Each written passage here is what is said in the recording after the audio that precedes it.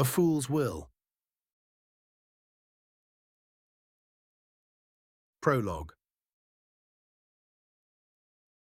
Ugh! Baylor thumped his head on the driver's side window, staring down at his speedometer as though it were an inheritance-rich uncle refusing to die. He'd been tailing the cobbled-together sedan for the better part of an hour, waiting for the slightest infraction. A stop sign unheeded, a lane change unsignaled, anything. But the bastards in front of him refused to slip up. And Baylor needed a slip-up. It wasn't enough to assume. He needed to witness the crime. He needed to see it being committed right in front of him. Then, and only then, could he shed his shackles and become a true instrument of justice. That was the real reason he'd never made detective. It wasn't his test scores, never mind what his captain or his damnable mother had said.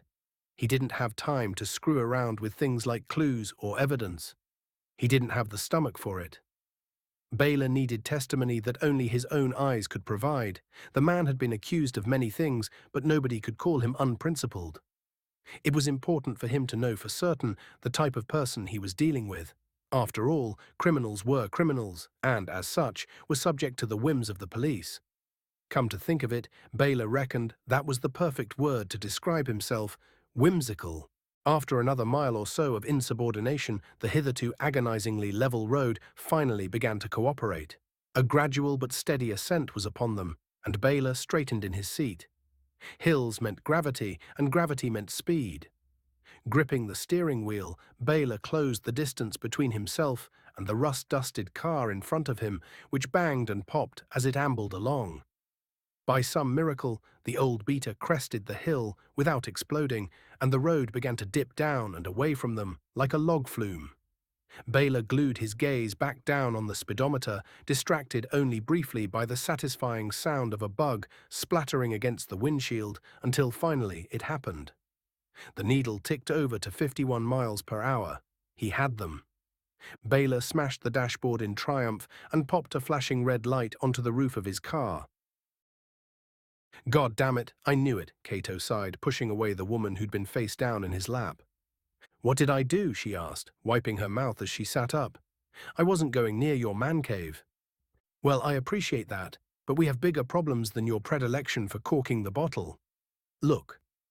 Lacey squinted at the disco ball, come rear-view mirror, and swore, her chest tightening instinctively in the glow of oscillating light. This wouldn't be her first voyage on the legal sea. "Just gun it," she said. "Don't pull over." "And go where?" "We haven't passed a building for miles, and we're not exactly in a prime getaway vehicle, if you hadn't noticed." "Fuck.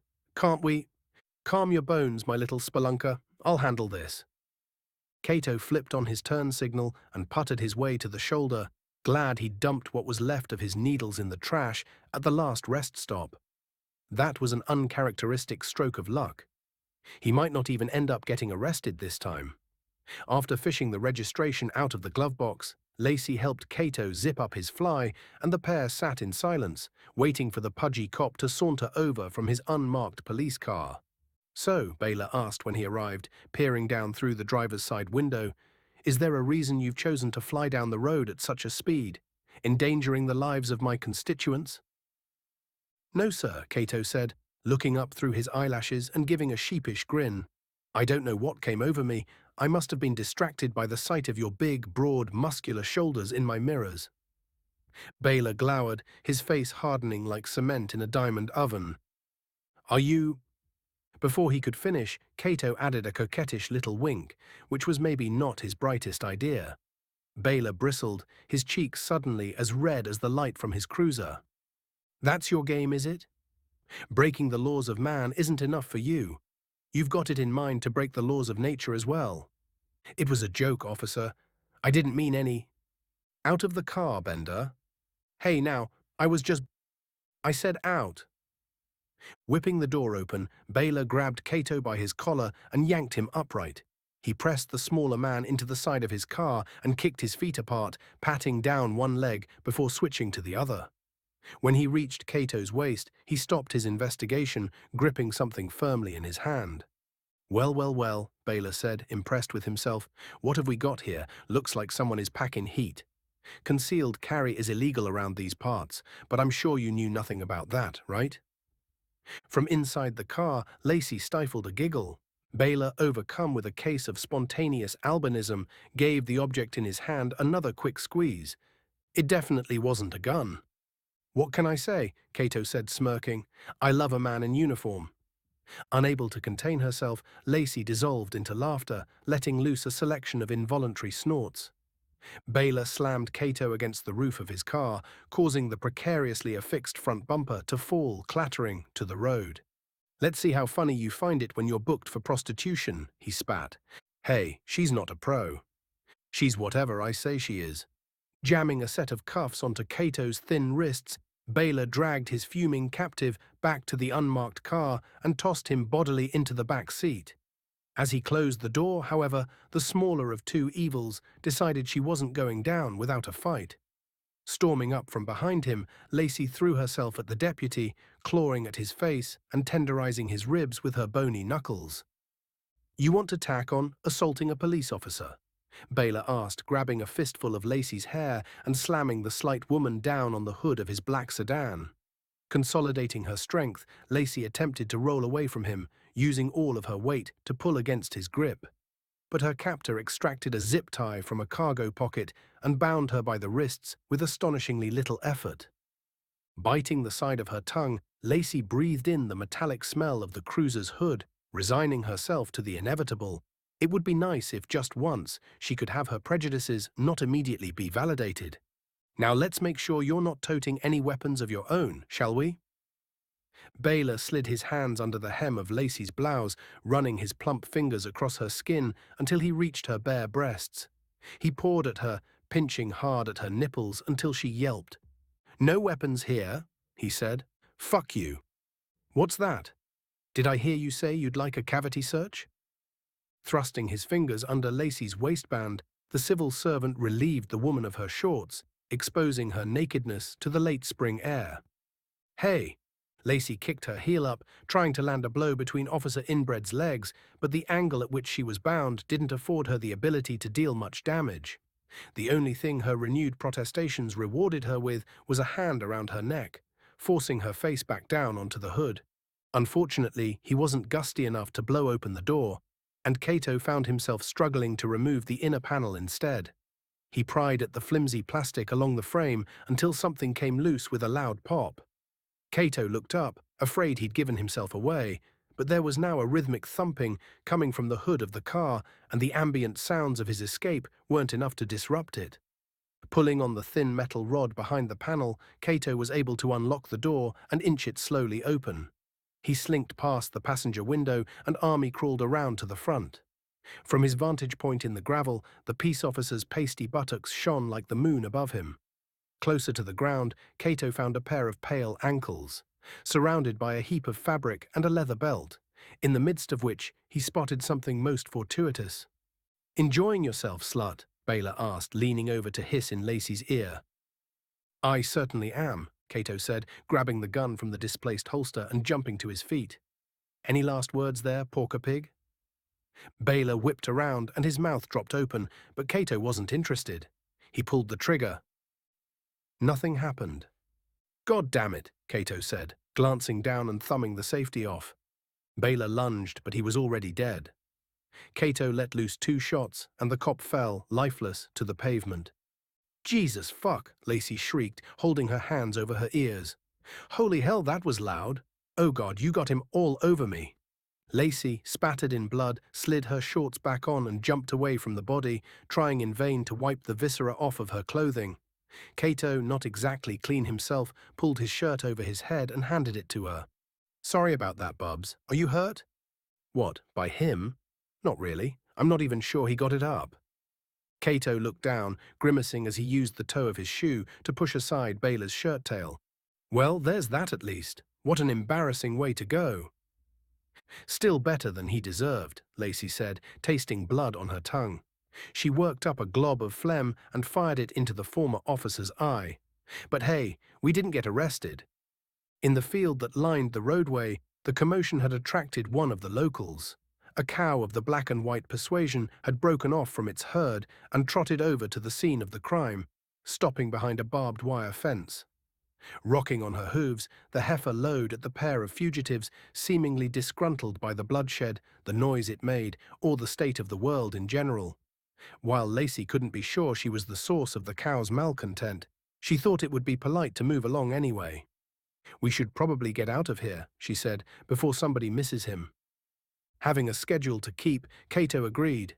Waving their apologies to the bulbous bovine, the twosome stepped over Baylor's flaccid corpse, climbed back into their car, and set off. Back out on the interstate, Quiet joined them on the drive. The usually loquacious Lacey passed the next several miles without a word, and Cato began to worry that his unflappable companion may this time have been flapped. But before he could further traumatize her with one of his ham-fisted attempts at comfort, Cato noticed that his co-pilot was squirming in her chair.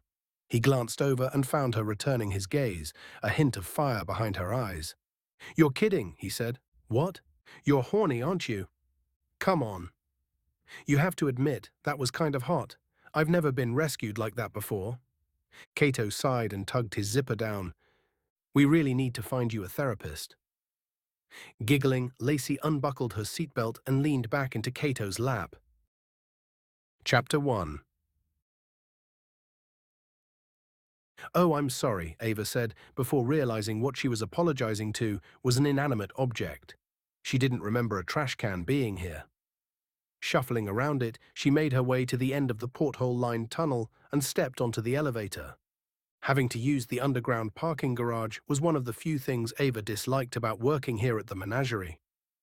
The building above her was a behemoth, standing 500 feet high and packed to the gills with all manner of exotic animals, which Ava didn't relish the idea of being buried beneath. But her real fear was offending the spirits by intruding on their domain. She'd taken to keeping her eyes closed any time she was subterranean in an effort to blend in with the dead. This included parking her car, where she resorted to peering through the faintest gap in her lashes as she drove, a tactic her insurance company was none too thrilled with. In nearly every other respect, however, the menagerie was the hero she'd met and not regretted.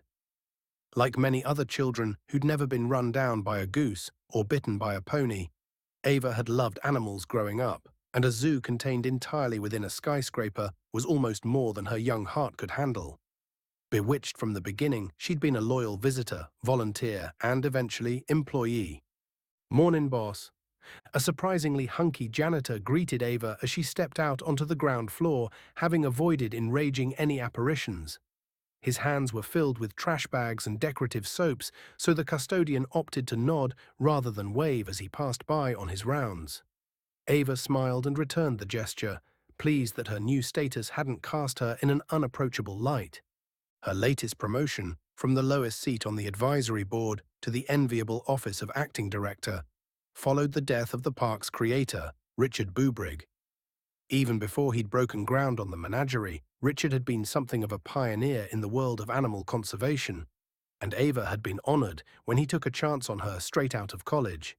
She liked to think she'd been a worthwhile investment for him, but it can be hard to know with things like that. Great men aren't always great communicators. He hadn't even told her he was sick, for instance. If indeed he was sick, all his physician would tell her was that Richard had died of natural causes, which is neither an official medical term nor a diagnosis. Absent evidence to the contrary, Ava had privately begun to suspect that Richard's ailment was, in fact, anything but natural. The lead-up to his death was punctuated not with the hallmarks of cancer or heart disease, but with strange occurrences and things that went bump in the night. Reports of missing animals, lost shipments, and dark figures stalking the property were routinely peppered into the small talk at shift change. A more tempered explanation might be that these were isolated incidents glued together by the harmless allure of inter-office folklore, but spirits could be vindictive, and Ava hadn't ruled out supernatural retribution as the cause of their tribulations. After all, the menagerie's history was not without its blemishes. She didn't have all the sordid details, but like many other engineering achievements, the park's construction had been powered by exploitation, and lives were ground down in the cogs of progress. What's more, it was common knowledge that funding for the project had come primarily from a dubious and now imprisoned benefactor. Richard himself escaped prosecution by the hair of his ass cheeks, claiming under oath that he'd had no knowledge of the ill-gotten gains or their origins. Which, in fairness to the late proprietor, may well have been true. While he was a savant in many matters zoological, Richard had never possessed a mind for money, a fact also demonstrated by the business's ongoing financial troubles. Not that the park was in a state of disrepair. The indoor meadow through which Ava presently strolled was immaculately maintained, and its inhabitants lovingly cared for. Some would even say they were spoiled. Ava, who was presently letting a deer eat an apple out of the palm of her hand, would politely disagree. But the cost of all that care was as much or more than the zoo brought in, and Mr. Boobrigg had steadfastly refused to raise prices. Naturally, the board had waited for all of 3 seconds after the old man's body turned cold to call a vote on the price of admission. But Ava had struck the motion down without argument. It wasn't that she was ignorant of the fiscal realities they faced, but she was hardly going to allow the first measure she passed as acting director to be guided by greed. Besides, she wanted to leave those kinds of decisions for the new owner to make. That's where she was headed now, to meet with the presumed heir to the Boobrigg fortune. Ronan had been estranged from his grandfather for the better part of his life, and was, as far as Ava could discern, no better for it. But the acting director dabbled in tarot, and the insight spread she'd done on Ronan and his future with the zoo left her feeling optimistic. The tower she pulled off the top of the deck had been disconcerting, as had the Knight of Swords she drew next, but the Ace of Pentacles, which could be interpreted as a symbol of wealth, had rounded things out nicely. Perhaps the boy would prove an auspicious omen for them. At the far end of the blossoming meadow, a cluster of timber frame cabins sat huddled around a flagpole. During the summer months, the cabins were used to house a high school zoological camp. In her youth, Ava herself had attended all 4 years, getting broken up with twice. In the off-season, the cabins were used for birthday parties, corporate events, or, in today's case, parleys with company scions. Ava entered through the back door of the lodge, seeing as she did so that the board members were already installed at their seats around the table. Bryce, a too small man in a too big tie, was half sitting, half leaning on a cabinet topped with refreshments. His hands rested carelessly in his lap as he regaled his cohorts with some vainglorious anecdote he'd no doubt concocted especially for this occasion. In the weeks since Richard's passing, Bryce had become the de facto face of the board, and he'd only grown more obnoxious as time passed. So long as the park had a sitting director, the board was, in essence, a glorified panel of advisors. But if a permanent director wasn't soon sworn in, their influence over the menagerie would increase profoundly. The park would become less about creating a sustainable environment for wildlife to prosper and more about wringing every sweat-born cent out of the gullible masses, all too happy to have their pockets drained in the pursuit of somebody else's avarice. This would be, in Ava's view, less than ideal. Before taking her seat, Ava maneuvered around her monologuing co-worker and grabbed a disposable cup from the cabinet. She reached for the coffee but stopped herself mid-motion. The pot was completely empty. "Oops," Bryce said with an affected tone of contrition. "Looks like we kicked it. Be a dear and throw on another pot for us, would you?" Ava sighed, crushing her paper cup. "Fucking Bryce." "Ronan? Did we lose you?" A woman Ronan would describe as equal parts spooky and efficient was staring at him from across the boardroom table. If this was, in fact, a boardroom. There were all the typical suspects: a comically large laminate table, greige paint on the walls, and soulless, mass-produced chairs filled with soulless, mass-produced people. But it wasn't all business as usual. There were, for instance, a pair of red foxes peering in at Ronan through a large picture window, their faces expressing hope that he might be their long-lost mother. But it's what's on the inside that counts, apparently. And on the inside, this was a boardroom. "Mr. Boobrigg." Ronan broke eye contact with the 2 distraught canids and turned his attention to Ava, the only other person in the room not giving off "I have children buried under my garage" vibes.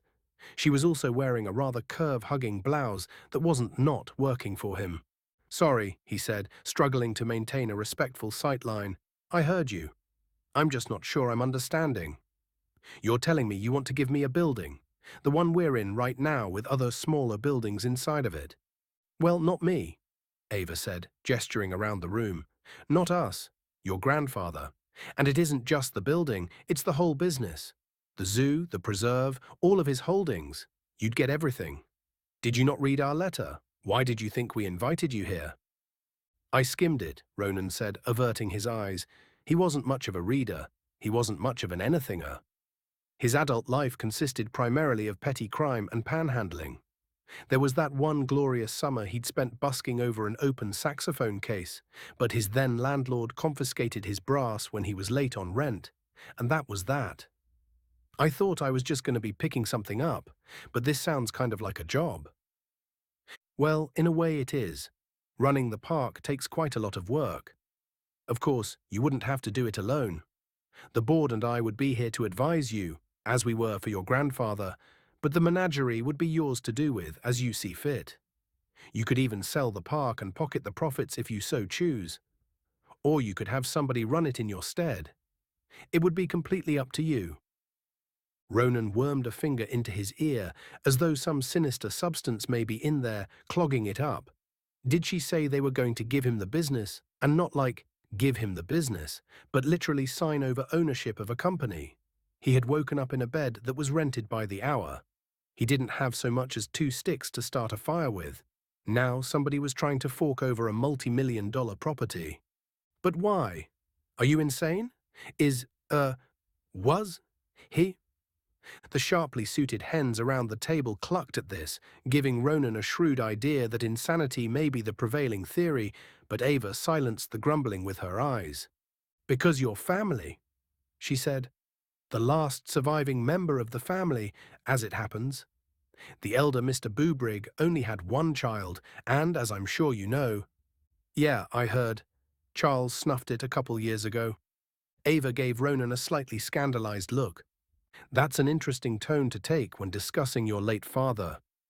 Well, considering what we're talking about here is a deadbeat, run-out cum-dumper and not an actual father, I think I'm okay with the tone I've chosen.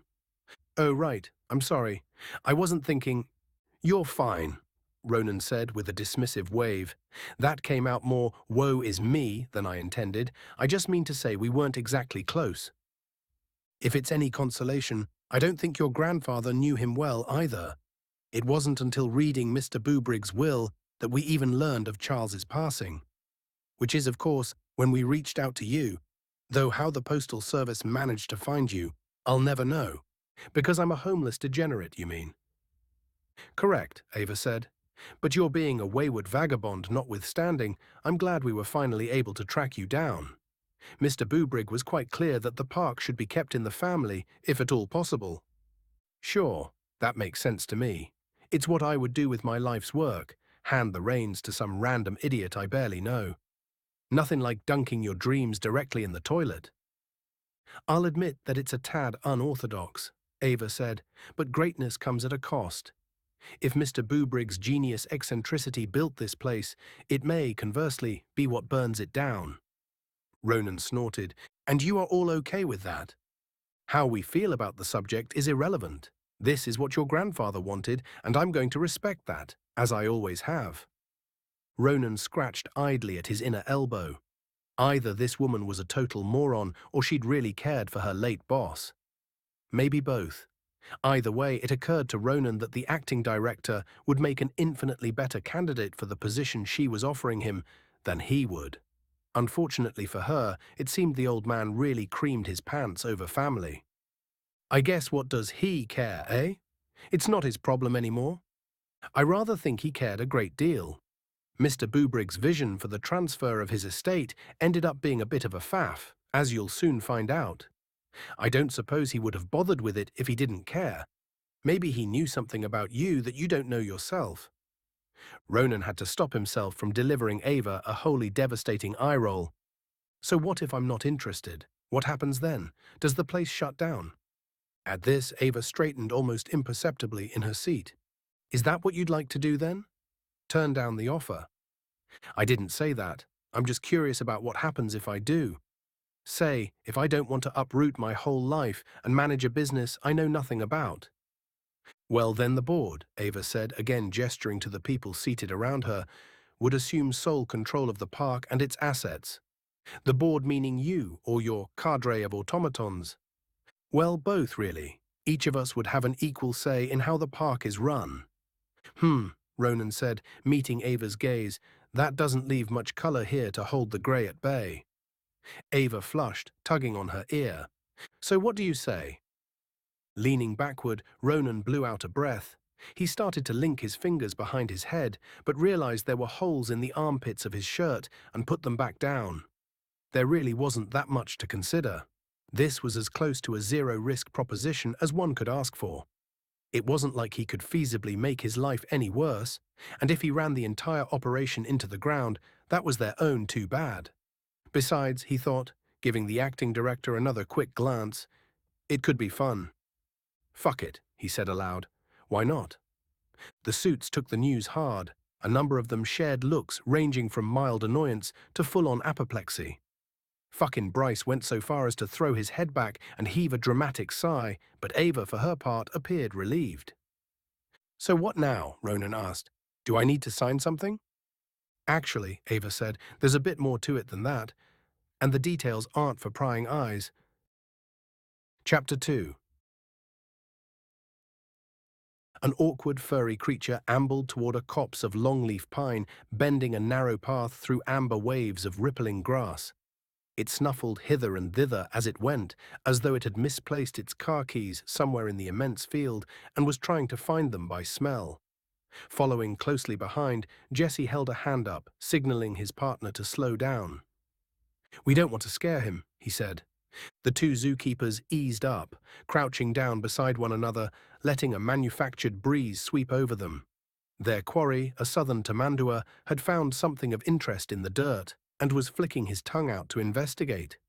How do we do this? Sophie, Jesse's assistant, asked. Lesser anteaters weren't the most robust animals in the park at the best of times, and the preceding few weeks hadn't exactly been without fault. The climate control for the whole floor had fluctuated between barely functional and outright broken. Jesse was worried that the absence of artificial humidity may have dried or even cracked the little mammal's paw pads. He wanted to get close enough to put his eyes on them. It should be pretty easy. Did you bring the stuff? Right here, Sophie said, producing a jar from one of her many pockets. A buttload of termites.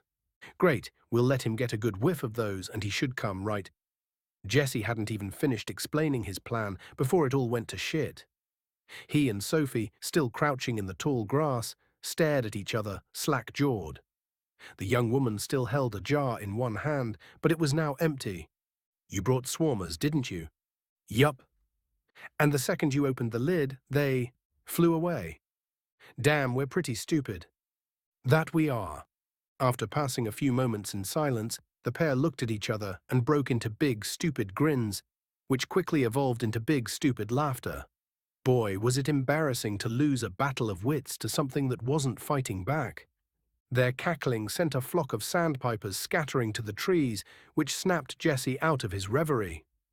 He looked around, afraid they'd lost track of the anteater. The good news was that they hadn't. But what he saw instead was no less distressing. Sophie, he said, tapping the shoulder of his still-laughing companion, we have a problem. Ava, wait up. The acting director turned away from Ronan to find the slinky-esque form of Jesse loping toward them. He'd just stepped off an elevator from the second floor, a stream of zoo patrons pouring out after him, plugging their noses and wearing queasy expressions. You aren't doing the tour already, are you? He asked as he approached. You promised I could come with you. That's the whole reason I came in today. I promised no such thing, Ava said. I distinctly remember using the word maybe. Dear Christ, what is that smell? Jesse, subconsciously taking a step backward, rubbed at the back of his neck. It's not me? Jesse? I got sprayed by the tamandua. Jesse, fuck me, that's vile. It's not my fault. I was being careful, but there were no warning signs. Usually they'll hiss or something before they spray, but I turned around and there he was, nose down, ass up. Jesus, what a visual. And fun fact, tamandua spray is up to 7 times stronger than a skunk's. You don't say, Ava said, her eyes watering. Well, how about this? You go ahead and get cleaned up while I give Ronan the boring, technical overview. But, and tomorrow you can take him into the preserve. Let me get the logistics out of the way. Then you can spend as much time as you need showing him the ins and outs of the place. He'll need it. Jesse chewed his lip, looking from Ava to Ronan, then back again. I'll let you give beer to the raccoons, Ava said. Those were the magic words. Oh, hell yeah, Jesse said, pumping his fist. Okay, that's actually perfect. I think the fumes are burning the hair out of my nostrils. So I'm gonna go wash up in the sink, and I'll catch you guys tomorrow. Burn that uniform, she called out after him, apparently on board with her putrid employee's plans to bathe in the restroom. Did you say give beer to raccoons? Ronan asked. Don't worry, it's non-alcoholic, but they don't know that. Anyway, Ava said, getting back on track, we may as well start at the beginning, since you've somehow never been here before. Not never, but not since I stopped wetting the bed. There was an easy joke there, but Ava let it alone. Well, the layout is pretty simple, she said instead. The park consists of 6 main levels, including the basement. Each one is made up of an inner circle and an outer circle. The inner is your traditional zoo experience, with all manner of educational programs, gift shops, and separate enclosures for the different species. The outer circle, what we call the preserve, is a different beast entirely. Is that where you conduct all your clandestine animal testing? Don't even joke about that, Ava said, rounding on Ronan. The last thing we need is an excuse for sick to come banging our door down. No, the preserve is about as far removed from a laboratory as the animals can get while still being in captivity. Other than the barrier between the inner and outer circles, there are no walls.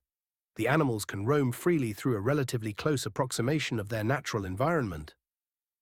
This floor is a bit of an anomaly, Ava continued. We had to leave room for the entrance, as well as event spaces and meeting rooms, which you've seen. But throughout the rest of the building, the preserve wraps fully around the perimeter, and it's wide enough that you can't see one side from the other. That doesn't surprise me, Ronan said. This place looks insane from the outside. You can get on the street trolley at one stop and still be in front of the park when you get off at the next, Ava said, with a hint of pride. Come on, I'll let you see for yourself. For the next few hours, the acting director led her potential protégé on an odyssey through Boobrig's menagerie. Every floor was its own little world. From the basement's northern Alaskan tundra to the rooftop's reproduction of the Amazon rainforest, nearly every square inch of the massive building had been transformed into, not a time capsule, a place capsule maybe.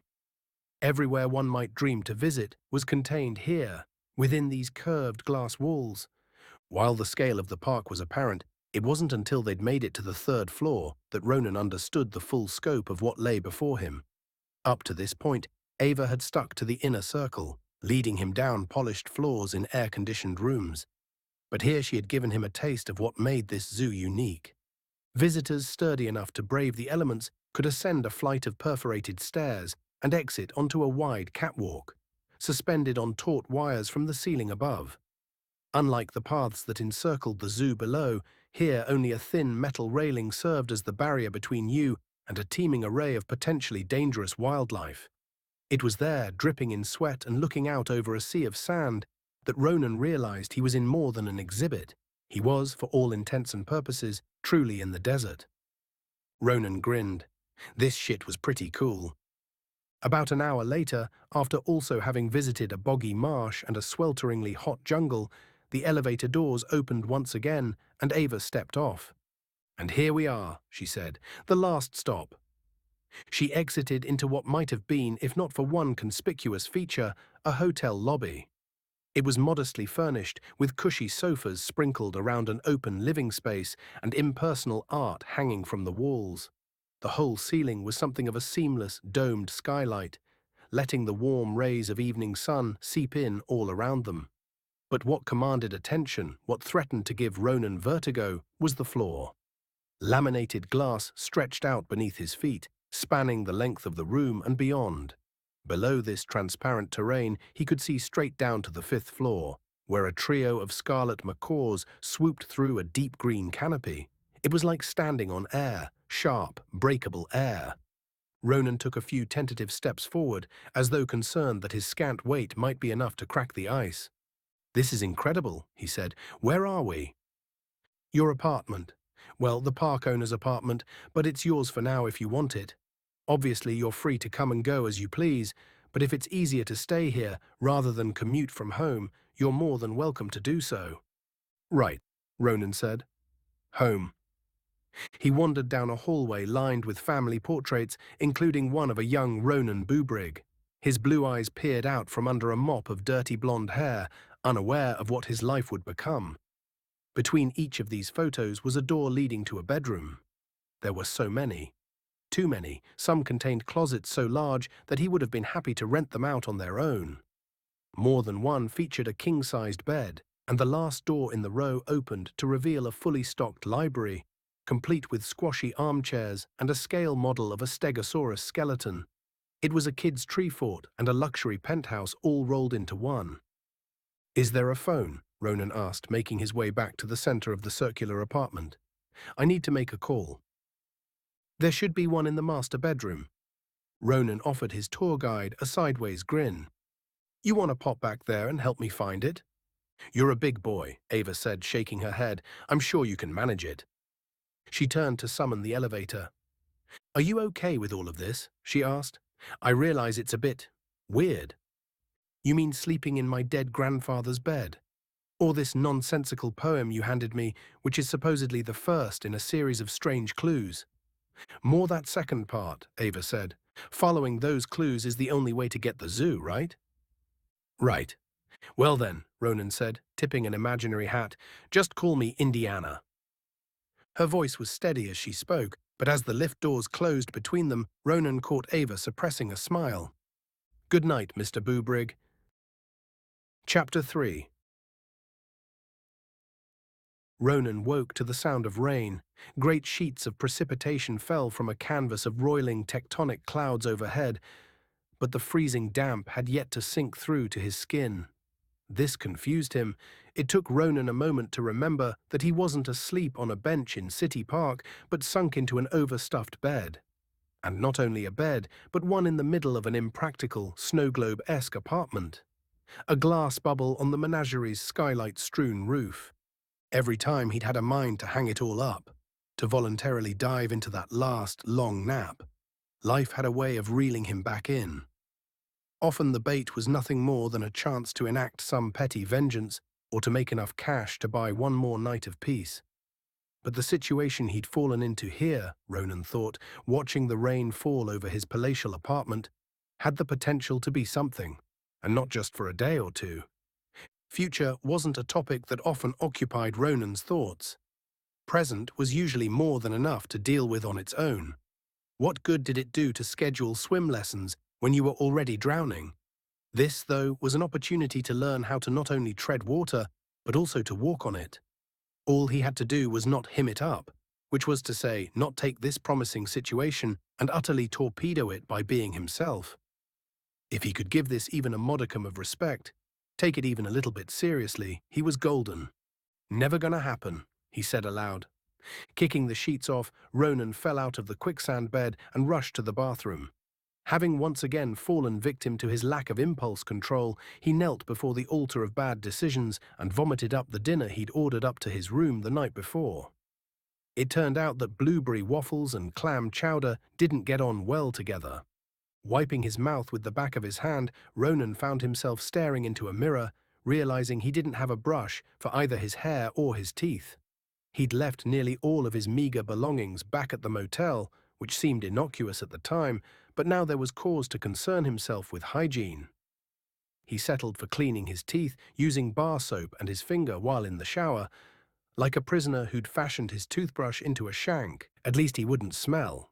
When he stepped out of the bathroom, Ronan had the distinct impression that something had changed in the apartment. He stood still, listening for, he didn't know, voices or footsteps, perhaps, but all he could hear was the pitter-patter of rain rolling down the roof.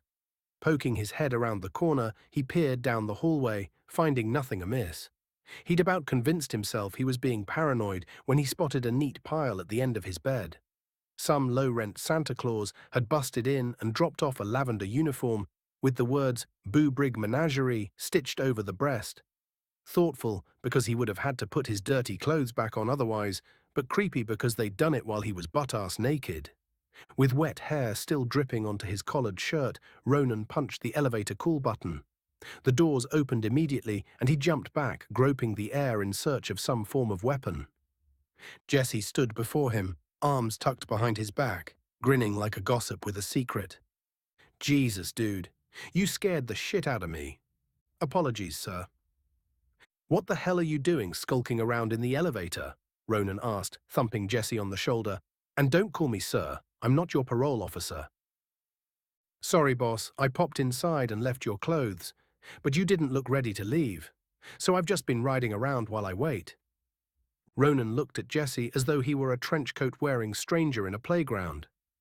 Too eager? Jesse asked. If you were any more excitable, I'd have you committed. I'll dial it down, Jesse said, with an emphatic salute. Anyway, are you getting on? Or should I take another spin by myself?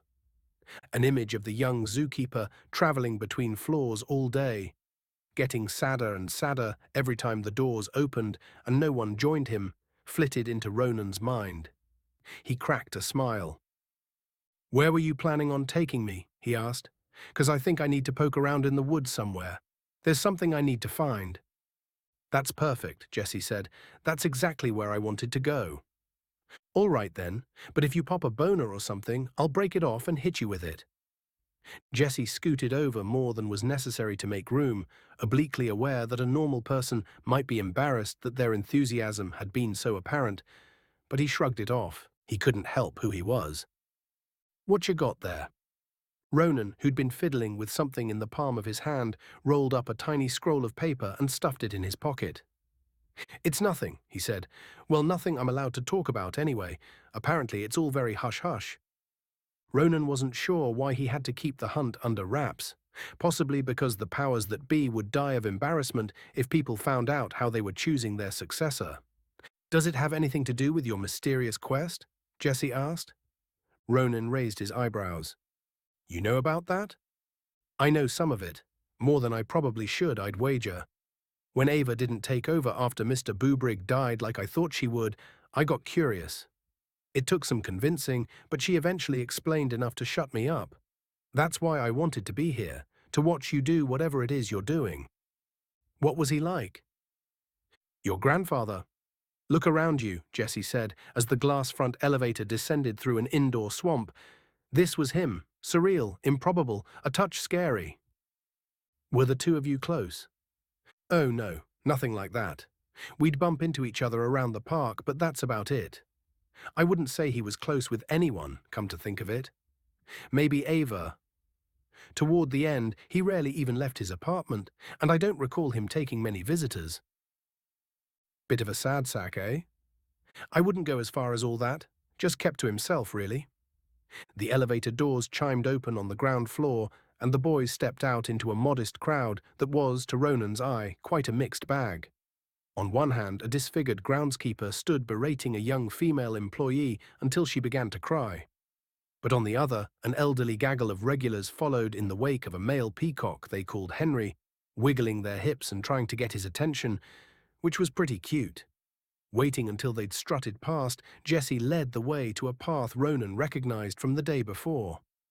Are we going back to the cabins? God, no.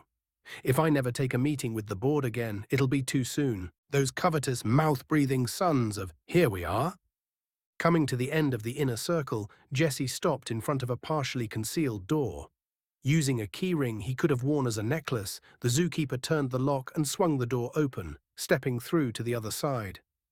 Ronan, who'd sidled up behind him, stopped short as soon as he crossed the threshold.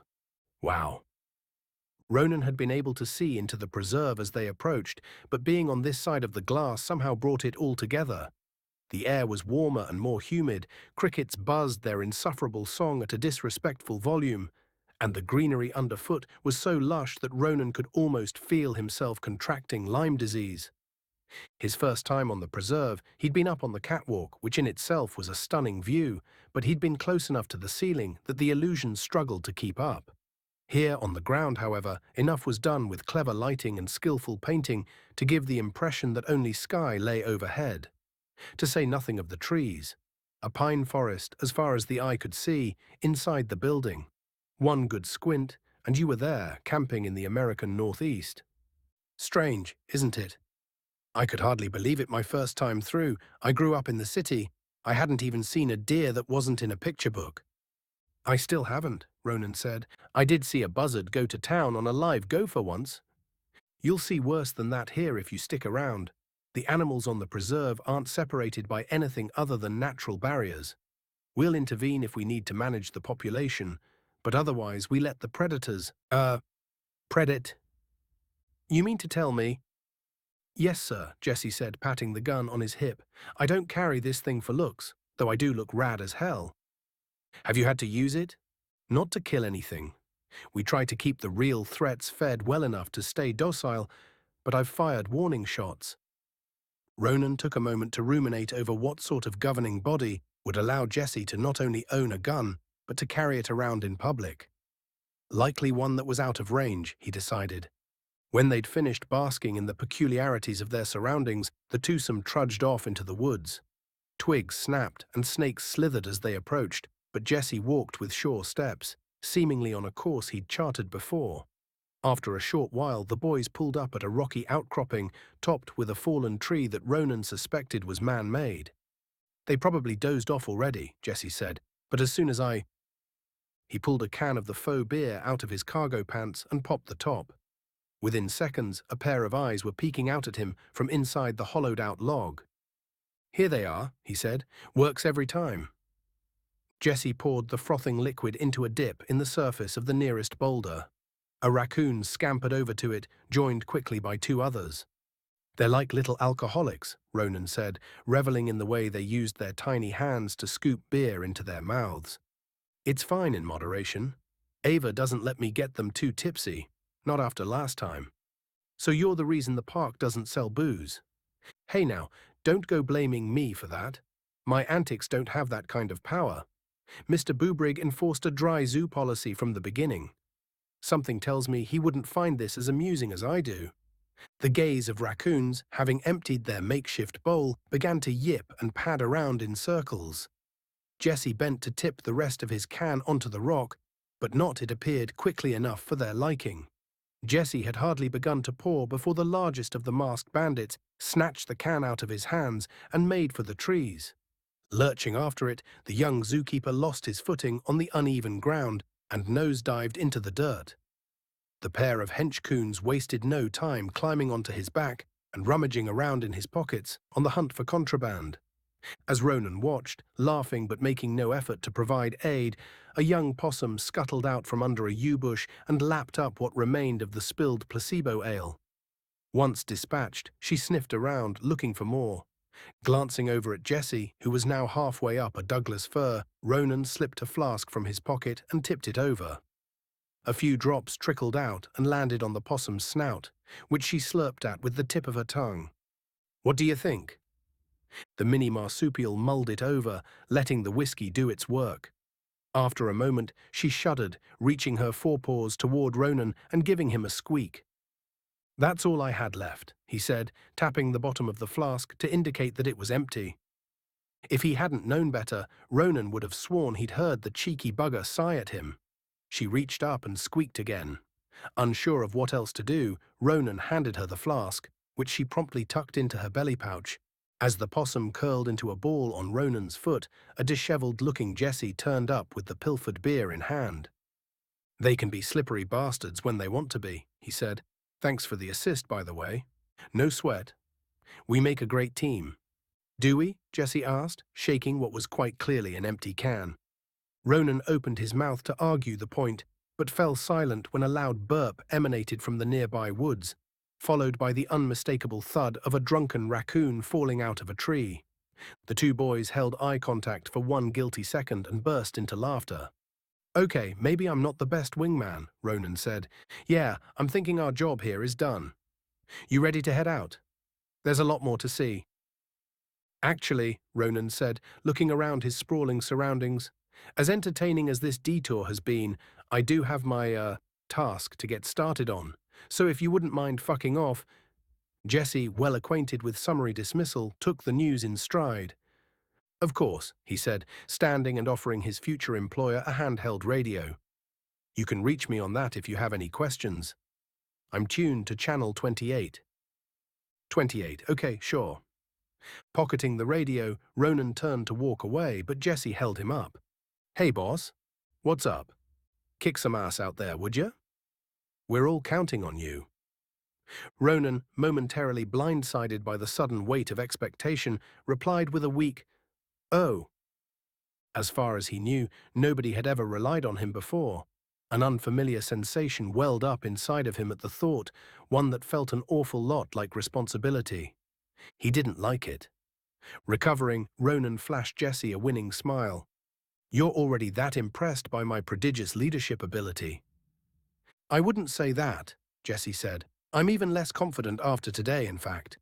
But I think in this case, the evil we don't know must be better than the evil we do. Well, Ronan said, if you feel that strongly about it, I'll do my very best. That's all we ask. With a nod, Ronan turned again and headed off into the woods, his boots a little heavier than before. Chapter 4. Maddie hoisted herself out of a black cab, narrowly avoiding slamming her backpack in the car door as she hustled down the sidewalk toward the menagerie. A crowd of looky-loos had gathered near the entrance, which she jostled her way through as courteously as she could. Animals didn't tend to loiter near the outer wall long enough to impede traffic, but a black bear had broken from tradition and was somersaulting down a hill with reckless abandon. Maddie allowed herself a few moments to watch him tumble into a blackberry bush before she walked through to the front gate. You're late, a candy cane-shaped man grumbled, handing Maddie a pen from a dented cup. She took it and signed her name on the clipboard, dotting the I with a heart. I'm not late, she said. I'm just not as early as I usually am. The shepherd's crook checked his watch and saw that she was right. He didn't bother to amend his statement. Choir practice ran over this morning, Maddie said. Ethel has got the runs in more ways than one, if you catch my drift. What could you possibly have to practice? You'll sing the same damn hymns week after week. Maddie soured. What would he know about it? The man and his $4 tithes were Easter regulars and nothing more. Come shake things up then, she suggested, plastering a smile over her frown. We'd love to have you. After all, you have such an original singing voice. Everybody says so. The old man's ears went red. Well, about that, I have things I need to... Nonsense, Maddie said. We'll see you Sunday. She pushed through the turnstile, deaf to the stammered reply that wafted after her. Inside, the park's synthetic sky was a passable mimicry of the vista without, and Maddie caught flickering fireflies in the morning glow, following her feet down a tree-lined path. Turning off the main thoroughfare, she came to a door marked Staff Only and pushed it open, descending the stairs within. Essential functions for the facility were hidden away in the space between each of the menagerie's 6 main levels.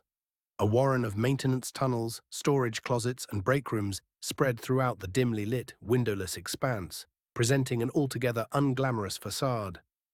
Homely as it was, however, a familiar thrill washed over Maddie as she took the steps down to this restricted area of the zoo, prickling her skin. This was where she belonged. Trudging through the gloom, Maddie ran her hand along walls of smooth concrete until she reached the volunteer lounge. It was, when you got right down to it, a less prestigious location than the proper employee lounge. In addition to being further from the entrance, the room was also less comfortable, with cushionless seats and snacks that were provided by a vending machine rather than a chef. It was fine enough for now, but Maddie couldn't wait to cross that proverbial velvet rope. Finding the room empty except for herself, Maddie pulled her uniform out of the backpack she'd brought and got changed right there at her locker.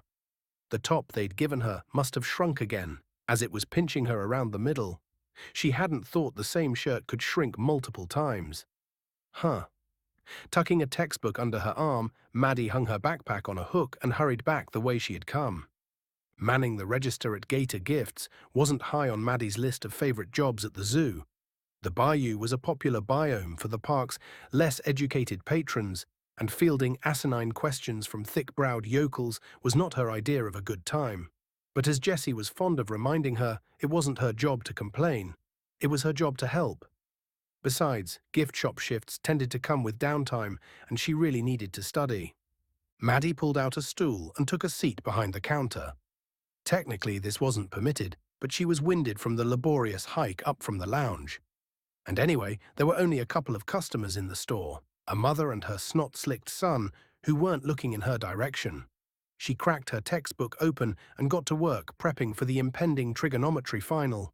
Why a wildlife conservation major needed to know advanced mathematics was beyond her, as were, it turned out, advanced mathematics. Halfway through misremembering yet another formula, a sharp cry drew Maddie's attention back to the crocodilia-themed gift shop. Behind a rack of novelty hats, the wobbly toddler had hunched down over the carpet and was unloading his bowels onto the coarse blue threads. His mother, looking on in horror, pleaded with him to stop, but his butter kept right on churning. "For frick's sake," Maddie said, unhooking the walkie-talkie from her belt. She mashed the call button, requesting immediate assistance. The defecation devotee, having cleared his pipes, had nearly pulled his pants back on before he realized he had another need. A need for pee. His mother, catching on seconds too late, dove toward him, but his arcing torrent of urine had already been unleashed. Scooping him up, she made a beeline for the door, doing what she could to stem the flow. He screamed, thrashing against her as he saturated the swampy store. "I'm sorry, I'm sorry, I'm sorry," the mother cried, narrowly avoiding a zoo employee as she rushed through the door. Oliver, sidestepping his way into the gift shop, unholstered a spray bottle and removed a rag from his pocket. "What the hell was that?" he asked. Maddie rallied at the lead janitor's arrival. He didn't usually handle emergency calls himself. She stared at him, forgetting why she'd summoned him here to begin with. God, she wanted to lick that bald head of his. "Maddie." "Oh, right," the volunteer said, coming to. She hopped off her stool and walked around to the front of the counter. "I hope you brought gloves." The pair spent the next 45 minutes scrubbing, disinfecting, and disposing of various objects and surfaces. A full bin's worth of stuffed turtles were thrown out, as were a dozen onesies depicting a budding friendship between a heron and an otter. The cleanup efforts were further bogged down by guests either emboldened by or impervious to the smell, dropping in to haggle over soiled merchandise. If not for Oliver's presence, Maddie might have chalked the day up as a loss and walked out. When she finally did sit down, thanking the custodian for his help and being thanked in return, Maddie checked the clock behind the register and swam anew in despair. 1 hour down, 7 to go. "Did you put that on my tab?" Jessie asked, sitting down in the shade of an umbrella outside Thirst Trap, an eatery on the ground floor. Maddie smiled, more in exasperation than in good humor. Jessie made some variation of that same joke at least once a week. Other than college credit, free meals at the zoo canteen were the only compensation Maddie received for her volunteer work. The opposite, actually. I paid for us both. She threw a crinkle fry at him, which he deflected in such a way that it poked him in the eye. "How was your shift at Gator?" he asked, squinting through the salt. "Well, more than one person called me sir, and it was all downhill from there. What about you? How was your day with the old man's brother or whoever?" "His grandson, but yeah.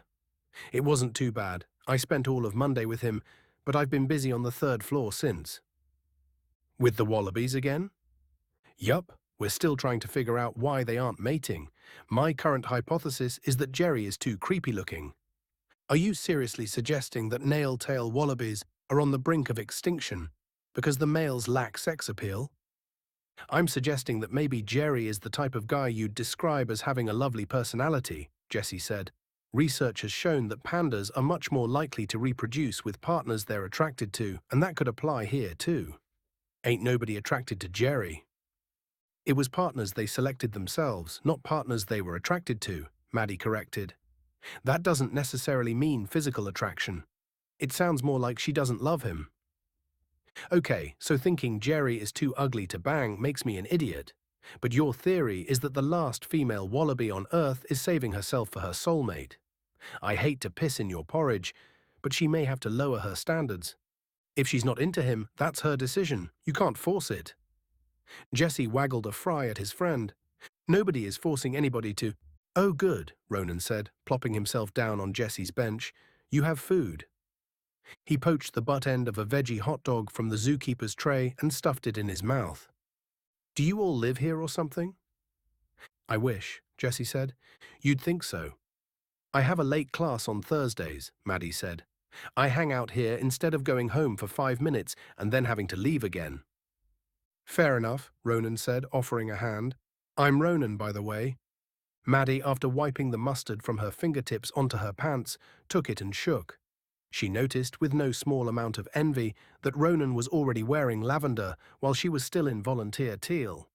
We were just talking about you, she said. Ronan raised his eyebrows. That doesn't sound… Maddie cut him off with a shrill, yelping sound, flying out of her seat. A possum had materialized on Ronan's shoulder, seemingly out of nowhere. It sat there, blinking blithely, as though it were some sort of homestuck pensioner glad to be out on the town. When neither Ronan nor Jesse demonstrated any consternation at the creature's presence, Maddie, all too aware that she was standing, situated herself and sat primly in her seat. So, who have you got there? She asked. You good? Ronan said, smirking. What we have here is a damned nuisance, truth be told. She's been following me around since I found her. Is she sick? Beats me. I think she's a booze hound. The little crook still won't give me back my flask. Jesse, Maddie shouted. Hey, don't look at me. I didn't give them anything stronger than beer. And not even the good stuff, some cheap domestic swill I got from Ava. As if that's any better. Well, it's a little better. You can't give alcohol to animals, Maddie said. We agreed. Not after last time. Then, after a beat, she added, They are kinda cute when they're buzzed, though. Like tiny tipsy babies, Jesse agreed, and Maddie giggled in spite of herself. Jesse, his eyes twinkling, looked over at Ronan to share the mirth, but the newest menagerie member was somewhere else, staring into the middle distance. Where else would frogs be? He asked. Frogs, Jesse said, tapping his chin. Well, here. And there are loads up on 5. The swamp also, Maddie adds. The 4th floor is filled with them. No, I think it's supposed to be this floor. The clue says… Ronan stopped himself, giving Maddie a sideways glance. I just think there's something here, but I've been looking for days and I can't find shit.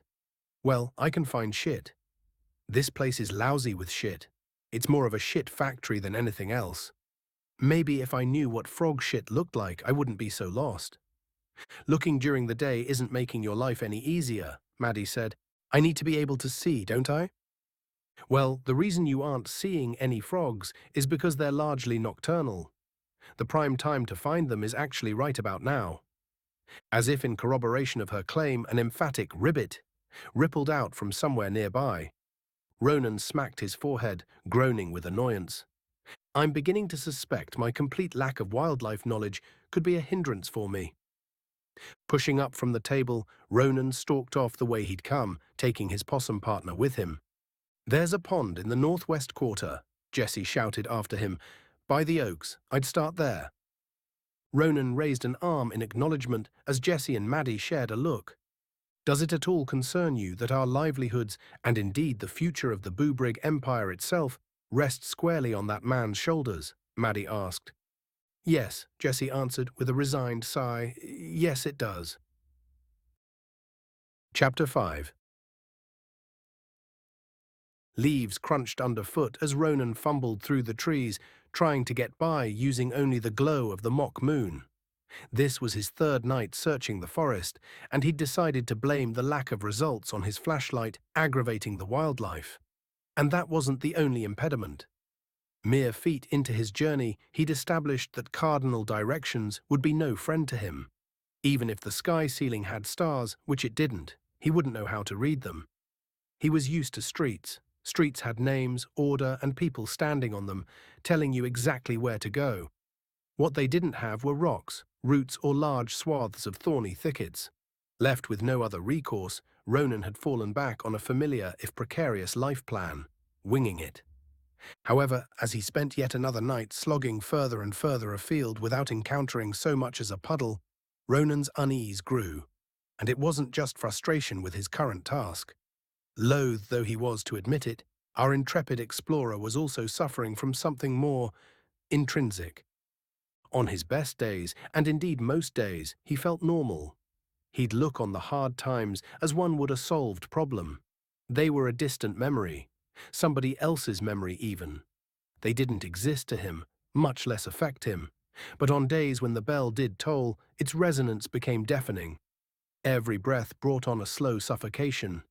It was all he could do to keep himself upright, to shout down the call of the void for one more day, for one more second. The sensation wasn't painful, as such, it didn't hurt, but the crushing inevitability of oblivion collapsed his lungs. In those moments there was nothing else, only pure, panic-inducing dread, as heavy as the sun. Then, without warning, the feeling would be gone.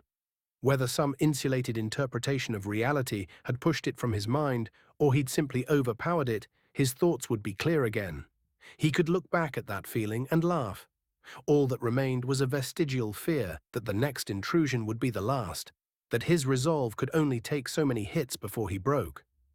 Probably best, then, to limit his exposure to the phenomenon altogether. Lacking a cure, the next logical course of action was to keep distracted, to live life in a permanent state of anesthesia. Unfortunately, Ronan was currently twice removed from his preferred method of distraction, and his preoccupational placeholder was doing him more harm than good. Before he could wade any further into a pool of despair, however, he waded into a pool of water. He'd found a pond. It was about the size of a community swimming pool with unnaturally curved banks and topped with lily pads. It was also conspicuously devoid of amphibians of any kind. Storming through the underbrush like a beaver in heat probably hadn't ingratiated him with the locals. Deciding to wait for their forgiveness, Ronan located a bit of mossy rock and took a seat. The scrap of paper Ava had given him was still in his pocket, so he pulled it out and read it in the waning light, even though he knew its contents by heart. "You're reading this because I've croaked. Hop to the land of creaking oaks. A log as big as you or me. You'll search until the clue springs free." He still couldn't believe this was how they were going to transfer ownership of the company. Even ignoring the elementary school quality of the writing, the idea that a series of rhyming riddles would decide the fate of hundreds of employees and thousands of other living creatures was abject lunacy. There were 5 of these pun-fueled clues, and if he was able to decode the 5th, Ronan would be led to a veritable treasure trove of legal documents.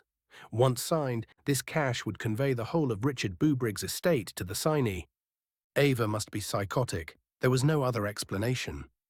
Shapely and well-meaning, sure, but a psychopath nonetheless. Ronan pocketed the paper again, noticing a downtick in the scarecrow-like effect his presence was having on the wildlife. The monotonous hum of insect wings returned to the muddy shore, along with the intermittent snapping of tongues and teeth as horseflies and mosquitoes fell prey to feral hunger. Across the pond, a line of toads were, if Ronan's eyes weren't deceiving him, actually playing leapfrog. 2 others were taking turns dunking one another under the water, or maybe they were trying to drown each other. Either way, no sooner had the water sports started than they'd come to an abrupt end. One of the dunkers had been snatched out of the water and swallowed whole. The perpetrator, an American bullfrog the size of a football, had come to roost, sending the remaining congregation of aqua enthusiasts hopping for their lives. "Looks like we've got our guy," Ronan said, pointing the bullfrog out to Herman. Why he'd decided to give his possum the name of an 80-year-old shoe salesman was anybody's guess. But she didn't seem to mind. Sliding off his rock, Ronan squelched his way to the far side of the pond. In an unexpected display of bravery, the portly pollywog remained atop its throne as the boy approached, which made searching the area a tricky proposition. Ronan set about probing where he could, peeling off rotted bark and kicking away the undergrowth, to no avail. When rolling the entire log over proved an unattainable goal, Ronan decided he had no choice but to have a gander beneath the bullfrog itself.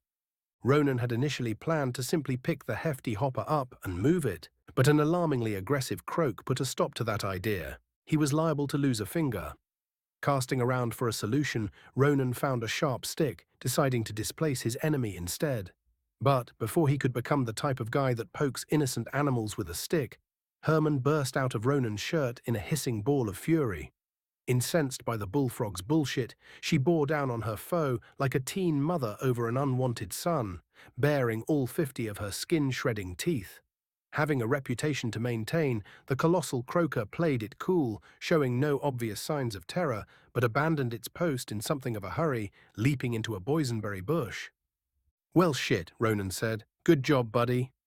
He stroked Herman's head, which rose and fell as she took indignant breaths, watching to ensure the insolent amphibian didn't return. Turning his attention back to the now vacant log, Ronan needed only a cursory glance to spot the small glass bottle, tucked away inside a knot. "Fuck yeah," he said, prying the new poem out from its hiding place. Twisting the lid off the vial, he tipped the slip of paper out to confirm it was inside and slid it into his trousers pocket. He wanted to read it somewhere less woodsy. He'd had enough nature for tonight.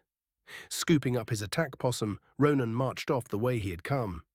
Getting out of the preserve proved significantly easier than getting into it. What had taken him hours to do was taking only minutes to undo. Using the ever-present glow of an emergency light in the lobby to guide him, Ronan was already within spitting distance of civilization.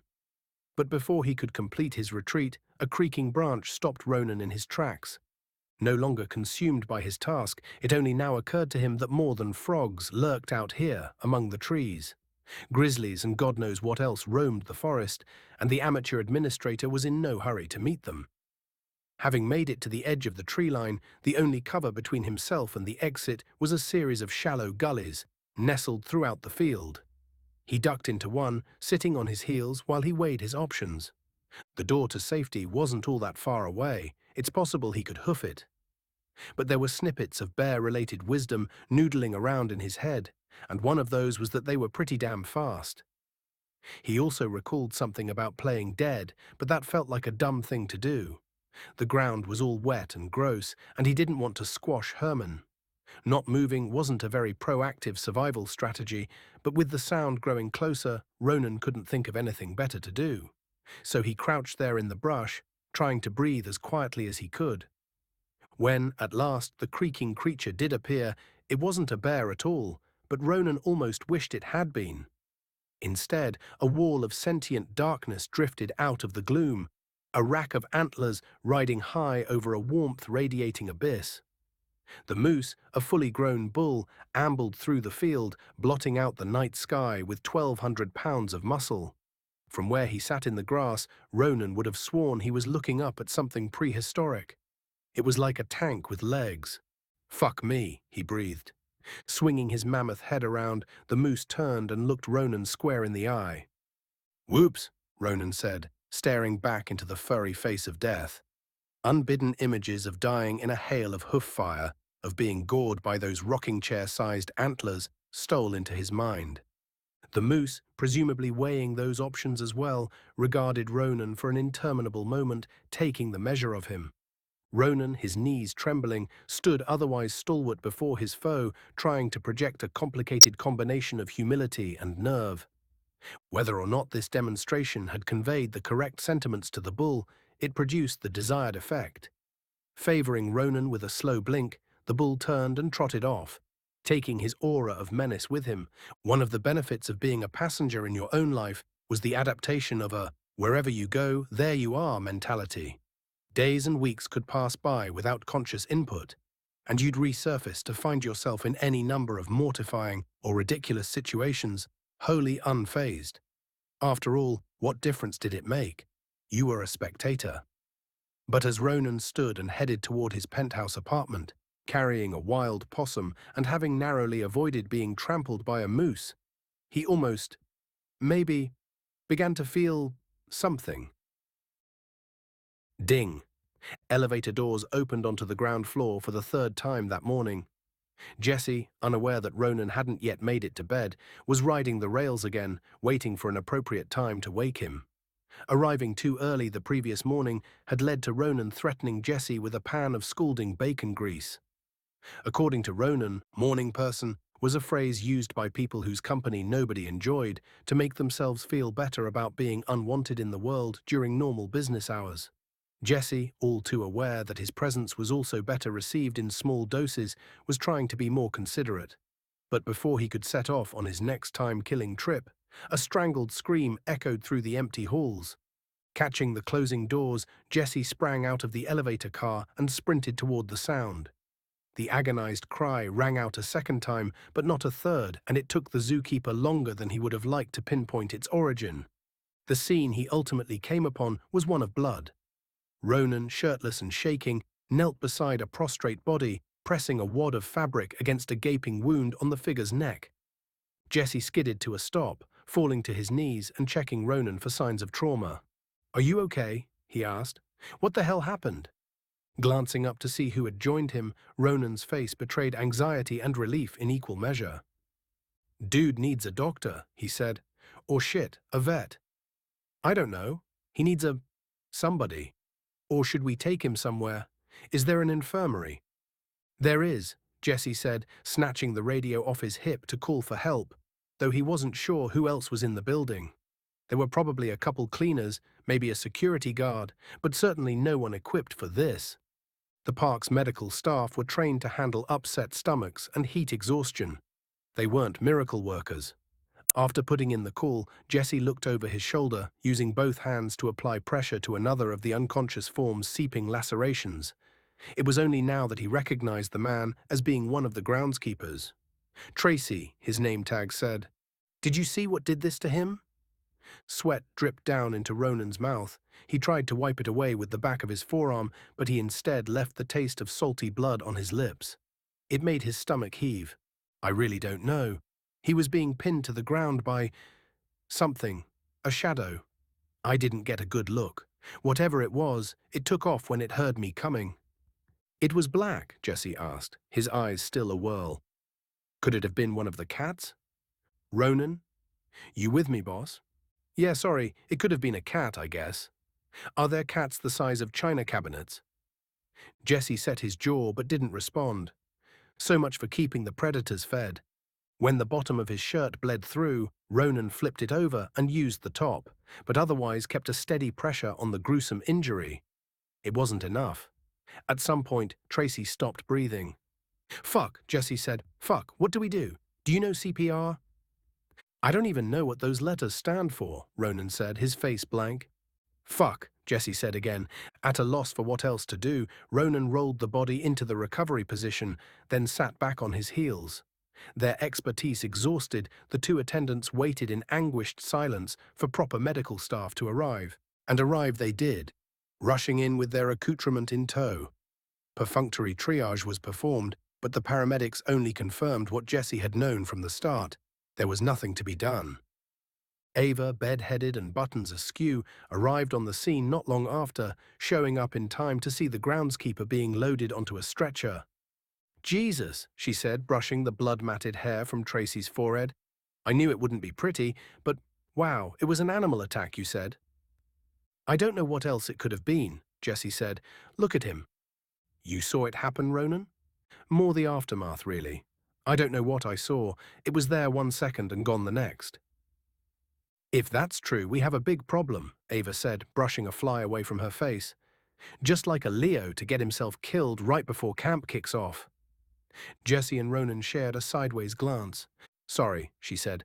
"I didn't mean that. I'm just stressed. If there's been an elopement, we need to handle it, and quickly. One death is an accident, but a killer on the loose is a news story. Jesse, I want you to wait here for Sophie and Duncan. Nobody should be going anywhere alone, and bring a rifle with you." "As a last resort," Ava added, preempting Jesse's protest. "Duncan will have the tranquilizer. Do a sweep of this floor first. Keep an eye out for any signs of damage or open doors. If you don't find anything, move on to 2, but stay out of the stairwells. I'm going to have them locked, in case our escapee is hiding out in there." "Yes, ma'am," Jesse said, standing at attention. "Ronan," Ava said, turning to the sweaty heap beside her, "I'm sure you must be exhausted." "I'm fine," he said unfinely. Ava gave him a rueful smile. "Well, if you can hang on a while longer, the city inspector will want to take a statement from you. I'd like to handle this internally if they'll let us. Don't lie to him, but try to tell the truth in such a way that we come across as at least somewhat competent." Ronan nodded by way of response, and Ava placed a hand on his bare shoulder. She felt the tension drain out of him as it settled into her instead. I knew this fucking place was cursed. Chapter 6. I know, babies, I know, you're starving, aren't you? Ava kicked her heels into the living room as she walked through the front door, stepping carefully to avoid the bundle of cats clamoring around her feet. She really hadn't wanted to have so many. Things were said about women with an abundance of cats. Profane things, hurtful things, true things. But once people knew you were amenable to feline flatmates, they brought you their sick, their weary, their strays. And before you knew it, you were cleaning 3 litter boxes per week. Popping the top off a can of tuna fish, Ava bent to fill their food bowl, but was swarmed before she could reach it. Frenzied forms jumped up and snatched the briny bits of meat straight out of the can. After making a half-assed effort to fend them off, she gave up on decorum and left the open container sitting on the floor. They weren't accustomed to her being gone for so long. Searching each floor of the park had taken an inordinate amount of time.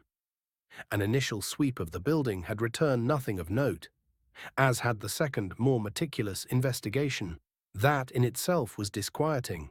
Safety concerns aside, keeping the park closed was costing them money, and the fruitless search had left them without a swift resolution. Not finding a feral beast loose in the zoo was, on this occasion, no less troublesome than finding one. Eventually, an unlocked door leading to the rainforest biome had been fingered as the source of the escape. It hadn't been opened during the search, but when a more probable explanation hadn't presented itself, the unlatched door was stuck footing the bill. Ava was satisfied enough by this conclusion, and after being promised the staff entrances would be fitted with automatic locks, and taking a healthy look down Ava's top, so was Silas. He let the incident go without repercussion. Ava suspected a city inspector of the less male variety likely would have leveled a hefty fine, but men couldn't help themselves. They were simple creatures, and on the scales of persuasion, breasts outweighed reason. Was it fair for her to paint men with the broad brush of boorish villainy simply because their natural impulses were more crude, more tactile than a woman's? Of course it was. Was it a tad hypocritical to take advantage of those base instincts to circumvent punitive damages she might have deserved but could not afford? Nope. A stack of mail had accumulated on the kitchen counter, and Ava rifled through it while listening to the playback from her answering machine. She wasn't expecting a reply, not so soon anyway, yet it still stung to find she hadn't received one. Her mother's voice, asking Ava to return cookware she'd never borrowed, was the only one to come through the recording, and the pile of letters consisted largely of informally addressed requests for donations. The Hillendale International Conservation Company had yet to pen a response. She'd applied weeks ago, but thousands of others likely had as well.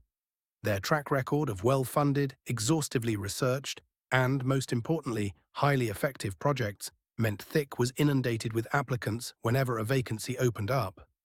Regarded as the pinnacle of professional wildlife conservation, the company could be forgiven its comprehensive and, sometimes, slow-moving hiring process. Not that Ava felt that she could still leave the menagerie should she be offered the position. She'd tossed her hat into the ring before Richard's passing, before the status quo became the status, what the fuck do I do? Now she had Ronan to attend to, who was nowhere near ready to helm the ship himself. The shiver of sharks masquerading as board members would eat him alive. She'd have to stay long enough for the boy to get his sea legs, that or to watch him splutter and drown, whichever was best for the park. But who knows? Things could line up perfectly. What are clouds for, if not sticking your head into? She wasn't desperate to leave, of course. Boobrig's menagerie was still her home, but the corporate ladder had carried her too far from the ground, and part of her wanted to climb back down. The idea of engaging in bloody firefights with African poachers, or of spending jungle nights in soggy sleeping bags, huddled under the howling gale of lawless primates, instilled her with a sense of excitement, of romance, that wasn't present in her average weekly budget meeting, unless the meeting in question included Ronan, with his green eyes boring straight through her. That was a thrill of a different variety. Ava shivered, a familiar pang igniting between her thighs. Her thoughts flashed on the top drawer of her nightstand, but she shook the image away. That was for later. Instead, she made her way back to the bedroom and pulled a shimmering black cloak from her closet. Twigs and leaves clung to the hem, giving it an earthy quality she enjoyed. Slipping it on over her work clothes, Ava laced up a pair of ankle boots and grabbed a leather-bound book, adding it to the tattered sack from her bureau. Thus outfitted, she slid out through the back door, shooing cats inside with her pointed toes. She'd had enough unfettered felines for one evening. The sounds of traffic and air travel permeated the sky outside. Ava walked through the overgrown grass of her lawn until she came to the woods at the end of her property, disappearing into them and leaving the din of urban life behind. Her frazzled nerves calmed as she picked her way through the spruce fir forest. While her days weren't exactly spent in a cubicle, there was a sense of depth and authenticity here that was impossible to recreate at her menagerie, and she dove into it as though it were a warm blanket. After a time, the dark grew thicker and the trees began to thin. Ava crossed into a small clearing, stopping at the foot of a pulpit of sorts. It stood before a circle of stones, each hand-painted with a different glyph or rune. In the center of these mystically adorned ornaments, a larger slab of rock sat, topped by a ceramic bowl. Setting her book down on the pulpit, Ava flipped it open and set about lighting candles placed at regular intervals between the stones. Light shone from the metallic black symbols, bathing the whole circle in a wavering glow. At the altar, she poured a mixture of herbs, resins, and a lock of grey hair into the bowl and set that, too, alight. Wreathed in flame, Ava returned to the lectern. She retrieved a bell from her woven sack and let it ring, the portentous chime carrying far beyond its etched brass bow. The note lingered, insistent on being heard. With her eyes closed, Ava waited until the sound dissipated, then took one last look at her grimoire, raised her hands to the sky, and began to chant. Chapter 7. Jesse peered over his shoulder, as he did every time he came to this particular doorway, though his chances of being caught here were slim. It was an easier place to be lost than found. Miles of maintenance tunnels wound through the service areas between the menagerie's main floors like spaghetti squished between two plates, and some strands were seldom traveled. Still, being careful couldn't hurt. Convinced the coast was clear, Jesse swung the rusted door open and slipped through. The way forward was damp, pockmarked with burned-out lights and steadily dripping water. Routes leading to control rooms or feeding stations were kept up as a matter of routine, but Jesse had spent countless hours exploring these, more forgotten passageways. He hadn't been pursuing any particular goal, other than a desire to experience everything the menagerie had to offer, both behind and before the curtain. If his expeditions also gave him an excuse not to return to the trailer, well, that suited him down to the ground. His mother's house hadn't felt like home since her second husband. Obviously, nobody could ever replace his father, flawed though he was, but it wasn't until the procession of sleazebags began to barrel through that Jesse understood how big the gulf truly was. The space between a man who tried and a man who didn't was filled with a lot of hurt. Each suitor in the succession had been a variant of the same deadbeat archetype: drifters, addicts, conmen. Few had shown any interest in his mother's needs, and even fewer in his. The worst part was that she knew. She just didn't have the strength to care. For her, anything was better than being alone. But it wasn't all doom and gloom. Her latest beau didn't hit her, and, miracle of miracles, he had a job. Not a particularly reputable job, maybe, but the man made a living. Was he also one of those crab-in-a-bucket types? Compulsively demeaning or belittling anyone who dare impugn his sense of self-importance? Sure. Did he take every opportunity to cut Jesse down at the knee, tamping down any fledgling feelings of pride or ambition that sprouted up from the young zookeeper? Absolutely. But the man wasn't vocationally challenged, and that had to count for something. At the end of the tunnel, Jesse encountered a collection of pipes and pumps that he had come to know intimately. The lines of galvanized iron, covered in putty and corrosion, led to a once-defunct water feature on the floor above. He wasn't a plumber, but after a painstaking and moist period of trial and error, Jesse had done enough to bring the centerpiece of his hiding spot back to life. Climbing a ladder bolted to the stone wall, he pushed through a hatch on the ceiling and exited onto a fern-covered bank. A waterfall churned away nearby, drawing water from its own small pool rather than from a river.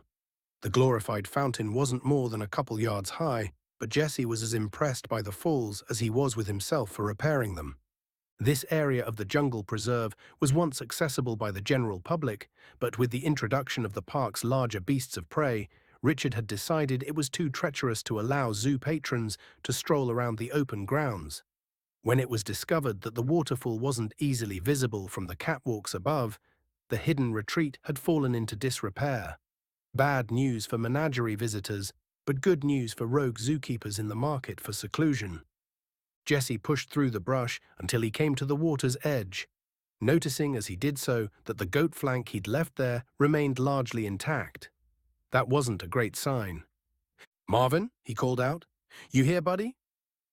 Almost immediately, a low rumble emitted from the greenery growing on the rocky ledge above. Bamboo stalks shook as whatever or whoever was inside repositioned, but did not emerge.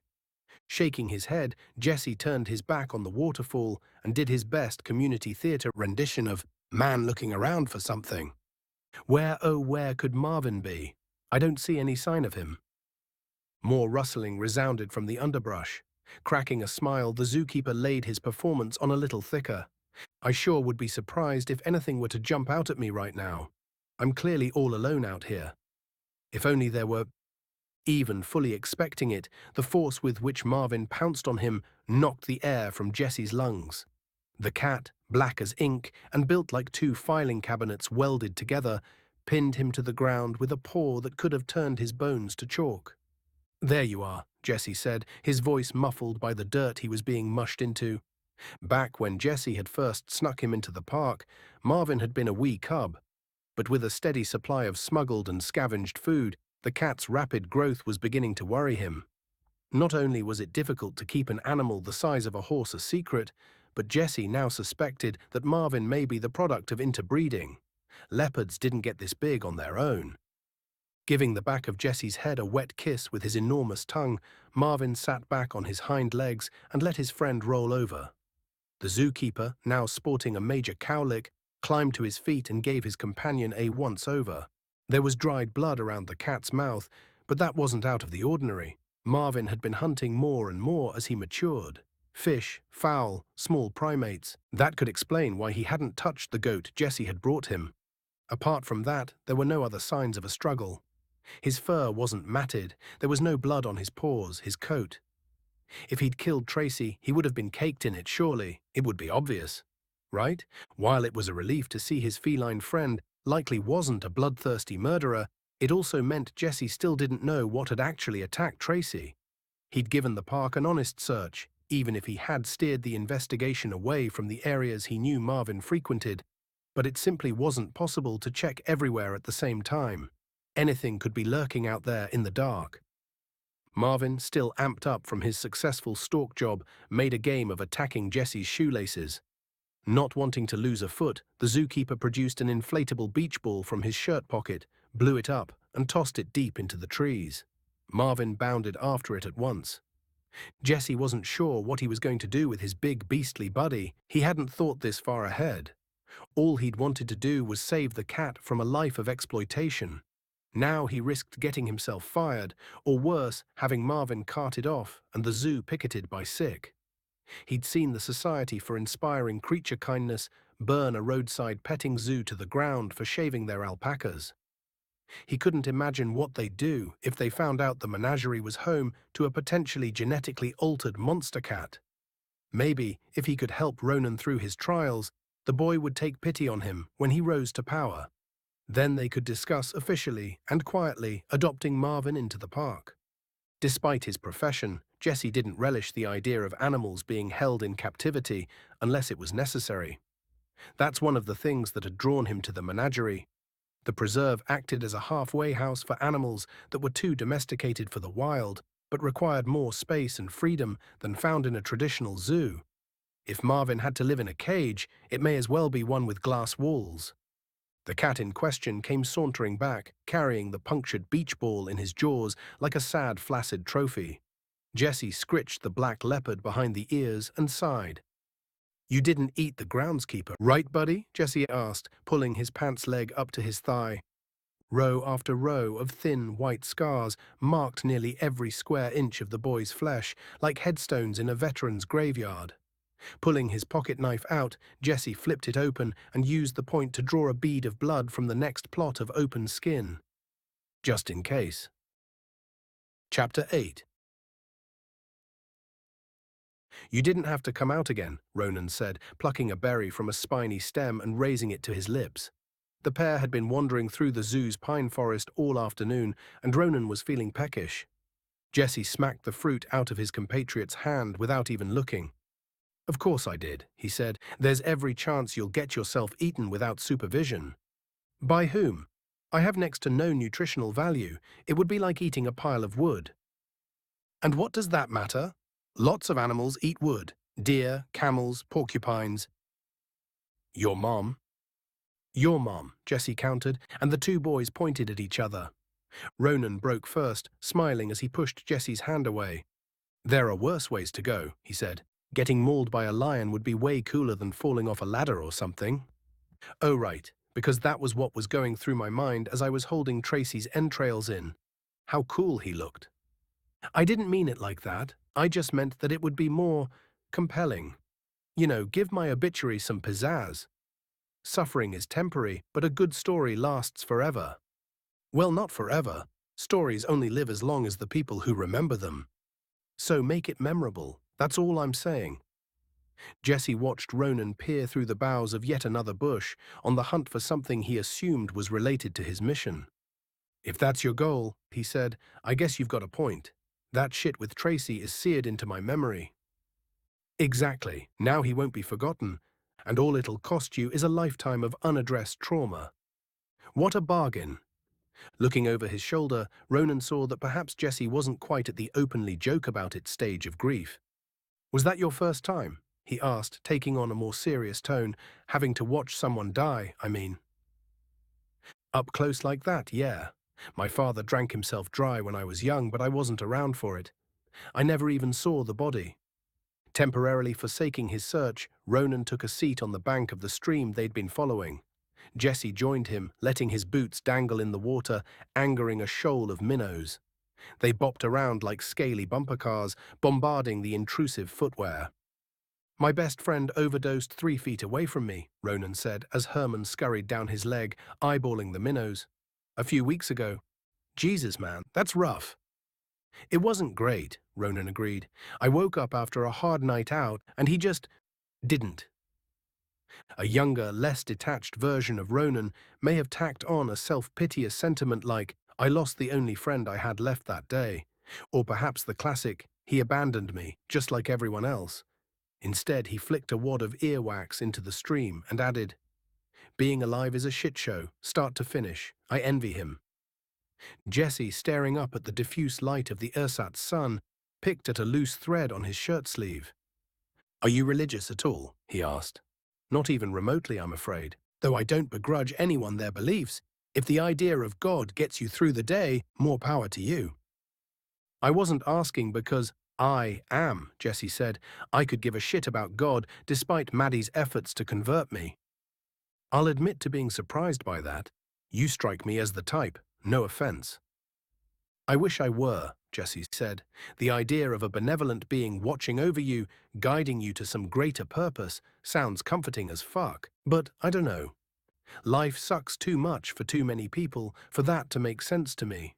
And I know religious types like to hide behind that, it's not God's fault people are horrible to each other. This isn't the life he intended for you. Bullshit. But we didn't ask for this. We never got a choice. Ripping people out of the ether, subjecting them to a test you know they'll fail, and then punishing them when they do, is real douchey behavior. Besides, it isn't just humans being shitty to other humans. Everything that lives does so at the expense of something else. I mean, look at Herman. The possum, having given up on her foray into fishing, was chowing down on a handful of raisins Ronan had given her. And sure, Jesse said, sometimes all you have to kill are old, dried grapes, but still. They were alive at one point, right? Even if you subscribe to the whole circle of life mentality, he said, that doesn't change the fact that existence is often far shittier than it could be. If you're lucky, it's that insidious type of shitty, where things are going well enough to keep you moving, but never well enough to make you truly happy. Like when somebody is saying horrible things right to your face, but they're doing it under this veneer of pleasantry, so you don't feel like you can confront them. There's just enough plausible deniability to keep you sitting there, taking it. Ronan opened his mouth to respond, but Jesse bowled over him. To say nothing of those who are truly bent over the barrel, like factory-bred livestock, or children who are born into slavery or torture. Their entire short lives are spent wallowing in literal hell until they die. But you still have these corn-fed paint huffers out here espousing bullshit like, you need to feel pain to appreciate pleasure, privileged morons. Some people in this world never have and never will feel pleasure of any sort. Shit doesn't just work out for everybody. Take a breath, my guy, Ronan said. You're preaching to the choir. Oh, this is just the postscript on a long letter, Jesse said, running a hand through his hair. I have plenty to say on the subject. If you were God, he added, saying more on the subject, is this what life would look like? Would it be this arbitrary? Would there be a convoluted redemption plan that only makes even the vaguest sense when viewed through the myopic lens of the human experience? Of course not. It would be awesome, wall to wall. We'd be flying from one sex-fueled pleasure picnic to the next, without a care in the world. But this, he said, waving his arms around, ain't it? Because God isn't real. Or, Ronan said, he is real, and he's a total cunt. Flopping backward onto the grass, Jesse heaved a big sigh. Fucking men to that. Ronan watched the zookeeper's chest rise and fall. Apparently he had strong feelings on the matter. Ronan tried to remember what that was like. It was difficult to see as much of the world as Ronan had and keep your spark. About the only passion he had left was for apathy. After giving Jesse what he deemed a suitable amount of time to decompress, Ronan pushed up from the riverbank, wiping his hand clean of possum saliva and offering it to his companion. Ready to hit the trail? Jesse looked up at Ronan's proffered hand, but didn't take it. Not if you're going to keep sticking your head into every bush you see, he said. I don't know what your plan is, but it seems bad. There was no plan as such. That was the problem. The slip of paper he'd found in the log read, Sorry to leaf you up a tree. I sure Hoopoe can forgive me. But here I'll throw a little bone. Look for the beasts with ossicones. While Ronan's summers camped out behind a screen at the drive-in movies had taught him a fair few vocabulary words, none of those films provided any insight as to where he should be going now. But what he lacked in intelligence, he made up for in stubbornness. If the next clue was hidden in some leaves, then damn it, he was going to check under every leaf he could reach. I gave you plenty of chances to come up with something better, Ronan said. But no, you insist on watching me struggle. I'm trying to respect the spirit of the game. The point is to see whether or not you're a worthy successor, not for me to figure it out for you. If you're King Arthur, you should be able to pull the sword from the stone yourself. What you're doing is trying desperately to divine meaning from an exercise that's devoid of it, Ronan said. All this stands to prove is that Richard was knee-deep in dementia. Well, that is a possibility, Jesse agreed. But how about we give the old man the benefit of the doubt? Will you at least tell me what a Hoopoe is? I'll figure the clues out, but I need you to be my dictionary. Is that a fair compromise, Your Highness? Jesse made a production of mulling it over, humming and tapping his chin until Ronan threw a dirt clod at him. All right, fine, he said. I'll be your dictionary as well as your bodyguard, but only because we don't actually have all that much longer to finish this. Hold on, Ronan said, hitting Jesse with some side-eye. There's a time limit? Well, yeah, we can't just leave the park without a leader indefinitely. Did Ava neglect to mention that bit? She might have done, to be honest. I tend to zone out during the rules portion of a speech. Out of curiosity, how much time is left? You mean until you go down in history as a total failure and leave Ava to fend off the whole board by herself? About 3 weeks, which, at your current rate of work, is worryingly little. Great, Ronan said. So, no pressure. Not a lick. Everything's going to go perfectly to plan, and nothing bad will happen to anyone ever again, right? Great, Jesse said, without waiting for a response. So back to your question. Hoopoes are birds. They're found primarily in Africa and Eurasia, but have been spotted as far north as Alaska. So half the planet. Got it. Good start. And what are ossicones? Those are the horns on top of a giraffe's head, Jesse said. They're used for combat. Though some researchers speculate. Cool it there, Einstein. I get it. We're off to the desert. Chapter 9. They're cute, aren't they? Maddie asked, leaning over the railing of a shrubbery-filled enclosure. An older man, clearly enamored by the red-brown rodents scampering around within, stood beside her. He was thin-lipped and wore his hair pulled back, in sort of a professor who gave B-pluses that could have been A's kind of way. That they are, he agreed. Bramble K. melamies, Maddie said. Unfortunately, they've recently become extinct in the wild. What you see here are the last of their kind. Damn, ain't that a shame? Poachers, I assume? Not this time, no. They fell victim to habitat loss, but it's always one or the other, isn't it? Humans are a plague. Some people can get a bit carried away, the man conceded. But hey, now you've got yourself quite the commodity. Maddie made a face. I guess that's one way to put it, she said, if you want to look on the bright side of genocide. I'm not saying it isn't a terrible situation, because clearly it is. All I'm saying is one man's loss can be another's gain. At least they're safe. Nobody here is going to try and eat 'em anyway. The greying gentleman produced a leafy green from his fanny pack and, throwing the plastic it was wrapped in directly on the ground, held the vegetal treat over the railing. There were signs posted up and down the zoo advising against this very thing, but the rats seemed to know the score. One of the plumper rodents waddled over and took the spinach in his little paws. Don't you just want to squeeze 'em? The man asked, using his index finger to pet the melamies between the ears. Maddie sighed, looking very much like she'd love to do exactly that. Volunteers aren't allowed to handle the animals directly, she said. Technically, we shouldn't even be feeding them. This little guy doesn't seem to mind. Here. Reaching back into his bag, the illicit lettuce dealer pulled out another leaf and passed it to his co-conspirator. Maddie, glancing over her shoulder, accepted the treat and held it tightly in her hand. When she made no move to offer it to the mosaic-tailed rat, she received a gentle nudge from the man's elbow. Go on then, he said. What's the harm? They don't bite. Probably. Besides, I let all the volunteers at my zoo feed the animals. Maddie looked up. You own a zoo? Sure, got a place about an hour west of here, right off the interstate. Nothing so fancy as all this, he said, gazing out at his grandiose surroundings. But it's enough to feed my family and a few strays besides.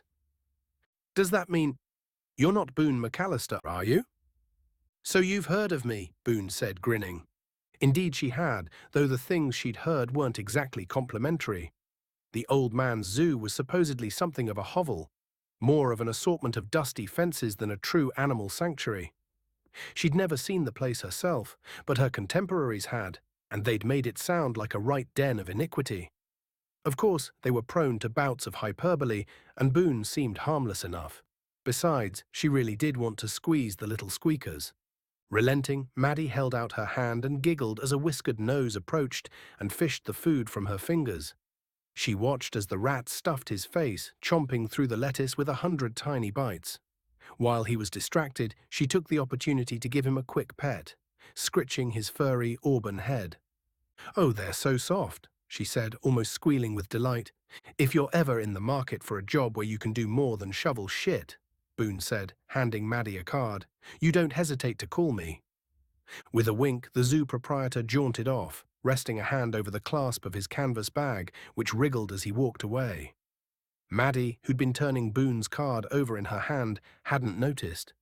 What she had noticed was the clock mounted over the elevators chiming 12. Oh fudge, she said, pocketing the card and heading for the exit. She had to get to court. Maddie barely made the 12:05 cable car, which trundled the 3 blocks down to her apartment building. There, she waited in the lobby for the lone elevator to creak down before riding it the 1 floor up to her flat. She was left with just enough time to change before she had to head out again. Already undressing as she walked through the door, Maddie tossed her volunteer shirt over the back of a tartan sofa. She took a whiff of her underarms, determining that she could skip the shower and use that time to whip up a snack instead. Peeling off her pants, Maddie instinctively glanced down at Samson's bowl as she entered the kitchen. The kibble she'd left out for him was still there, as it had been for weeks. Ants were crawling over it now, and she briefly considered swatting them away, but decided against it. Better them than no one. A pile of dishes on the counter had also attracted the attention of unwanted guests, but Maddie couldn't bring herself to wash them either. They were the byproduct of her slanderous ex-roommate, and she refused to stoop so low as cleaning that hag's filth. She opted instead to live in it. Pushing aside the stack of soiled bowls, Maddie grabbed a slice of cold pizza and ducked into her bedroom. Alternating hands between bites, she hoiked on a black skirt and pulled on a button down, buttoning it down. Running a comb through her unkempt hair was a losing battle, so she settled for a loose ponytail and dashed back through the front door. By the time she'd made it across town and passed through security, Maddie was already late. But before she could find her way to the courtroom, her tardiness was further compounded by a quick chat with a familiar face. "Inspector," she said, catching the eye of a blond man that smelled of chamomile tea. "How lovely to see you." Silas took a step forward, spreading his arms wide and donning a charitable smile. "Madeline, I almost didn't recognize you without the hairnet. Here fighting the good fight, I presume." "I'm doing what I can," she said. "I never got a chance to thank you, by the way, for all your hard work at the menagerie after the accident." Silas tutted, stroking his chin. "A real shame that," he said, "although not, I think, entirely unpreventable. I just pray our efforts to improve security are enough to avert any further misfortune." "More prayer certainly couldn't hurt," Maddie said, "especially now with Ava and her pagan paraphernalia defiling the park." "I noticed that myself," the inspector said. "Well, let's pray for her too, shall we? And in the meantime, I'll see you at Jesus Christ Superstar." "I'll be the one with the ladle," she said. The pair waved their goodbyes, and Maddie continued down the hallway until she came to a set of heavy wooden doors. Swinging them open, she squeezed into a packed courtroom, finding the proceedings were already well underway. Out of breath, she located Ms. Cullen and joined her in the back row of the gallery. The lawyer moved her briefcase from the seat beside her and set it on the floor as Maddie approached. "Sorry I'm late," Maddie said, plopping down on the creaky wooden bench and fanning herself with her hand. "I don't have a good reason. I'm just slow." "It's fine," Kenya Cullen said. "Our hearing was pushed back. The jury reached a verdict on the Lee case. I was wondering why there were so many people here. Most of them are reporters. It's not every day a congressman goes down for racketeering." Maddie, who hadn't been following the case very closely, couldn't help but picture tennis players whenever she heard the term racketeering. She imagined people in stripy outfits playing matches with a ball and chain around their ankle, where the losers were forced to serve unreasonably long prison sentences. It was safe to say a law degree was not in her future. Before she could ask her lawyer for a crash course in organized crime, a hush fell over the courtroom like water over a fire. Members of the press sat with pens poised as the court clerk stood, answering the judge's call. The juror wore an expression of resolution, his countenance betraying no hint of the decision he was primed to pass down. Maddie sensed the tension in the room, but felt none of it herself. Whatever the jury had come back with, she was confident justice would be done.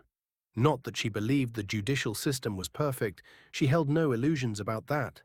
But when lives were on the line, guilty people were convicted, and the innocent were not. Whether it was right to allow these scandal bearers to publish as yet unfounded allegations in the newspapers, tarnishing reputations of the accused before they'd even faced trial, was another matter.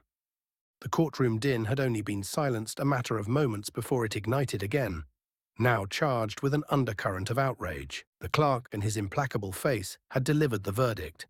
Not guilty. By the looks of things, not everybody was as sure of the jury's prudence as Maddie was. The visage worn by a majority of the assemblage was one of shock. Even the judge was outwardly taken aback, staring, slack-jawed, at the jury box. The atmosphere in the room wasn't improved by Ezra standing and embracing his bewildered attorneys, clapping them hard on the shoulders. Disbelief soon shifted to anger, and accusations of corruption and bribery pelted out from the gallery like buttons from an overworked blouse. A throng of reporters descended on the defendant's legal team as they led him out through the rear exit. A free man. Unnoticed amidst the chaos, the judge called a recess and retreated to his chambers, waiting for the circus outside to subside. Maddie waited with Ms. Cullen as the courtroom cleared out, discussing the impending hearing and their strategy for the case as a whole. Today would be the last of the preliminary hearings, leaving only the trial itself a couple weeks away. It couldn't come soon enough for Maddie, who was anxious for it all to be over. She had a life to get on with, but first she had to clear her name. Eventually, the judge returned in a flurry of black robes and impatience, taking his place on the bench. Motions were filed and pleas were entered in a number of other minor cases before, finally, the matter at hand mattered to the beleaguered zoo volunteer. The State versus Madeline Martin. Chapter 10. I can't believe you wasted all weekend on the wrong floor because you got giraffes and camels confused, Jesse said, pulling his radio off the charger and clipping it to his belt. I'm never taking a day off again. Where are these horns you thought camels had? Ronan produced an obscene gesture with his left hand. Fuck off, he said. Giraffes don't exactly have a massive rack of antlers either. What part of "I've never seen a deer in real life" indicated to you that I would be an animal expert anyway? Well, there's not being an expert, and there's not knowing what a giraffe is. Have you never owned a coloring book? Believe it or not, I haven't. Artistic expression wasn't high on my list of priorities as a kid, what with needing to feed, clothe, and shelter myself. I guess that explains why you can't spell worth a damn either, Jesse said, pushing through the door of the employee lounge and heading for the stairs. Ronan, lagging behind because Herman had fallen asleep in his lap, tucked the possum into his shirt and hurried after Jesse.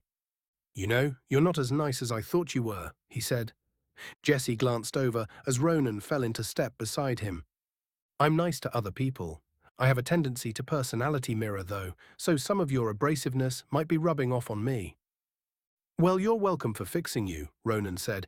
Pleasant people make me uncomfortable. I don't trust anyone without readily apparent flaws or vices. Because they make you feel bad about being a douche. Because nobody is perfect. If someone wears their shortcomings on their sleeve, you don't have to wonder what they are. If you ever run across a guy who is nice to everybody all the time, I can almost guarantee you he'll have a garden of severed testicles growing in his backyard. That's why I like fat people, he said. You've got one less thing to worry about with them. Lifting an arm in greeting, Ronan stepped out of the way of the Menagerie-branded Jeep, pulling to a stop beside him. Speaking of... Maddie, Jesse said, lighting up, you're back already? Yeah, it was a short session today. I'll bet you wished it wasn't, after you got here and saw our assignment, Jesse said, climbing into the passenger seat. I'm trying to learn to get my fulfillment from the small steps on the way to something bigger, rather than waiting until I actually have something bigger. That way, little things like this won't bother me as much. And how's that going? Maddie gave him a look that suggested he knew damn well how it was going. Jesse laughed. Well, it's a work in progress, he said. Once Ronan and Herman had gotten themselves situated in the back seat, Maddie drove the foursome through a sequence of doors and out onto the preserve. The savannah was, as one would expect, less densely treed than the forest they'd spent the previous week in. The flora here came largely in the form of bluestem and thatching grass. Here and there, white raisin bushes also began to pepper the landscape as the off-roader followed its dirt track toward a crescent-shaped pond. Overhead, a group of park guests stood on the catwalk, watching a clan of spotted hyenas bathing near the shore. Ronan waved up at the binocular-toting tourists, but they returned only aggrieved stares. They don't like seeing employees in the preserve during the day, Jesse said. We're ruining their immersion. God forbid, Maddie said, glaring back at them. Tell them to take it up with maintenance. If they knew how to clean up after themselves, we wouldn't be out here. Ronan leaned forward so he could be heard over the juddering jeep. And what are we doing out here exactly? The rhinoceros started a new midden directly on top of a sprinkler access panel, which of course maintenance left wide open last time they were in there. So now we have to go clean the mess out of the panel and close it up. Without upsetting Junebug, Maddie added. What's a midden? Ronan asked. And why do we have to clean it? Jesse turned around in his seat. It's basically a humongous pile of rhinoceros shit. They're also called dunghills or muck heaps.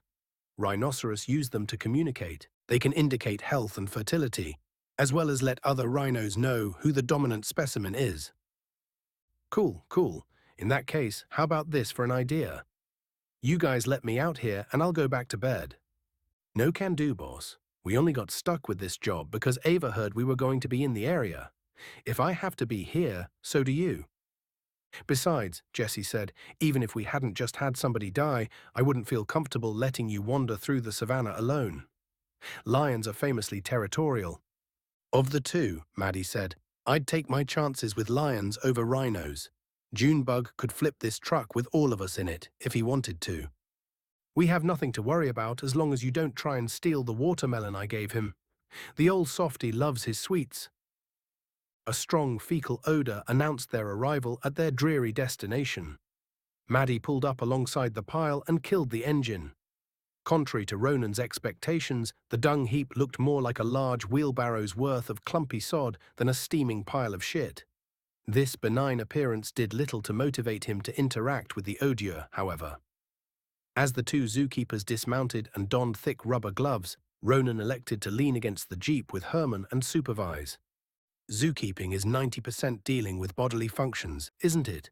He asked as the possum climbed up and sat on his shoulder. Like working in a nursing home, Maddie said. Every job has its shit to deal with, Jesse said, grabbing a shovel from the back of the 4x4. Ours just comes fresh from the ass. Besides, Maddie said, that other 10% makes it all worth it. Ensuring these animals get some semblance of a full life is all that matters. Well, that and getting paid, once they finally bring me on as an employee. How's that going, by the way? As long as I don't bomb my trig final, I should be in the clear. I forgot how stressful that was, Jesse said, tossing a shovelful of Junebug's droppings over his shoulder, having a full schedule of classes while also working. And you have court on top of that. It's a lot. Ronan, failing to do much supervising, had zoned out of the conversation but tuned back in at the mention of court. All right, Maddie, he said, holding a hand up for a high five. Who knew you were such a lawless degenerate? She's not an outlaw, dummy. She's testifying in an animal cruelty case or something, right? I can't really talk about it, Maddie said, turning toward a particularly dense patch of dung that suddenly required her attention. It's got to be pretty high profile, though. She has to go in all the time. Well, boo, Ronan said. I thought I'd found a partner in crime. You've been to court? Jesse asked. I've been to jail, a bunch of times actually, though most of those were just so I had somewhere warm to sleep. I can't stand being cold. What are you saying? You'd go to jail on purpose? Kind of. It was more like, if I steal this and get away with it, I can eat tonight. But if I steal it and get caught, I can still eat. It'll just be slightly worse food in county. Funny, Maddie said. We won't hire anyone with a record, but here our new CEO is a career criminal. It's no big deal. I never did any real time. The longest stint I've done was about 9 months. I made a few friends, won a few games of spades, and got molested. Not a terrible experience, all things considered. Jesse and Maddie shared a horrified look between them. You know, your depressing backstory is putting a damper on an otherwise pleasant afternoon, Jesse said. Ronan, still relaxing against the truck, stuck his foot out and kicked a clump of rhino dung onto Jesse's work boot. Oops. Jesse looked at Ronan for a long moment, trying to measure out a proportional response before pouncing. The attack began with an attempt to smear his turd-tinged gloves on Ronan's face, but it soon devolved into the two boys trying to throw each other bodily into the midden. As this South African shit wrestling championship unfolded, Maddie took it upon herself to finish the job they'd come here to do. Clearing off the top of the access panel, she used a small brush and dustpan to rid the interior of the remaining excrement, then closed the lid. Satisfied, she turned back to the boys, who were each now coated in brown streaks. Are you quite finished? She said. That depends, Ronan said, breathing heavily. Are you done cleaning? Maddie gave the pair a well-duh sort of look. Jesse, pushing Ronan off of him, rolled onto his knees and stood. After offering Ronan a hand, he helped Maddie gather up the tools. Great, he said, let's get to it then. We've wasted enough time on this clue as it is. I'm not going anywhere with you two, Maddie said. You smell awful. Ronan clapped her on the shoulder. What's weird is I don't remember inviting you. You can drive back, Jessie said more graciously. We can hoof it from here. A splendid suggestion, Maddie thought. With a curt wave, she slid into the driver's seat and turned the Jeep around, leaving her work-shy associates to their quest. As the dust settled in her wake, Jessie turned to Ronan and indicated that the lead was his to take. Shall we? Ronan obliged, choosing a direction at random and setting off. He figured one way was as good as another, and as long as he kept the exterior wall to his left, they were bound to come across their objective at some point. You two seem to spend a lot of time working together, Ronan said after a few minutes had passed in silence. Is anything going on there? Between Maddie and me?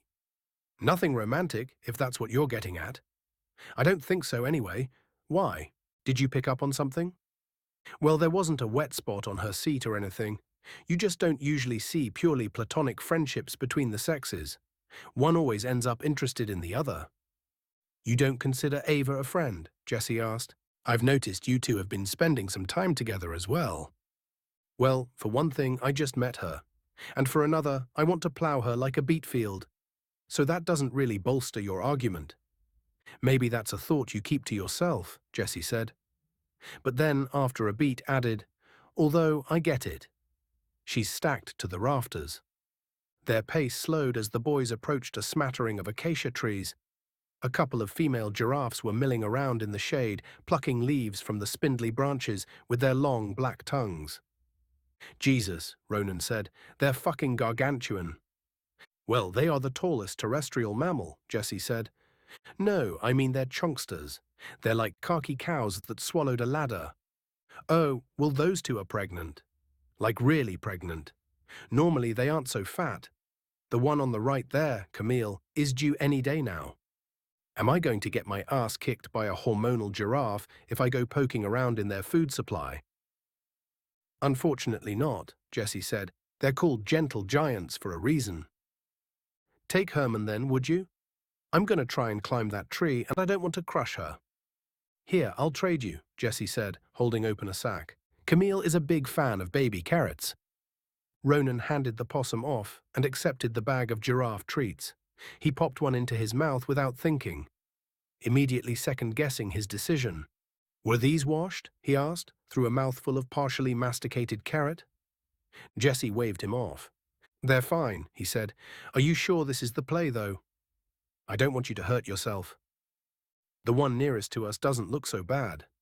Besides, Ronan said, finishing his carrot and striding through a field of knee-high grass en route to the copse of trees, Richard got up there. How hard could it be? Jessie would have bet upwards of 50 cents that Richard had paid somebody else to hide the clue, rather than climb the acacia himself. But he decided not to argue.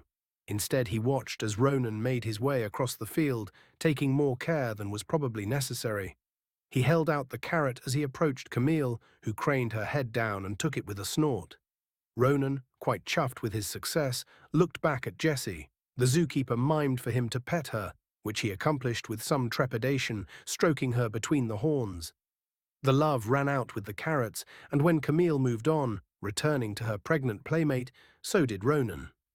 The acacia nearest to him split into a V shape near its base, and Ronan was able to scale it fairly easily by wedging his feet between the two trunks and taking alternating steps upward. As the angle grew steeper and the distance between them greater, Ronan chose one of the two to commit to, wrapping his arms around it and shimmying toward the branches overhead. Are hoopoo these orange-headed guys? Ronan shouted down, pointing to a bird he'd seen dart out of a hole above him. Should be, Jessie said. They've got sort of rusty coloring on top with zebra stripes on the wings. I think one lives in this knot here, Ronan said. I'm going to take a look. Inching slowly upward, a twinge of disquiet surfaced as Ronan glanced down and realized how high he'd climbed. Deciding he'd ascended far enough, he tried to reach up and stick his hand in the hole rather than scoot up and perform a visual inspection. His dilemma was that removing his hand from the tree caused an immediate and noticeable reduction of stability. Pausing with his palm outstretched and his knees clamped tightly against the trunk, Ronan gathered his courage and decided to go for it. He lunged, sort of propelling himself upward an inch or two before losing his purchase completely and beginning to slide back down the trunk. After a masculine and not at all embarrassing yelp, however, his deadly descent was curtailed and Ronan was able to grab hold of the acacia again. Camille, blinking at him with her unreasonably long eyelashes, had caught him and urged him back onto the tree with her head. "Ronan," Jessie yelled, hurrying across the field. "Are you okay?" "I'm fine," Ronan called back, through labored breaths. "I'm pretty sure one of those ossicones penetrated my rectum, but yeah, fine." Before he could dwell on it any further, Ronan reached into the hole. Grabbing the vial he found tucked inside, he slid back down the tree, leaving a layer of skin behind. "Did you get it?" Jessie asked, as Ronan jogged over, holding his fist aloft. "No, I'm just real excited to come over and tell you I couldn't find it," he said. "What do you think?" "Well, open it up. Maybe we can do two in." Jessie trailed off. His attention was fixed on something behind Ronan, who turned to see what the fuss was about. There the boys saw that Camille had sprouted a third set of legs, these protruding from under her tail, like she'd sat down on a coat rack. As they watched, two more legs appeared. She was giving birth to a calf right there and then, standing in front of them. "Should we do something?" Ronan asked, scratching at his elbow. "We try not to intervene with animals on the preserve unless we have to," Jessie said. "She's got this." Transfixed, Ronan looked on as the rest of the calf emerged, falling to the ground in a slimy heap. He'd never seen something being born before, and the novelty of it enchanted him. It was as though he bore witness not only to the birth of a knobbly-kneed giraffe, but to a being of infinite possibility. Life, in whatever form it took, was coming for the calf, and Ronan found himself hoping the little guy would make the most of it. Jessie, having become more blasé about the miracle of childbirth, got back to business once he saw Camille wasn't in need of assistance. He pried the vial from the grasp of his enamored companion and read the clue within. "Uh-oh," he said, handing the paper back to Ronan. "You're not going to like this next one." Chapter 11. Vrrr. Ezra Lee rolled his window down as the driver of his black town car pulled up at a stoplight. A vagrant wearing overlarge jeans, mismatched shoes, and nothing else lay on the curb outside, chaise lounge style, singing children's songs to a bunch of pigeons. Wadding up the uneaten half of his hot dog in its crinkly wrapper, Ezra tossed the folded frankfurter through the window, beaning the balding man in the head. "You're welcome," he said, dumping the rest of his fast food trash into the street. It felt good to give back to the community. The drive-thru had given him the wrong bun again. He'd tried to power through it, but apparently poppy seeds still freaked him out. As a boy, he'd heard that black poppy could cause a false positive on an opioid test, and he'd avoided them ever since. Not that anybody was testing him, he just disliked the association. Drugs were a crutch for the poor or the unwell, of which he was neither. Even coffee was a bridge too far. A good, strong cup of willpower was all he needed to wake up in the morning. That sort of thing was well enough for riffraff and street urchins, but a man had to keep in mind his station. Rolling the window up, Ezra directed his driver to head downtown. He waited a beat before relaxing into his seat and flipping open his newspaper, making sure the capped man wasn't going to defy him in some way. Mercifully, this one only nodded and turned on his indicator as he merged the luxury vehicle onto the highway. His previous driver, Robert something or other, was forever badgering him with trifling inanity like, "They're closed, that's a fictional country, I'm going to be late for my daughter's funeral," and other such drivel. This new one, Donald something or other, seemed to know his role in this organization. He was here to drive, not to ask questions. Whether the menagerie was open to the public at 6 in the morning was immaterial. Ezra expected to be taken wherever he asked to go. Besides, after all the money he'd considered donating over the years, he was practically part owner. Not to mention Celia, the polar bear he'd been forced to generously gift the zoo after the whole animal trafficking fiasco. No, he couldn't imagine that he'd have any trouble securing a private tour. "What do you mean you don't offer private tours?" asked a flabbergasted Ezra 20 minutes later. "Not in the middle of the night. Look here." An ancient man, dressed in a collared shirt, brown slacks and confusion, poked his head out from behind the door and rapped on the glass with his nightstick. We open in about an hour. Come back around then, he said. The rickety old man tried to close the door again, but Ezra caught it with his foot. Ah, he said, recognizing an ungreased palm when he saw one. I see you aren't convinced. Well, perhaps this will help persuade you. Unbuttoning his coat, Ezra fished out his wallet and removed a few bills. Cupping the cash, he reached out and shook the security guard's hand, trying to slip him the money, all casual-like. Uninitiated in the ways and customs of the suave businessman, the doddering old fool let the bribe fall to the ground and stooped to pick it up, more perplexed than ever. Sir, you aren't listening, he said, now speaking slowly, over-enunciating every word. If you want a ticket, you'll have to pay the cashier. Come back in an hour. Ezra's face twitched into a smile as his tolerance for the hourly wage-earning senior and his buffoonery began to diminish. Do me a favor, would you? Ezra said, talking through his teeth. I really would like to return during regular business hours, but I'm awfully forgetful, you see. If you could just nip down to the lobby and fetch me some brochures, I'll be on my way. Pleased with being given a task that made sense, the geriatric guardsman tottered down the hall, leaving Ezra alone with the open door. Like stealing charity from a baby, Ezra thought as he slipped inside, knowing exactly how easy that was. Don't get the wrong idea, Ezra Lee wasn't a thief. At least, not according to a jury of his peers. He may have engaged in some clever financial maneuvering, but in his defense, most of the money from his foundation had indeed gone to researching a cure for child leukemia. Sure, a small portion of those donations had been used to bribe the employers of women who had spurned his advances, getting them fired and destroying their professional reputations. But that still counted as a good cause. Some people, including his own lawyers, disagreed with that assertion. Fending off a tidal wave of damning evidence, they'd even gone so far as to beg him to take a plea deal. But he'd successfully argued that because there was no law expressly stating what the money he'd collected had to be used for, he hadn't done anything illegal. Of course, the general public were less than pleased by the outcome of his trial, bloodthirsty peons that they were, but their unhappiness only served to galvanize his belief in the righteousness of his behavior. The general public was rife with complete idiots, which was helpful in developing a kind of moral signpost. Their ire pointed him in the right direction. The more they hated him, the more sure he was that he was living his life correctly. After skirting around the old man, making his way back to the front door with his pamphlets, Ezra crept along the main thoroughfare alone. The way forward was illuminated only by the pale white of emergency lights set into either side of the path.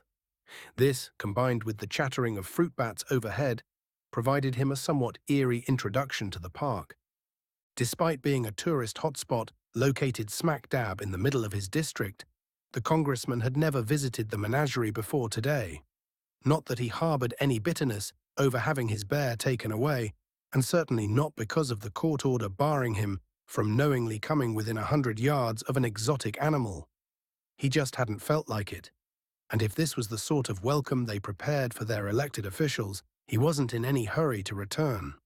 When he'd finished consulting the mall-style "You Are Here" map, Ezra waltzed down to the bottom floor.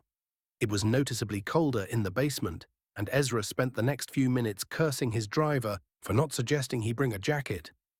Relief finally came when he discovered that the back door to the Polar Palace gift shop had been left unlocked. Shivering his way inside, Ezra made for the corner of the store that housed apparel. Hanging between two different shirts emblazoned with the phrase "Stay Cool" in an ice cube-like font, he found a single sleek black parka.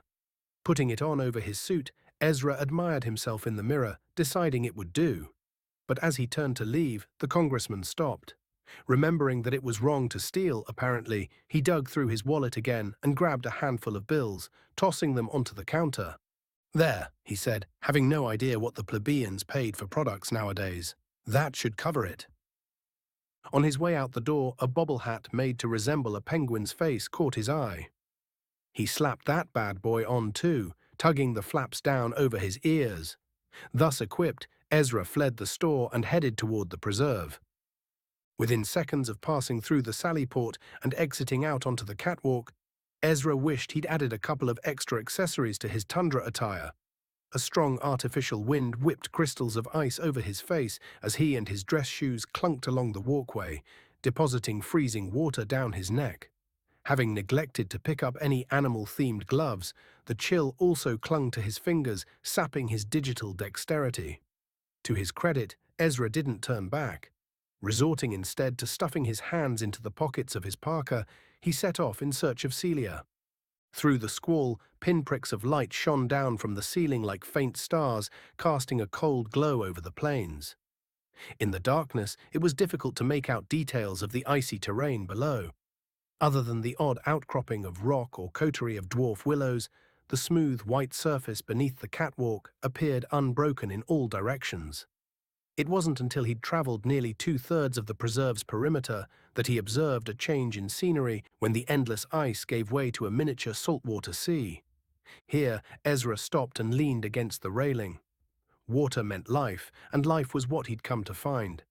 Squinting through the wind, he scanned the frozen shore until he spotted the telltale sign he'd been looking for.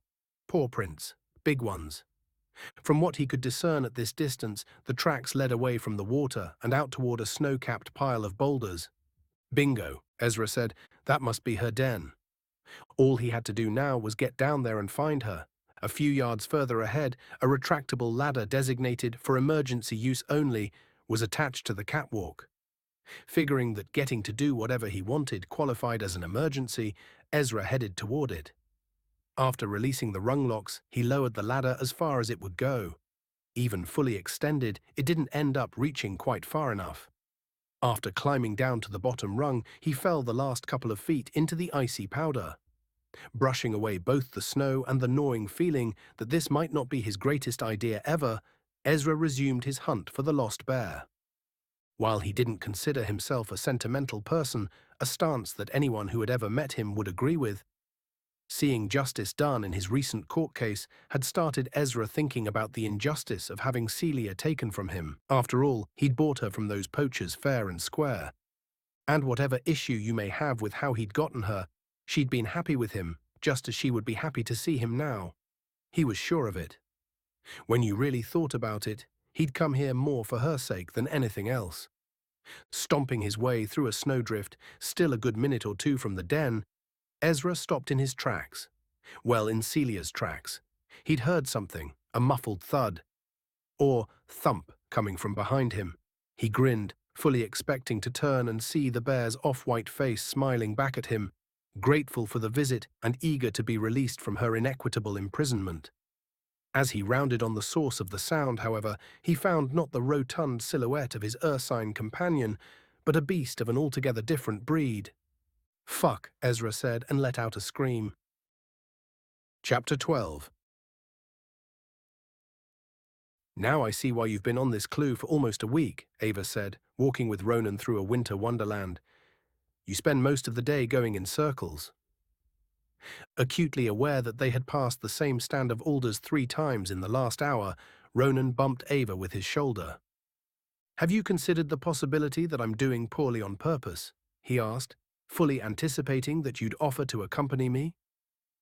"That's a bit like burning your own house down so you can flirt with the firefighters, isn't it? Even by your standards, that's a pretty harebrained scheme." "Well, you're not wrong," Ronan said, "but dumb and romantic has got to be better than just plain dumb, right?" Ava shook her head and smiled. "Marginally better," she said. "Seriously, though, what does your clue say? Maybe I can steer us in the right direction."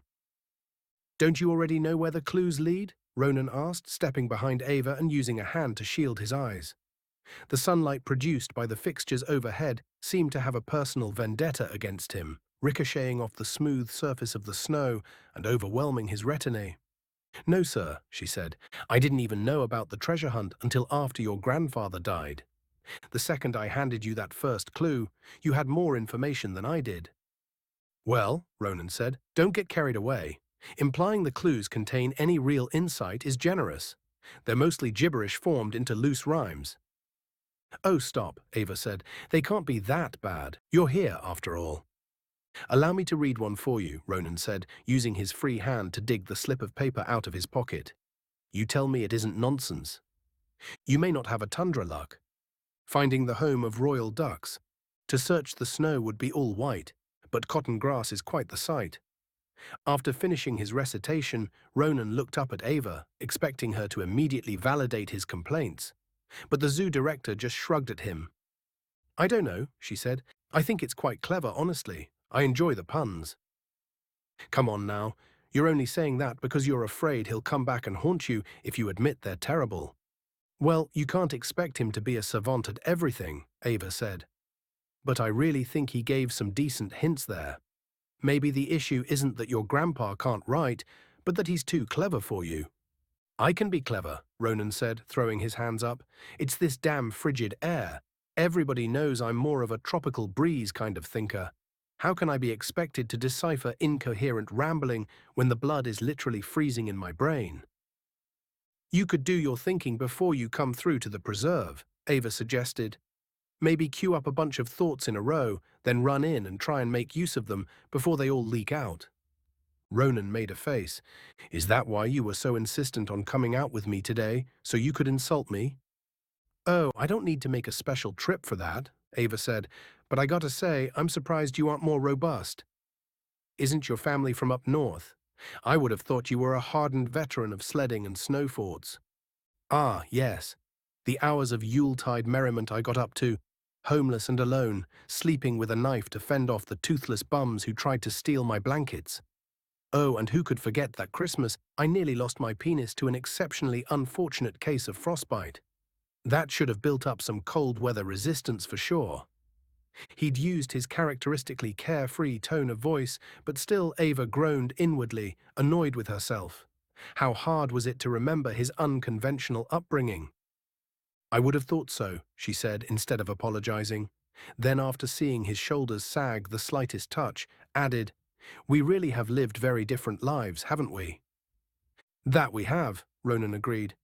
For the next several minutes, the pair crunched through the snow in relative silence. Ronan, subconsciously ashamed of his performance thus far, allowed Ava to lead.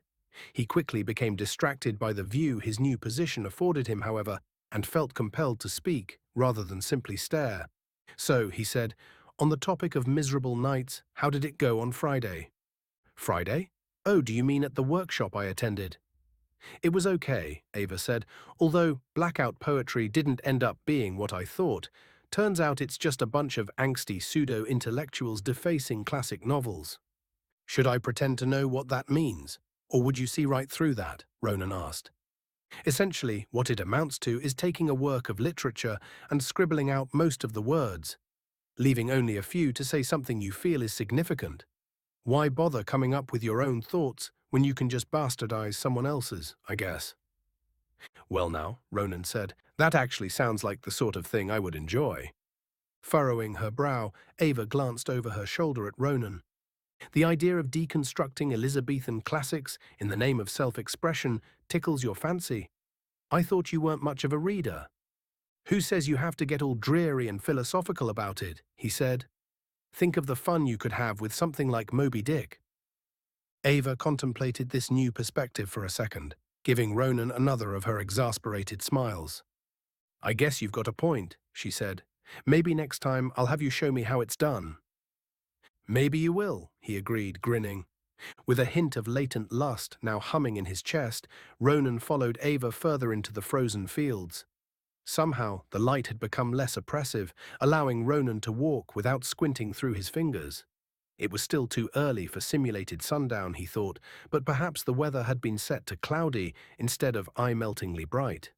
Before long, even the terrain began to soften, with knots of Arctic greenery burrowing through the ice. In fact, before the pair of treasure hunters crossed paths with a squawking procession of chin-strapped penguins, Ronan would almost have described their journey as peaceful. "I may have written this place off too quickly," Ronan said, drawing level with Ava. "Maybe it's not worse than drowning, after all." He turned toward his cold-weather companion, but Ava gave no indication that she'd been listening. Instead, Ronan found her, hackles raised, focusing on something in the distance. "What are they?" she said, trailing off. Ronan, following her gaze, couldn't make out what Ava had suddenly become so transfixed by. Leaving him rooted there in the snow, she scrabbled up a slab of rock and craned her neck, angling for a better view. The next few moments passed in silence, and Ronan had nearly decided to give the whole thing up as a bad joke when Ava gasped, covering her mouth with both hands. "Oh my God," she said. "Please tell me that's not what I think it is." Hopping down from her observation post, Ava hurried forward with Ronan in tow, headed for a whirlwind of white fur beneath the empty catwalk. As they approached, a phalanx of foxes scattered, fleeing toward a copse of nearby trees before apparently thinking better of it and heading back toward their den. Sliding to her knees, Ava came to a rest beside something laying in a heap on the cold ground. The foxes had been surrounding a body. Half buried and missing chunks of flesh from its face, chest, and fingers, the identity of the poor soul wasn't immediately apparent. The figure wore the tattered remnants of a tailored black suit and a blood-soaked wool hat. A bizarre combination, Ava thought. "Jesus," Ronan said, taking a knee at Ava's side. "Death by 1,000 cuts." "Foxes didn't do this. Here," she said, indicating a shallow trench carved through the snow. "See how the body was dragged? They don't have that kind of strength." She said, standing to survey the site. "I'd almost suggest it was one of the bears. But the tracks are so faint, it's hard to tell, though I don't know what else it could have been." She looked off in the direction of Celia's den, then back down at the petrified corpse. "Fuck, how the hell did he even get in here?" "Well, we're not far from the catwalk," Ronan said, looking up. "Maybe he jumped, broke his leg, then crawled into this snowdrift and froze to death. Maybe—" Hoping the who might answer the how, Ava returned to the victim's body and rifled through the suit. She found a bifold wallet in the breast pocket and flipped it open. There was no money inside, but there was a photo ID, which she pulled out and examined. "God damn it," she said, tossing the identification card to Ronan. "We might be fucked on this one." "Why?" he asked, struggling to get a grip on the card with his frosted fingers. "Who is it?" Ava closed her eyes and sighed. "It's Ezra Lee." Ava crossed her legs and leaned over the meeting table, one of the few pieces of furniture still left in the room. The cabin was in the midst of being converted into sleeping quarters for the fast-approaching summer camp, and they needed the space for bunk beds. Ava had scraped together a few chairs for this impromptu meeting, but now wished she'd made Silas stand for the duration of their debriefing. The inspector was not saying things she wanted to hear. "You can't be serious," Ava said, looking around the room for support. "For how long?" Silas smoothed his blonde hair back and straightened his jacket. "However long it takes," he said. "If everything looks good, it shouldn't take more than a week." "This is bullshit. Does the Bay Bridge get shut down every time some discarded middle manager takes a header over the railing?" "That's hardly an equitable comparison. There's little evidence to suggest Mr. Lee's death was a suicide. He certainly didn't leave a note. By your own admission, we don't even know how or why he was in the building, which is why I need time to carry out a thorough investigation." "Couldn't we just cordon off that part of the zoo?" fucking Bryce asked. "This is not an ideal time to lock down the whole park. We've got camp starting on Monday." "Have we already forgotten Tracy?" Silas asked. "This is your second mutilated body here in as many weeks, for which you have offered no reasonable explanation. If there's any chance these aren't isolated incidents, especially if the perpetrator is an animal loose in the park, I simply cannot allow you to stay open." Ava squeezed the bridge of her nose between her thumb and forefinger. "Look," she said, "the last thing I want is for any of our guests to come to the park and get hurt. As you've seen, we've taken a number of extra precautions to ensure that none of our animals can escape their enclosures, but if a person really wants to get in, there is only so much we can do. You checked the doors yourself, right?" "I did," Silas allowed. And they locked automatically, as they should. "So your theory of a meandering killer holds about as much water as a paper colander. The way I see it, Ezra snuck in, climbed the railing for a better view, then fell over the side and broke his neck. A most unfortunate accident, to be sure, but still an accident. We're doing what we can here, but if we build bigger walls, these people will just bring taller ladders." Ava, having come perilously close to speaking ill of the dead, fingered the ankh on her necklace and mumbled a prayer of penance under her breath before continuing. "I know you have a job to do," she said, "but I don't understand why this degree of diligence is necessary." "Mr. Lee wasn't some faceless local," Silas said. The public will expect answers, not to mention the police. I need to show that my office is making an effort. We're bleeding revenue so that you might look good for the media, Bryce asked, poking the boardroom table with his finger as he spoke. Am I understanding that correctly? I'm sorry if you don't like it, but you have no one to blame but yourselves. If your guests weren't literally dropping like flies, we wouldn't be having this conversation. I won't sacrifice safety for the sake of simplicity. Now, Silas said, standing and buttoning his jacket, if you'll excuse me, I have to go give my statement. Hang on a minute, Ava said, jumping to her feet. You can't just march in here and close us down, then walk out like it's no big deal. Silas inclined his head. Actually, he said, I believe I can. Expect my full report in about a week. And with that, the inspector was gone, taking any hope Ava might have had for a swift resolution with him. She sighed, sagging back into her chair and resting her head on her arms.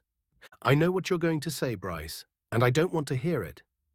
We can't continue to pay wages while the park is closed, fucking Bryce said anyway, like the insufferable twat he was. Doing it for a day or two was one thing, but if we're down again, and for longer. I said I don't want to hear it. Some of our employees are living hand to mouth as it is. This is our fuck up, so we are going to eat the cost. That's all there is to it. Well, then we should at least consider keeping the camp deposits. The waivers we have the parents sign clearly state that there are no refunds. Do you have to crawl here from hell every morning, or did Satan hook you up with some kind of escalator? Ava asked. No, she said. It's bad enough they'll have to make other last-minute arrangements for their kids. We're not also going to rob them. Jesus Christ. We aren't exactly sitting on piles of gold ourselves, Bryce said, unperturbed by Ava's abuse. And if you won't consider Boone's offer, I want nothing to do with that two-bit crypt keeper, and you know it. If you can't come up with any ideas other than to impoverish our staff or sell off our animals to your roadside zoo-owning buddies, I'm not sure what it is you're doing here. Ava's eyes blazed across the table, silently assuring Bryce that her patience with him was rapidly depleting. Loud and clear, he said, taking a moment to compose himself. Bryce had too much pull with too many people to worry about losing his seat, but angering Ava wasn't going to garner him any favors. Deciding the optimal path forward involved deflection, fucking Bryce turned in his chair. What do you think, Ronan?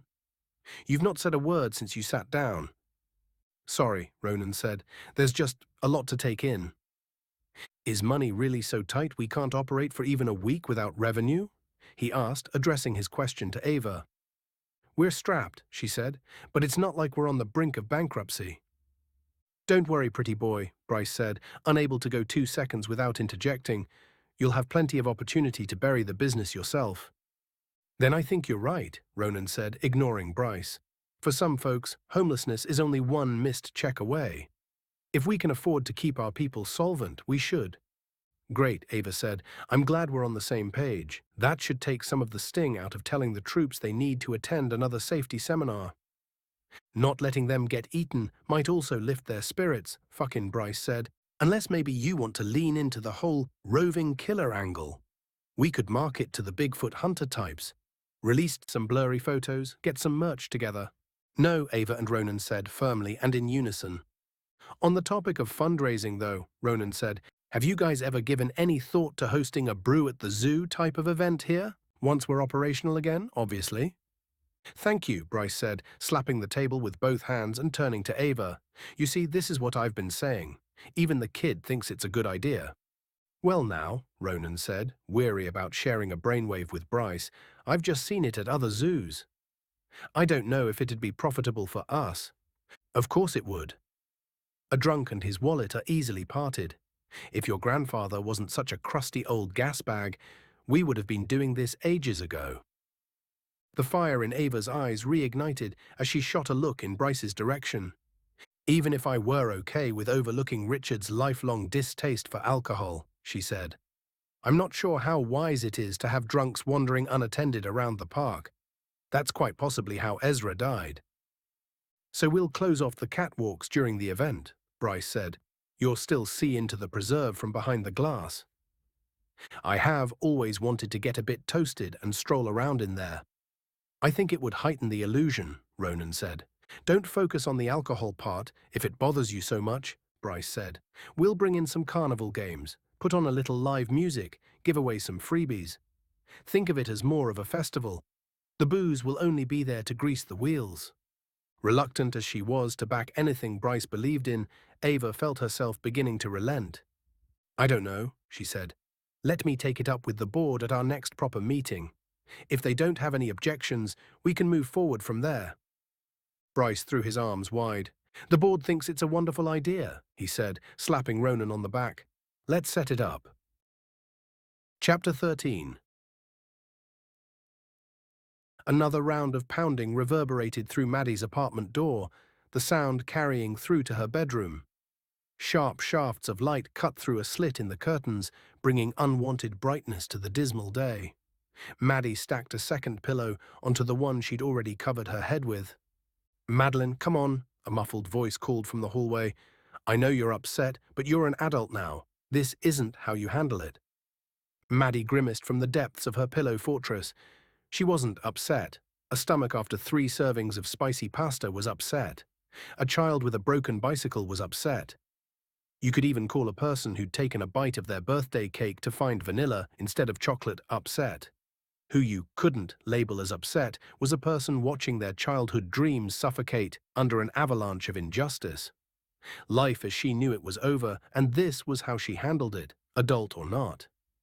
If you won't go, at least let me take a picture of you in the cap and gown for your father, the disembodied voice said. This request produced an audible groan from Maddie. She hated how she looked in the gown. The expanse of black fabric transformed her into a school chalkboard, only less alluring. On the day it had arrived, she'd wadded the repugnant garment up and thrown it under her bed, eyes watering with disgust. That alone may have compelled her to skip the ceremony if life's other disappointments hadn't already prevailed upon her to do so. Guilty, that's what the judge had called her. He'd said she was guilty. She could still scarcely believe it. Even as the words had left the judge's lips, she didn't register them. Her lawyer, Ms. Cullen, had turned to her with a look that said she was sorry, that she'd done all she could. But Maddie couldn't understand why. They'd won, hadn't they? But it wasn't all bad, Ms. Cullen had assured her, the two-faced tramp yucking it up with the prosecutor after the hearing. Because the more serious charges hadn't stuck, there was no jail time to worry about, only 2 years of probation. Of course, that was little consolation to Maddie. The whole reason she'd gone through with the bench trial instead of taking a plea was she needed all of the charges dropped. Even a single count of animal misconduct destroyed any chance she had of being hired at the menagerie, or any other reputable zoo for that matter. Her chest burning, Maddie said another prayer for God's swift wrath upon her former roommate. Slander wasn't usually punishable by death, but if any case called for it, she believed this was the one. The idea that Maddie would have done anything to hurt Samson was defamation of the highest order. She loved that dog. Fine, Maddie's mother called from out in the hall, but I want you to know you're breaking my heart. Join the club, Maddie mumbled, her face still smushed into the mattress. She couldn't think of a scenario more humiliating than parading around in front of the other graduates, collecting what was now a worthless scrap of paper. Her mother could stand in the lobby and cry all afternoon if she wanted to. Maddie wasn't getting up on that stage. 4 years of school, and many more besides as a volunteer, now wasted. The shoes she'd bought, lavender to match the employee uniform, mocked her from the closet. The calendar she'd kept, marking the days until she could apply for full-time employment at the menagerie, lay in tatters around her desk, as desiccated as her dreams. And heedless of the warnings from her advisors, she hadn't devised a fallback plan.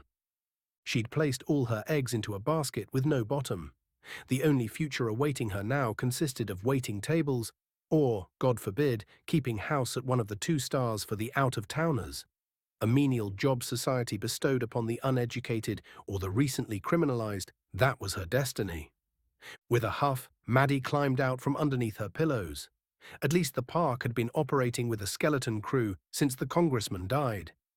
This gave her some time before she'd have to see Jesse again. She had no clue how she was going to explain it to him. They, like many other park staffers, had met in camp. As a kid, she had been a little too big, and he had been a little too small. which didn't offer them much trading power in the economy of cool. So when groups began to form, they'd latched onto one another by necessity. After demonstrating an aptitude for more delicate work than their fellow cooler campers, the pear-shaped pairing had spent the rest of the week helping nurse an injured marmoset back to health. Whether it was seeing the once-hobbled primate climb again, or the smile on Jessie's face that had hooked her, she wasn't sure, but hooked she had been. Hungry, Maddie heaved herself out of bed and grabbed a wrinkled pair of pants from the floor. Trawling around in the pocket for change, she came up with something that wouldn't pay for lunch, but was potentially far more valuable. Huh, she thought, turning the business card over in her hand. Maybe there was hope for her yet. Ronan summoned one of the elevators with the push of a burnished button, two-stepping to the music, playing through the menagerie's loudspeakers while he waited. The sound system was usually reserved for pages and announcements, but with the park still empty, some industrious individual had taken it upon themselves to start an ad hoc radio station, and Ronan wasn't complaining. Right as he began to body roll, however, the song suddenly cut off, and a breathless voice came through the intercom. "All available personnel, please report to the 5th floor at once," the voice said. "I repeat, all personnel to the 5th floor." Ronan stopped dancing. That sounded ominous. He'd never heard a call to arms come over the radio like that. Unsure of whether or not he qualified as personnel, he let the elevator doors close without stepping inside. He wasn't technically employed by the menagerie, and more importantly, had no useful skills. In a crisis situation, he would almost certainly do more harm than good. On the other hand, the presumed heir to the Boobrig menagerie, having a one-man dance party while the rest of the staff battled some adversity together, didn't strike him as a brilliant idea either. Thankfully, his waffling was cut short when a second elevator opened to his right and a soaking wet Jessie stepped out. "Oh good," he said, a puddle forming at his feet. "You're here. I've gotten myself into a bit of a quandary." "You don't say. And before you ask, this is water I'm drenched in, so spare me whatever sweat or sex-themed quips you have cooking." Ronan frowned. "You're taking the fun out of making fun of you," he said. "What's the problem then?" "There's actually more than one. The major issue is the rain isn't shutting off like it's supposed to, but the maintenance team is working on that. It's a side effect of that problem that I could use your assistance with." "Well, unless you're looking for advice on which bridges are most comfortable to sleep under, I'm not sure what use I'll be. All I really need is a warm body, and you have that, kind of. Come on." The boys reboarded Jessie's elevator and rode it up to the service area between the wetland and rainforest biomes. After exiting into one of the park's many polished concrete corridors, Ronan followed Jessie through a litany of left and right turns, which the zookeeper seemed to have memorized. They breezed by the break rooms and chemical closets Ronan had become accustomed to visiting, delving further into the depths of the menagerie than he had yet roamed. Taking note of landmarks and labeled doorways, he tried to create a mental map of their route, in case whatever catastrophe they'd come to cure bade them beat an expeditious retreat. Another left and a couple of rights later, as Ronan's navigational memory neared full capacity, Jessie stopped, announcing that they had arrived. "Here we are," he said, smacking a flickering light bulb until it stayed illuminated.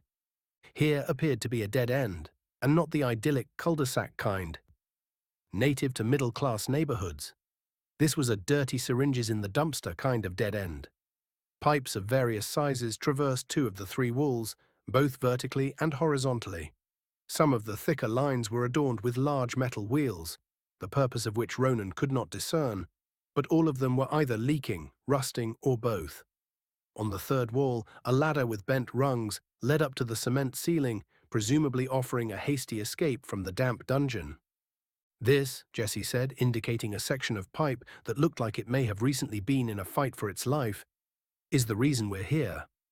It's my handiwork, as you can probably tell by the less-than-professional couplings." "I've stayed in motels with a bucket for a toilet," Ronan said. "You probably shouldn't look to me for validation of your plumbing skills." "Duly noted. I won't burden you with the details then. All you need to know is that water that used to drain out of the building is now flowing into the water feature above us. Normally that wouldn't be a huge problem, but the excess water from non-stop rain is being pumped back into the pond, which is overflowing and flooding the whole floor." Sounds like a perfect storm of incompetence. How do we fix it? Jesse pointed at Ronan. With more incompetence, he said. We're going to put it more or less back how it was. Or that's the idea, anyway. Ronan inspected the pipework, running his finger along a particularly gnarled length of galvanized iron. Shouldn't we be letting a professional do this? We should, Jesse agreed, but I don't want anybody to find out what I did or why I did it. Fair enough. So what do you need me to do? Really? Just like that? Okay then, you see that ladder, Jesse said. Take that up and you'll see a valve that looks like this one sticking out from the ground. When I give you the signal, turn it clockwise as far as you can. Ronan drew a circle in the air with his finger, reminding himself which way was clockwise. Got it. And then what? That depends on what happens. We'll have to play it by ear. Of course we will, Ronan said, and clambered up the ladder. Pushing open a circular hatch, he climbed out of the mildewy basement, emerging into an equally moist jungle. Water seeped through his shoes, the pond having escaped its confines and spread, unchecked, through the underbrush. He was standing in a clearing, edged by a multitude of tropical trees he could not identify. A modest waterfall churned away at the far end, adding a fine mist to the deluge from above. Wiping away the hair stuck to his face, Ronan spotted the valve he needed, painted green to match the foliage it sprouted from. I see it, he shouted, skeptical that Jesse would be able to hear him over the roar of rain. Fortunately, the zookeeper's reply wafted out of the hatch almost immediately. Great, he yelled back. Head that way, and when I count to 3, turn the wheel all the way to the right. Ronan? Did you hear me? Ronan had, but his attention was otherwise engaged. Squinting through the downpour, his gaze fixed on a nearby bush. He could have sworn he heard rustling from somewhere betwixt the branches. The white and yellow flowers of a frangipani shrub waggled at him as he watched, but stilled shortly thereafter. I'm here, Ronan said, turning his body, if not his eyes, back to the task at hand. Let's go then, Jesse yelled from below, on the count of 3. 1, 2. The hairs on the back of Ronan's neck sprang to attention. He stood stock still, locking his grip on the cold metal wheel. He'd definitely heard something this time, the breathing of a barrel-chested demon, crackling with power.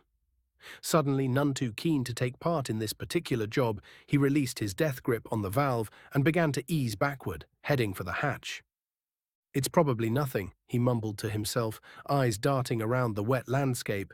But just in case, maybe the guy with the gun should handle this. Inching away, more gliding across the wet growth than taking actual steps, Ronan was mere feet from the open hatch when he stopped dead. The mystery creature was right behind him. Deciding in that moment he'd rather die with some dignity than be mowed down with his back turned, he whirled around on the spot, just in time to see nearly 500 pounds of black-furred ferocity flying toward him, fangs bared. Chapter 14. Oh God, no, Jesse cried, scrambling across the narrow room. Nearly tripping over the bag of tools he'd left at his feet, he grabbed his rifle and leapt up the first 4 rungs of the ladder. A truncated scream tumbled down through the hatch, and Jesse's heart fell through the floor. He'd forgotten about Marvin. How in the fuck had he forgotten about Marvin? That damned cat was the whole reason they'd even come out here. If Ronan were hurt, well, he'd better not be hurt. Tumbling out into the slick grass, Jesse found his friend. His friends, really, a few feet away, the hulking leopard pinning Ronan's slight frame to the ground. Without a thought, Jesse drove forward with his shoulder, throwing all of his weight into his clandestine cat companion. Roaring with surprise, Marvin staggered sideways and toppled over. Jesse looked on, riddled with guilt. He'd never had to use force on an animal before. The pit in his stomach doubled in size, and he had to fight off the ridiculous urge to check on the cat instead of his prey. Gaining control of his faculties, Jesse knelt down beside Ronan, hardly daring to look at him. He directed his gaze to the boy's legs and slowly drew them upward, looking for injuries. When he'd gotten as far as Ronan's neck without signs of trauma, he let out a breath. But when his eyes finally met those of the prostrate form, all the adrenaline evaporated from Jesse's body. Ronan was completely unharmed. Other than a few patches of mud and the slight tremble in his chest, he appeared no worse for wear. Jesse's secondary concerns were also allayed when, not 2 moments later, Marvin padded over with his ears flattened and his tail tucked. Awash in rain and relief, Jesse fell back onto his rump and tucked his head between his knees, tears welling up behind his eyes. Ronan, satisfied that he was not in fact being devoured, propped himself up on an elbow and took in the scene, bemused. Jesse, shaking with stifled sobs, sat beside a cat that was as thick as a refrigerator. The black beast looked, if anything, more penitent than the zookeeper, its baleful eyes downcast as it considered the boys before him. As he lay there, trying to piece it all together, Ronan realized the rain had stopped and the waterfall was losing steam. "Did we do it?" he asked. Jesse, his head still buried, mumbled his response. "No, we didn't. They shut off the water to the whole building." "Huh," Ronan said. "Well, that was smart." "Yeah, it was. It'll make fixing the plumbing significantly easier." "So," Ronan said into the silence that followed, "is this a friend of yours?"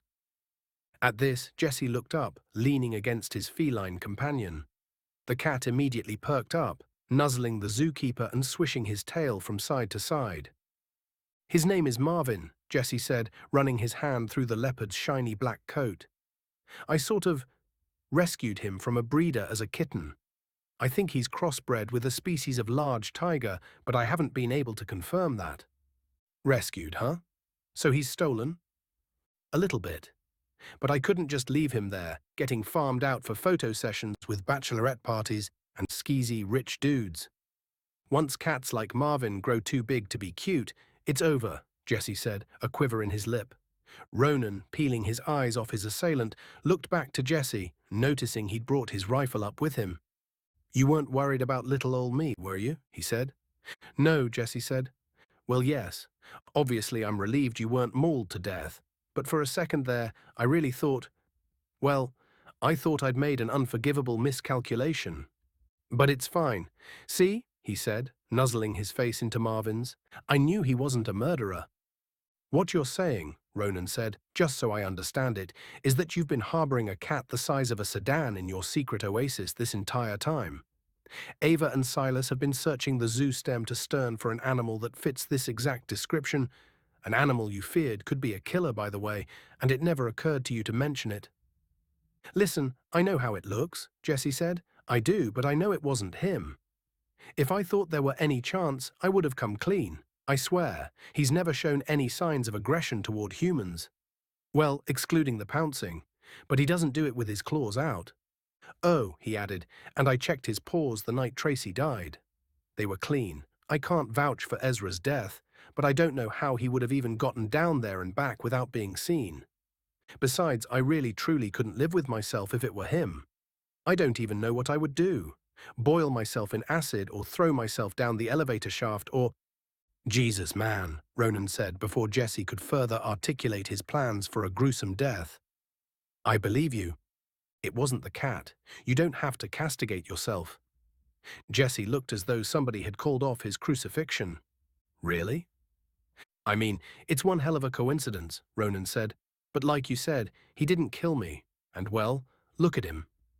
Marvin, sensing the shift in tone, had rolled onto his back. Stretching out his legs, the leopard yawned, staring at the boys through dopey eyes.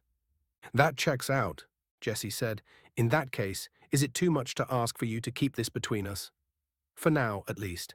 I'm going to tell Ava, but I want to make sure nobody is going to take him away from me first." "No sweat," Ronan said. "You didn't tell anybody that I don't know what a giraffe is." "I didn't, even though I really wanted to." "Exactly. So your secrets are my secrets, buddy," Ronan said, pushing the sole of his shoe into Jesse's. "But I gotta say, I'm pretty impressed that you've managed to keep him hidden for this long. It hasn't been easy.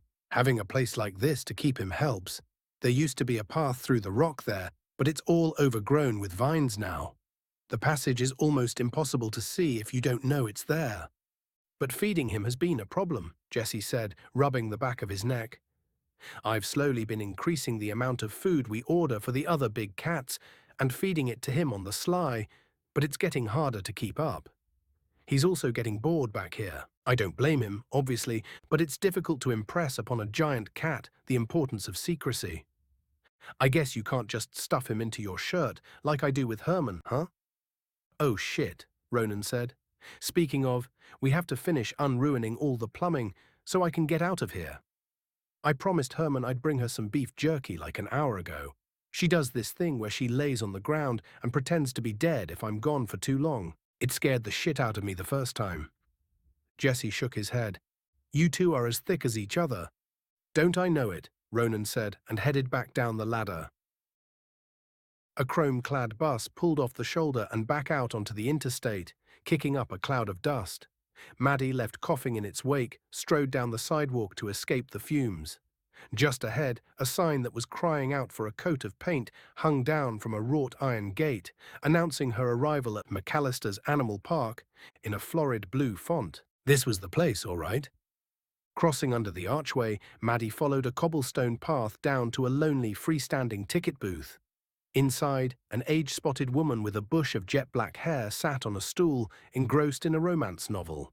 Maddie approached the window and cleared her throat in a polite attempt to make her presence known. When subtly elicited no response, Maddie spoke up. 10 years, huh? You must really enjoy working here, she said, noting the anniversary pin affixed to the ticket-tierer's uniform. What I would really enjoy is retirement, the old woman said, without looking up.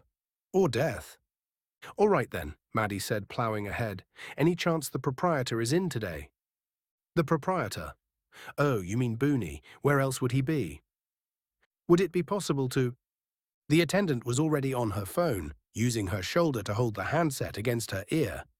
Somebody is asking for you at the front, she said. I don't know. She's kind of a short, husky girl. Hey, what's your name? The old woman asked, snapping her fingers to get Maddie's attention. Your name? Oh, me.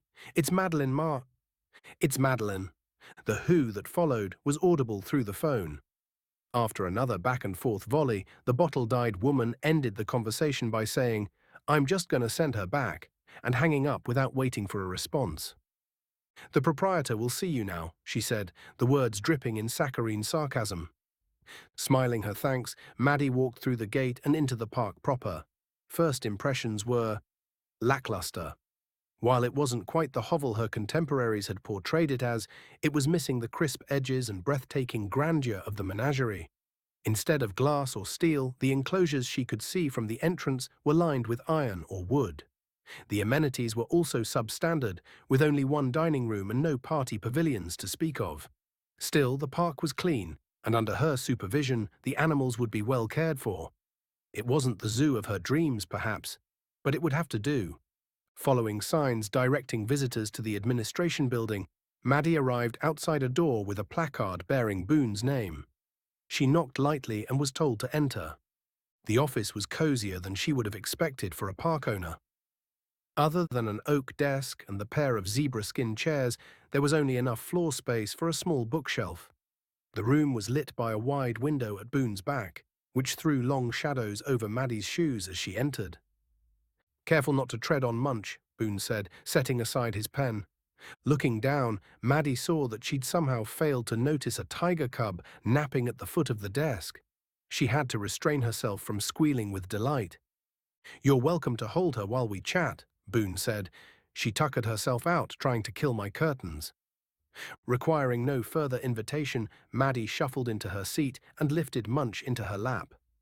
The cub gave a languid blink, then curled into a ball and drifted back to sleep, her breaths coming in slow, quiet rumbles. This time, Maddie did squeal. Madeline, Boone said after his guest had settled in. It's good to see you again. We met at the menagerie, Maddie finished. You gave me your card. Oh, of course. That's right. I've heard some interesting things have been happening around your neck of the woods. There have been, and few of them good, Maddie said, remembering Tracy's funeral. She had been the only staff member to attend the event, and there'd been no more than a half-dozen mourners in total. It had made her sad to think of how few people might attend her own funeral when the time came. She'd never been spoiled for choice when it came to friendship, but now, after the verdict, she wasn't sure who she could count on to come, perhaps no one. So I gather, Boone said, a real string of bad luck. Quite tragic. Then, after a breath, anywho, what can I do you for? Or did you come all this way for a social call? Not quite, Maddie said, adjusting Munch in her lap so she could sit up straighter. I need a job. Boone's brow furrowed. Here, aren't you volunteering at the menagerie? That's usually a fast track to employment. I am, Maddie said, but certain things have transpired, and I don't think I have a future there anymore. Did you flunk out? Boone asked. I know Richard was a stickler about that sort of thing. I've hired more than one of his cast-offs for that very reason. No, it's not that. I've got my degree. I just also have something else. Chlamydia! A record, Maddie said indignantly. A criminal record. My, now that is a surprise, Boone said, steepling his fingers. For what crime, I wonder? It's nothing serious, I swear. But it's enough that I know they wouldn't take me. And what makes you think I would? Well, as you said, you have a reputation for… Maddie paused here, trying to think of a diplomatic way to phrase it. Giving second chances. Boone cackled at this. Often to my detriment, he said. You're sure they won't take you? Don't get me wrong, we could use the help, but I don't want to go through the trouble of onboarding you, only to have you jump ship. I can't, Maddie said. If I so much as apply, everyone will find out about my situation. It's too embarrassing. I'm not sure how up and leaving with no explanation is a better look. But hey, who am I? Maybe your friends won't mind being abandoned. My friends are caught up in their freaking clue hunting anyway. I doubt they'll even notice I'm gone, Maddie said, sounding more like a petulant child than she would have liked. Clue hunting? Boone asked. Some stupid treasure hunt they're on. They think I don't know what they're up to, but I'm not an idiot. Boone leaned forward, resting his elbows on the desk. This wouldn't have anything to do with Ronan inheriting Richard's estate, would it? He asked. Word on the street was that the kid was working through some sort of challenge, the finer points of which nobody knew. Bryce had done nothing but bitch about it the last time they'd met, to the point that Boone had nearly walked out of their breakfast meeting. That's exactly what it is, Maddie said. I don't know why they won't let me help. I know more about zoology than the both of them combined. Boone readied his pen. Tell me everything. Chapter 15. I don't understand, Ronan said, sifting through a tuft of grass. It should be right here. What does it say again? Jessie asked. The riddle. The thing about the ducks, cold ducks. He's got to be talking about king eiders, Jessie said, turning a stone over with his foot, which spend the mating season right around here. And this stuff is cotton grass, right? Ronan asked. Some of it is, yeah.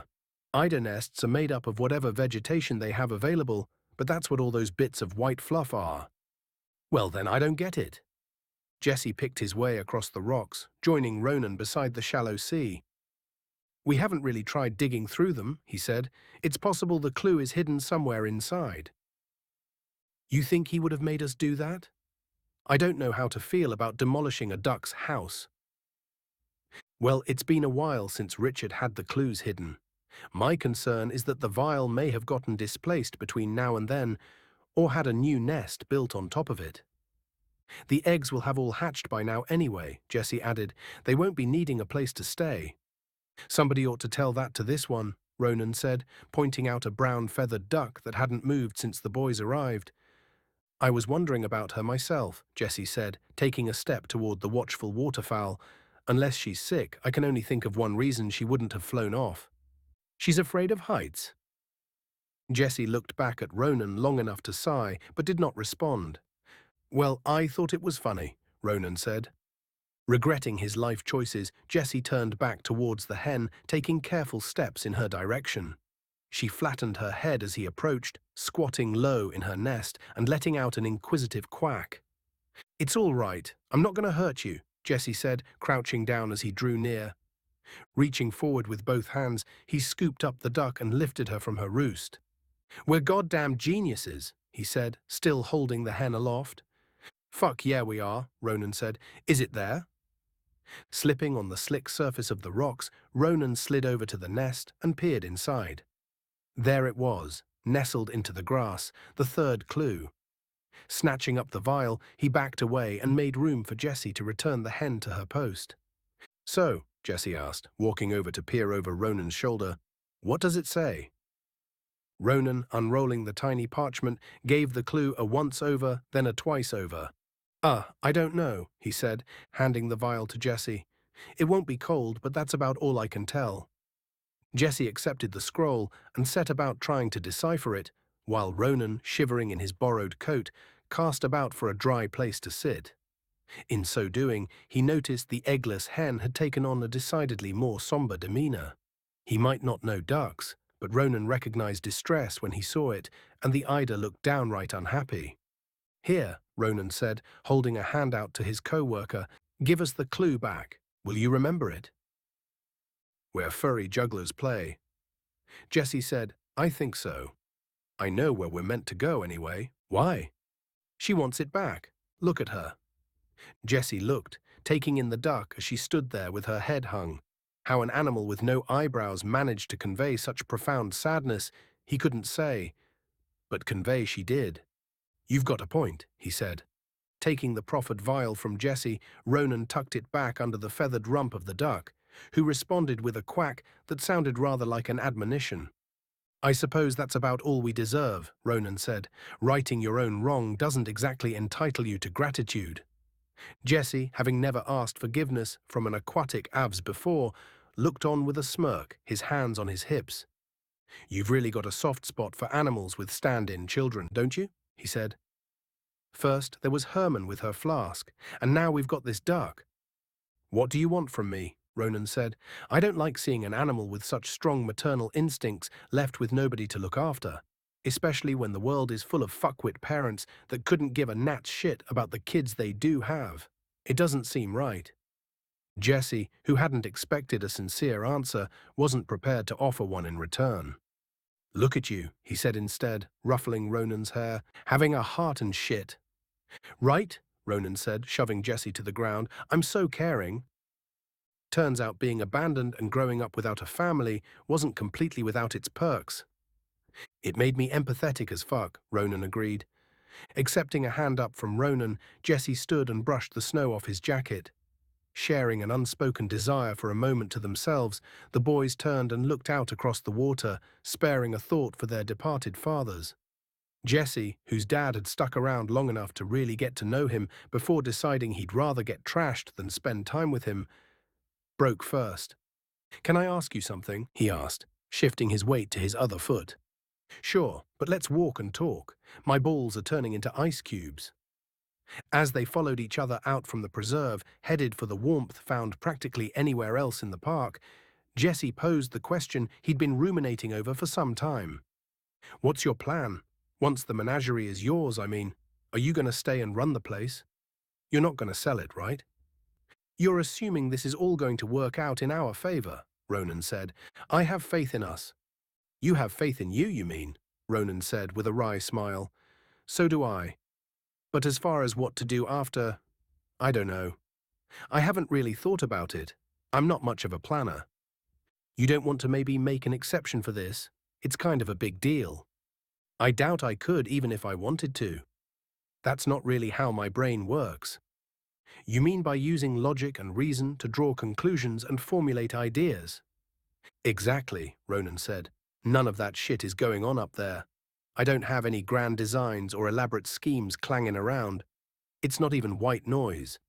My brain is completely devoid of activity 95% of the time.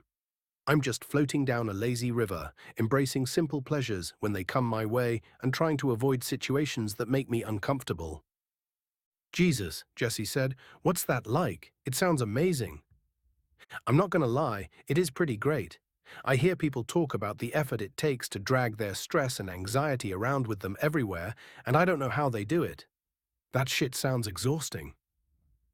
You find ways to cope, Jessie said, subconsciously rubbing at the rows of scars on his legs. Leaving the cold behind, the twosome traveled to the employee lounge, leaving their boots to drip dry at Jessie's locker. The chef was still on site, so the boys ordered 4 servings of lasagna, 2 baked potatoes, and a Caesar salad to split between them and grabbed a table near the jukebox. Plates of such an overloaded variety had become commonplace for Ronan, who was finding it difficult to adjust to having constant access to food. Years of starving had programmed him to take what he could get, when he could get it, and that was hard to unlearn. He knew a self-imposed diet was in his future, but tomorrow was as good a day as any to start it. After inhaling his scalding hot pasta before the first song had even faded out, Ronan hopped up to grab a couple of cobblers and slid one across the table to Jessie. "I'm good," the zookeeper said. "Thanks, though." "Damn it, that's right. I keep forgetting you don't like peaches." "I'll eat them raw. I just don't like them in things. They get kind of a boogery texture when you heat them up." "Huh," Ronan said, taking a deliberate bite of his dessert. "They kind of do. Do you think there's a finite amount of suffering in the world?" Jessie asked, apropos of nothing. "Like a limit to the amount people can endure," Ronan asked, "or something else? More generally, I mean. Does the same amount of suffering get spread out over everyone on a daily basis, and some days you get a bigger percentage of it? Or does everyone get their own amount no matter what?" "I'm not following," Ronan said, putting his fork down. "Well, everyone is a little sad all the time, right? But some days something terrible will happen, say a terrorist attack or a Baptist revival, and on those days the people who were afflicted take on more of the pain, which leaves room for somebody else to take on less. So those other people would get to have a better day." "Maybe another example would help," Ronan said. "Here," Jessie said, tearing open a salt packet and pouring it onto the table. "Let's say this salt is all the world's suffering.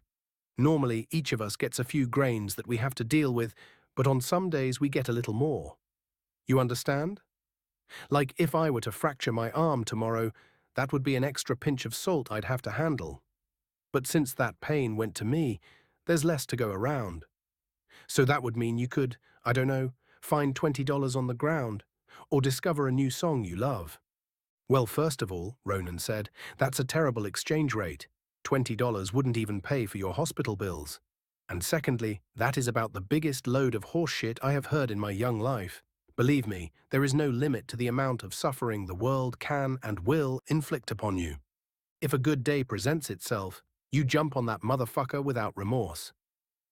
Jessie swept the table salt into his hand and deposited it in his trash pile. "I don't know. I guess I feel guilty knowing that other people are out there struggling while I'm bopping along, having a relatively nice life." "Listen to me," Ronan said, resting a hand on Jessie's forearm. "You can't hoard happiness. Finding your own joy isn't stealing it from somebody else, and causing yourself pain sure as hell isn't sparing anyone else either. So I suggest you refrain from voluntarily breaking your arm, or from wounding any other part of your body, for that matter." "Yeah, okay," Jessie said, withering under Ronan's knowing gaze. "You're probably right." Ronan punched him in the shoulder. "I admire the attempt at altruism, but the best thing you can do with suffering is not be the cause of it. If you can't be a positive influence on the people around you, at least try and be neutral." "That's really all I'm trying to do," Jessie said. "More good than evil." "You could also remove evil at the source," Ronan said. "That works too. Addition by subtraction." "What about addition by addition?" Ava asked, sweeping into the room with a file under her arm. "As in, adding more employees to the schedule." "Are we back?" Jessie asked. "We're back. I just got the all clear from the inspector's office. They should be making an announcement to the public within the hour." "It's about time," Jessie said. "The volunteers have been going nuts, Maddie especially. I don't think she's ever gone 7 days without coming in before, and that includes the week she had scabies. Well, call her and let her know the good news. We're fully operational again starting tomorrow morning." "Did we get into any trouble?" Ronan asked. "Are we going to have to call the locksmiths back out?" "Not at all," Ava said, pulling over a chair and sitting down. "No fines, no nothing. The fact that Ezra was trespassing at the time helped us a lot. On the liability front. The coroner being a member of my coven didn't hurt either. After she determined the cause of death was blunt force trauma, most likely as a result of a fall, Silas had no choice but to rule it an accident. And since the catwalks were properly marked and well maintained, we're also off the hook for the fall itself. Overall, it went about as well as it could have, given the circumstances." "Sounds like we owe the facility manager a bottle of tequila," Jessie said. "I still wish I knew what Ezra was doing here, though." "He came to see Celia," Ava said. "The polar bear. Remember how she was donated by an anonymous benefactor? That was Ezra, and the donation was apparently not consensual. I think he was here to visit her. Oh, well, now I feel sorry for him. You wouldn't if you knew why she was taken from him in the first place. And no, Ava said, I'm not getting into it. Anyway, now that we're back in business, I want to get started on this brew at the zoo nonsense. If we're going to do this, I want to do it properly, and I want to do it soon. Are you sure you don't want to push it off a couple weeks? Ronan asked. It would give us time to advertise, give our vendors some notice.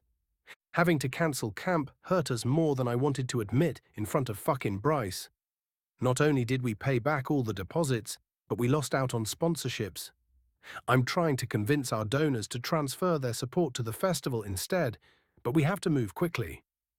Ronan nodded. Fair enough. So how can we help? That depends, Ava said. How handy are you guys with a glue gun? Chapter 16. Sweat dripped down the dimpled skin of a black woman in even blacker boots. She'd made her stripping debut only 4 minutes prior, but was already sweltering in the swirling stage light. Hooking her heel around the silver pole, she spun, reveling in the respite from the club's placid air. As she twirled, she whipped off her top, catapulting it into the empty audience. Emboldened by her success with the trick, which had not gone well in rehearsal, she sashayed into the spotlight and spread her legs, slowly lowering herself to the floor. Then, using a move she imagined was as alluring as it was vulgar, she splayed wide her ass cheeks, winking her bottom at a man in the corner booth. So what was so important it couldn't wait? Bryce asked, trying to blink away the image he'd just ingested. And why are we meeting at a podunk strip club on a Wednesday afternoon?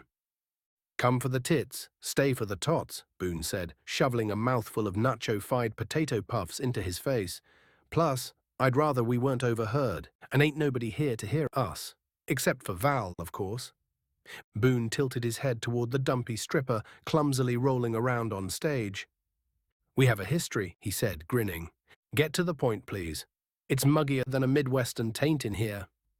Okay, Boone said, his mouth full of peppery potato. Do you remember how you told me Richard didn't just leave the menagerie to the kid? Ronan, right. You said he had to earn it, but you didn't know how. Well, I figured it out. What do you mean? Bryce asked. Figured it out how? Maddie told me everything. She said they've been at it for weeks. So you didn't figure out anything. You were told. Same difference, Boone said, waving away the nuance. And why is Maddie talking to you anyway? She could be lying for all you know, or mistaken.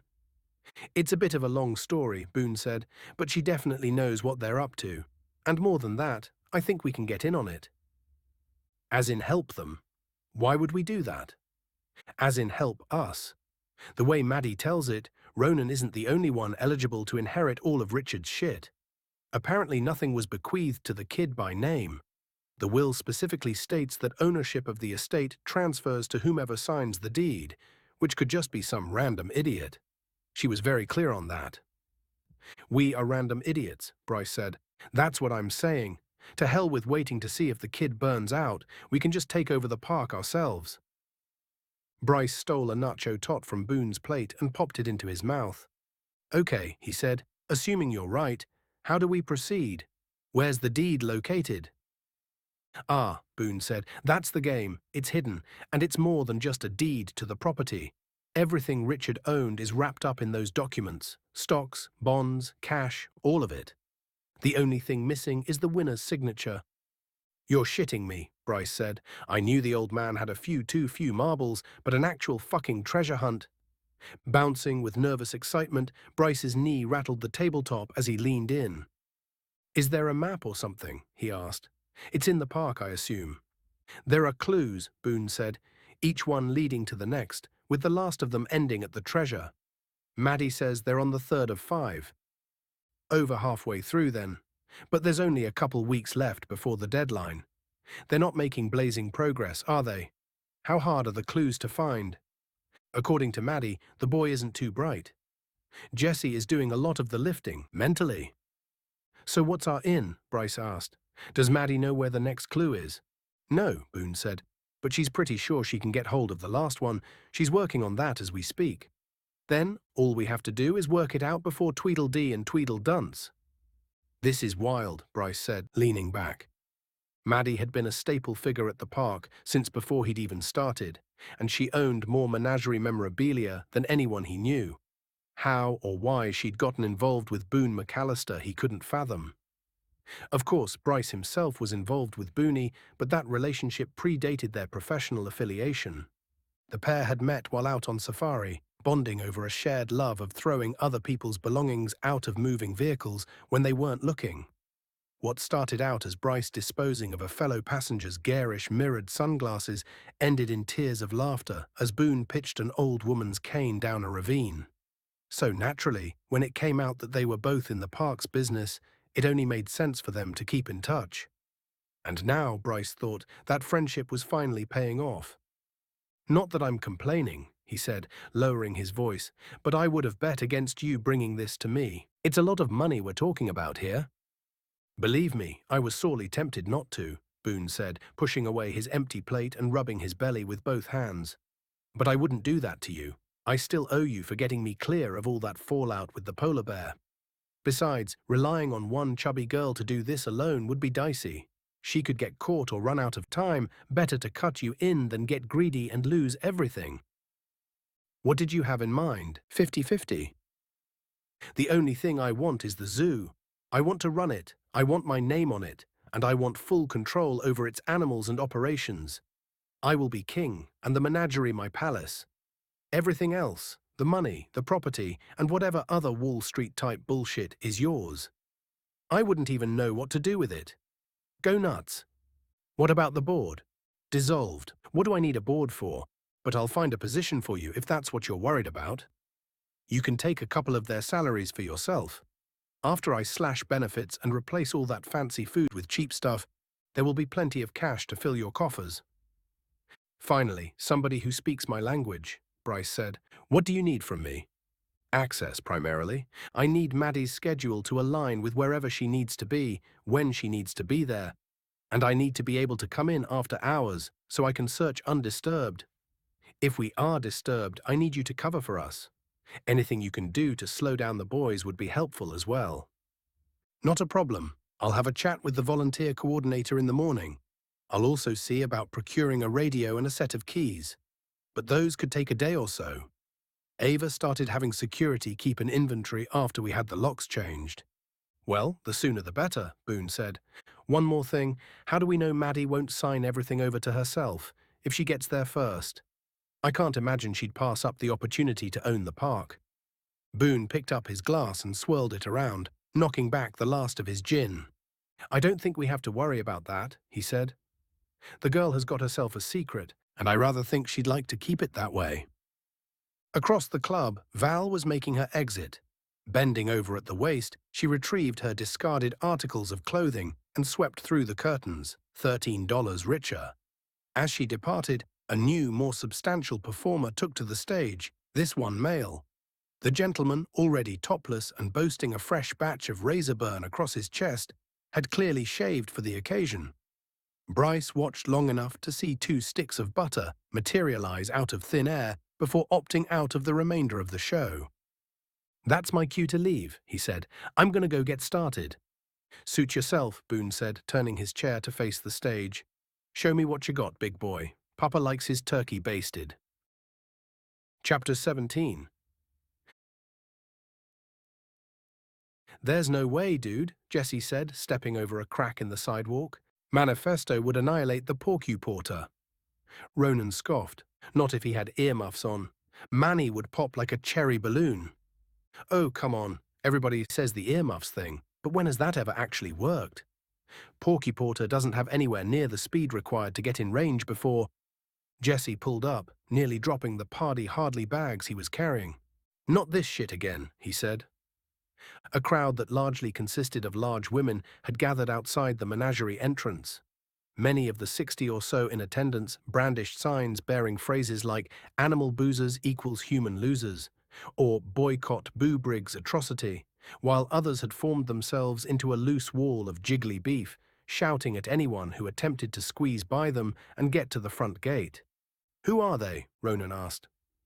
"The Society for Inspiring Creature Kindness," Jesse said, already exasperated by their presence. "Sickos. I thought they went the way of the dodo after their leader got caught with all that ivory. That's the problem with fighting something with no brain, Jesse said. Cutting off the head doesn't kill it. Well, on the bright side, they're drawing attention to Brew.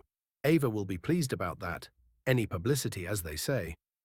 The demonstrators converged on Ronan and Jesse as the boys approached, their park uniforms acting as red rags to a bull. Jowls jittering with rage, the dime store-dressed horde let loose a barrage of jeering insults and accusations, pointing stubby fingers and waving their signs around.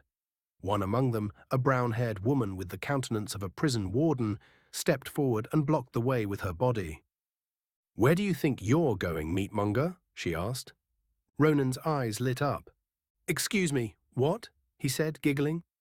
"Did you just say meatmonger?" "We're trying to get to work if you don't mind," Jesse said, stepping in front of Ronan and shaking his shopping bags. "We've got decorations to put up, signs to make." "Animals to torture," the brunette added. "We don't torture," Jesse started before catching himself. Closing his eyes, he took a long, steadying breath. Conversation would be an exercise in futility. "I really don't have the patience to argue with imbeciles today," he said. "Please just move." "So you and your Gestapo can pour the devil's juice down the throats of innocent animals?" "I don't think so." "The booze is for our guests, not for the animals." "Yeah, we don't do that anymore," Ronan added. Jesse shot his friend a silencing stare.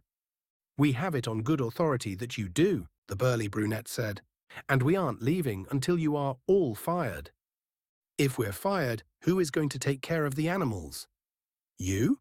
It doesn't appear that you can even manage your own diet, let alone a wild animal's," Jesse said.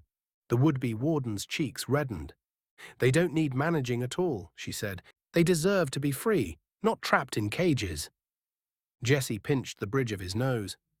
"What do you imagine is going through a gazelle's head as he naps, well-fed in our clean, spacious park?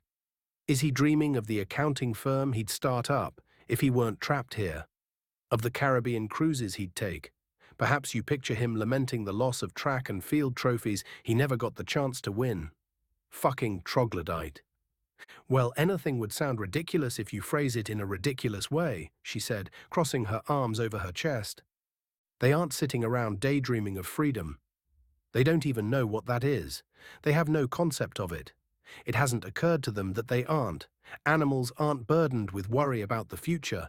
All any of them want is to fuck, feed and frolic, all of which they do here in abundance. They could do all that just as easily if they weren't trapped in cages for your sick amusement." "No, they couldn't," Jesse snapped, the parachute of his patience collapsing. "Don't you people understand that the majority of our animals are rescues? They're endangered or sick or trafficked. Hell, some are even abandoned pets. We try to rehabilitate and reintroduce those we can, but most would die within days of being emancipated. Is that what you want?" "If that's what it takes," she said, "this place deserves to burn. Even if they die in the fire, the animals would have a better place in heaven than they do in the menagerie." "Do you even hear the words you're saying? You want to save the animals by killing them. I swear to God, if—" "Let's just go," Ronan said, putting a hand on Jessie's back. If she had the capacity for rational thought, she wouldn't be out here to begin with. The plus-sized protester held up a hand. "I told you, nobody is getting through here until you all are fired," she said. "You're allowed to hold this demonstration of yours on the property, but you're not allowed to block the door," Jesse said, trying to push past her. "We've been over this." Before he could take another step, the brown-haired woman put her hand on Jesse's chest and pushed him back with a frightening amount of force. The young zookeeper was sent sprawling to the floor, showering the sidewalk with beer-themed banners and festive frills. He sat there a spell, wiping debris from his skinned palms and processing what had happened before balling up his fists and staring up at his attacker, malevolence flaring in his eyes. Ronan, torn between conflicting impulses to help his friend up or aid in pummeling the protester, did neither, looking helplessly between the two combatants. To his chagrin, it was Burton, the elderly security guard, that came to Jesse's rescue. Waving his nightstick with all the savagery his frail form could muster, the doorman charged out from the front gate and confronted the mob. To the surprise of everyone, this decrepit display of gallantry was enough to, if not disperse the crowd, at least sufficiently thin it. Get on out of here, Burton hollered. Git! Ronan, seizing the opportunity, got. Pulling Jessie up by the arms, he elbowed a path through the protesters and into the park. Inside, the boys dropped their supplies and thanked their rescuer with a spare kebab they'd bought from a street cart. He accepted the offering with some enthusiasm, launching into an oral history of not only stick-skewered treats, but of the street foods industry as a whole. Ronan, unable to feign interest for more than a few sentences, excused himself, setting off in search of a first aid kit. By the time he'd returned with the goods, Burton had returned to his post by the door, seemingly chased away by Maddie. The picture of a disappointed mother. She was standing over Jessie, looking at his hands. "What have you done to yourself?" she asked. Jessie pointed with his chin. "Your buddies are outside again. Did you not see them?" "You're a sicko," Ronan asked, opening the first aid kit and tending to Jessie's scrapes. "The society," Maddie said, stressing the word.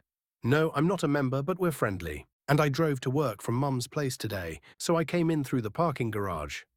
"I guess we know who's been telling people we're getting the animals plastered during brew," Ronan said. "I thought the tunnel through the sea freaked you out," Jessie asked. "I'm trying to work through my phobia, and the society came to that conclusion all by themselves," Maddie said, turning to Ronan.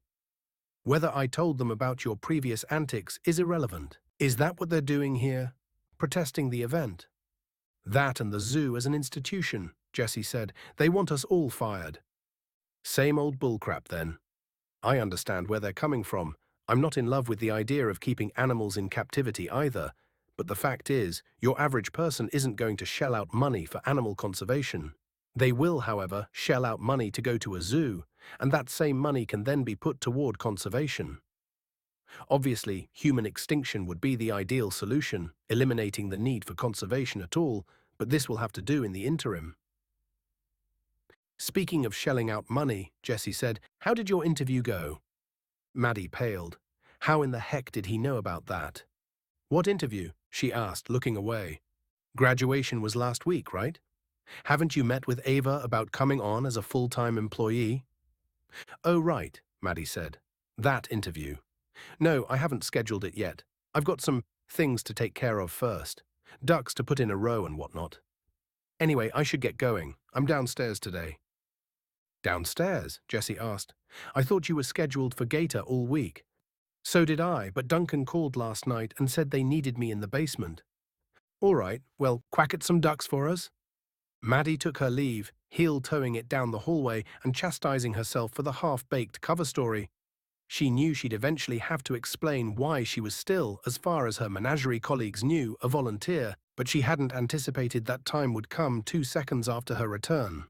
What kind of lunatic took an interest in their friends' lives like that? Awkward social interactions notwithstanding, this was an ideal gig for her.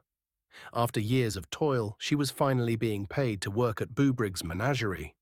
Sure, she was technically being paid by the owner of a competing establishment, and sure, she had a black ball of shame eating away at her from the inside, but those were small potatoes in the face of living her dream.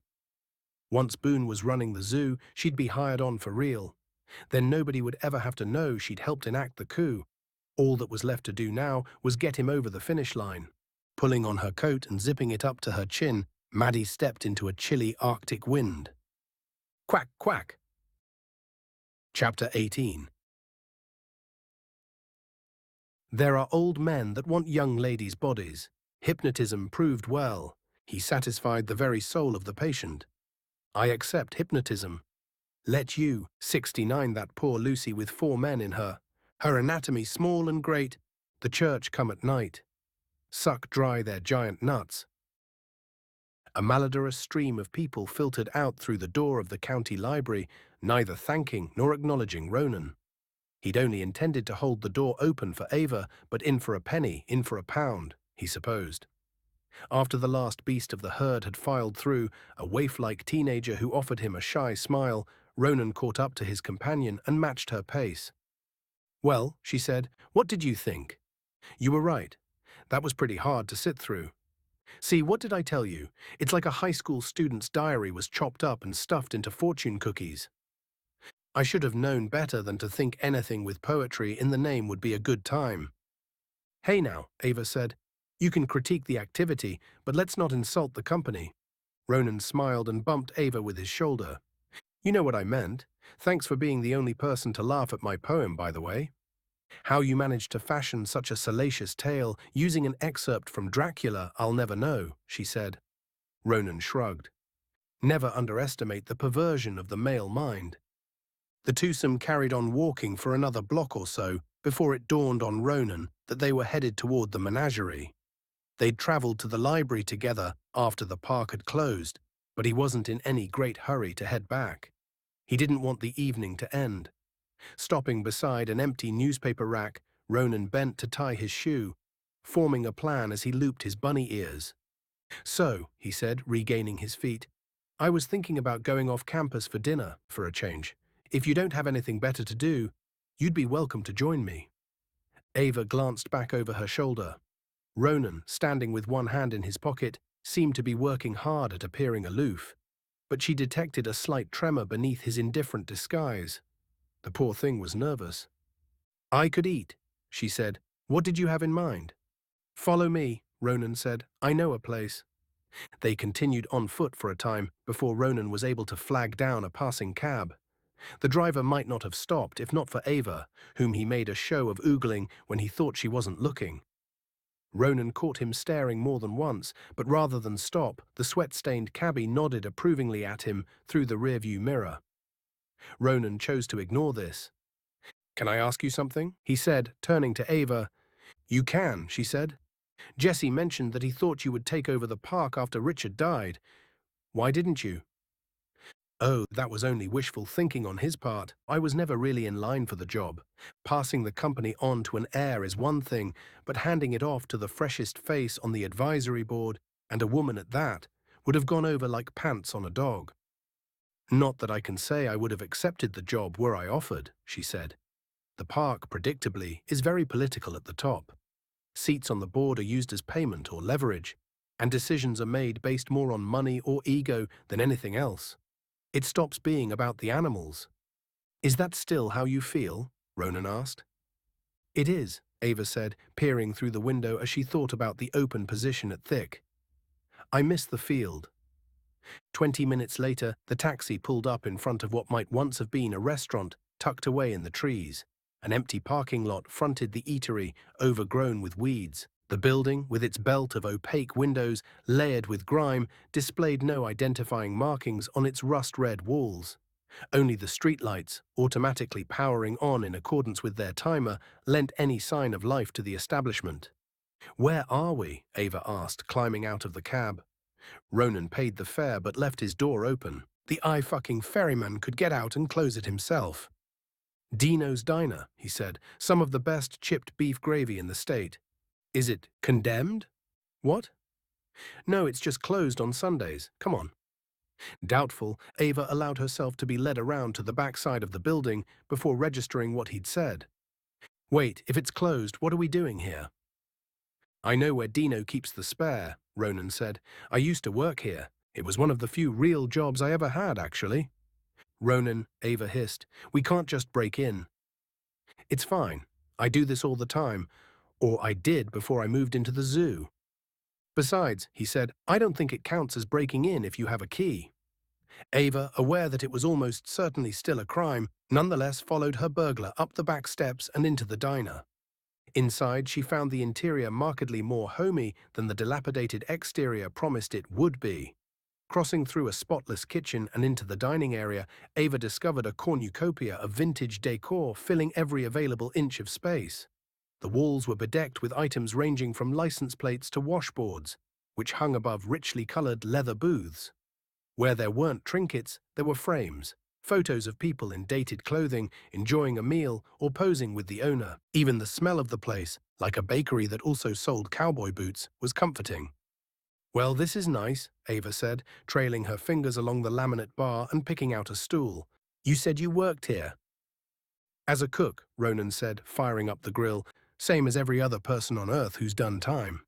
Here, he said, sliding a menu down to Ava, I'll make you anything you see, although I wouldn't recommend the seafood. The fish is not exactly fresh. I don't do seafood, Ava said. Allergic? Or did you have a bad experience? As a kid, I bit into a fish stick with meat blacker than soot. And not just one little spot, it was the entire thing. It was like eating deep-fried tar. I haven't been able to stomach seafood of any kind since. Ronan grimaced. Okay, well now that you've ruined fish for me, what's something you do like? His workstation ready to go, Ronan looked across the pass-through to the dining room. Ava was kneeling on her bar stool there, leaning over the counter while she perused the menu. The collar of her shirt had dipped down, and Ronan found himself with a full view of Ava's pale, lace-adorned breasts. They swayed slightly as she shifted her weight on the stool, and Ronan sucked in a breath. Noticing him noticing, Ava met Ronan's gaze and shimmied again, relishing the pained expression it elicited. "You're no better than the cab driver," she said. "I want cinnamon pancakes, a whole heap of them." Dragging his eyes away from Ava's assets, Ronan set about doing her bidding. It took half a dozen broken eggs and a burnt thumb, but he was soon back in the rhythm, mixing, pouring, and frying like he'd never left. Smiling to herself, Ava retreated to a corner booth and took a seat. After using the sleeve of her shirt to wipe a circle of schmutz off the window, granting her a view of the emergent starlight, she slung her purse onto the table and pulled it open. Rummaging around inside, she came up with a thick deck of cards and set it down in front of her. There were 1,000 reasons for her not to do what she was currently considering doing. Well, not 1,000, but a few. Okay, there was really only the one, but it was pretty good. She was kind of his boss, and if he managed to get through the last couple of clues, he would be her boss. It struck her now that maybe those 2 points cancelled each other out. Maybe they'd have to do it twice, once before and then once after. Ava lingered on that thought for a second before shaking it away. "No, Ava, you can't." "Well, you shouldn't." But she wanted to. Why she did was anyone's guess. The half-drowned little hobo seemed to have some mystical power over her, something in the way he looked at her. Like seeing her face was the only reason he drew breath. Like to even blink made his lungs ache. An infinite black abyss stretched out before and after that 1 second where his eyes met hers. A million millennia of non-existence amalgamating into matter for that one singular moment where they were, she was, all that mattered, all that would ever matter. It made her feel seen in a way that trembled her soul. Nobody had ever known another person the way he knew her in those moments. Or maybe he just really wanted to fuck her. Frankly, that was also an attractive option. Content to let the cards decide, Ava settled on a single card draw. Splitting the deck into 4 parts, she shuffled them first individually and then together. After she was satisfied they were well mixed, she fanned the entire deck out on the table in front of her and closed her eyes. The draw didn't require any specific ritual, but Ava believed occult activity benefited from a bit of drama. So she hummed a comforting tune to herself while hovering a mano figure amulet over the deck until she felt led to stop. Sliding the chosen card away from the others, Ava took a deep breath, opened her eyes, and flipped it over. Huh, she thought, accepting the decree of fate. Returning the cards to their box, Ava stood, shouldering her purse. "Hey," she said, waving to get Ronan's attention, "is there a bathroom?" "Follow the pictures of cats with hats," he said. His eyes trailed Ava down the hallway where, shortly after she disappeared from view, a crashing sound came bounding out of the darkness. "The light switch is behind you, on the right," he said. "Thanks." Deciding to let his pancake batter rest, Ronan set his mixing bowl on the counter and pulled a book out of his pocket. It had caught his eye at the library, and he'd snatched it up on his way out the door. Had he stolen a book from the one place he could have borrowed it for free, you ask? Yes, but only because he was too embarrassed to go through the proper channels. If Ava had seen him with a zoological dictionary, she might think he was actually trying. How could he play off his inevitable failure as no big deal if people knew he cared? "I thought you hated reading," Ava said, appearing beside Ronan. He jumped, dropping the dictionary to the ground with a healthy thud. "I don't hate reading, necessarily. I hate authors. Bunch of losers who suck so bad at real life they have to write themselves a new one." His voice wavered. He'd leaned down to pick up his book, but Ava beat him to it. Their hands brushed against one another's as she wrested the tome away from him. A zoological dictionary, she mused, turning the book over, and a real one at that. I have this exact volume on a shelf in my office. I thought it was pornography, Ronan said, trying to snatch the book away. That's the only reason I picked it up. With a cover like this, it would have had to have been real antiquated erotica. Yup, that's kind of my thing, dusty old pornos filled with dusty old people. Well, that's a shame, Ava said. Here I thought you were trying to better yourself. Nope, not me, Ronan said. I'm just another run-of-the-mill pervert. As if to emphasize his point, he allowed himself to glance back down Ava's top, which hung open lasciviously as she knelt beside him. That's when he noticed a most peculiar change in her attire. She was no longer wearing a bra. With the barrier of black lace removed, his eyes were free to roam the soft swell of her breasts, the pale pink of her nipples. Unsure if this tapestry of flesh was intended for him, Ronan met Ava's gaze. Her eyes twinkled back at him in the dying daylight, a coy smirk playing on her lips while she tugged on her ear. It must have fallen off somehow. He was on top of her before she could say another word. Silas knew he shouldn't be watching this. Documenting the acting director getting railed by the twink boy wasn't, strictly speaking, cogent to his investigation. But with the exception of Ava's macabre woodland séance, this was the most interesting thing to happen since he'd started his unsanctioned surveillance.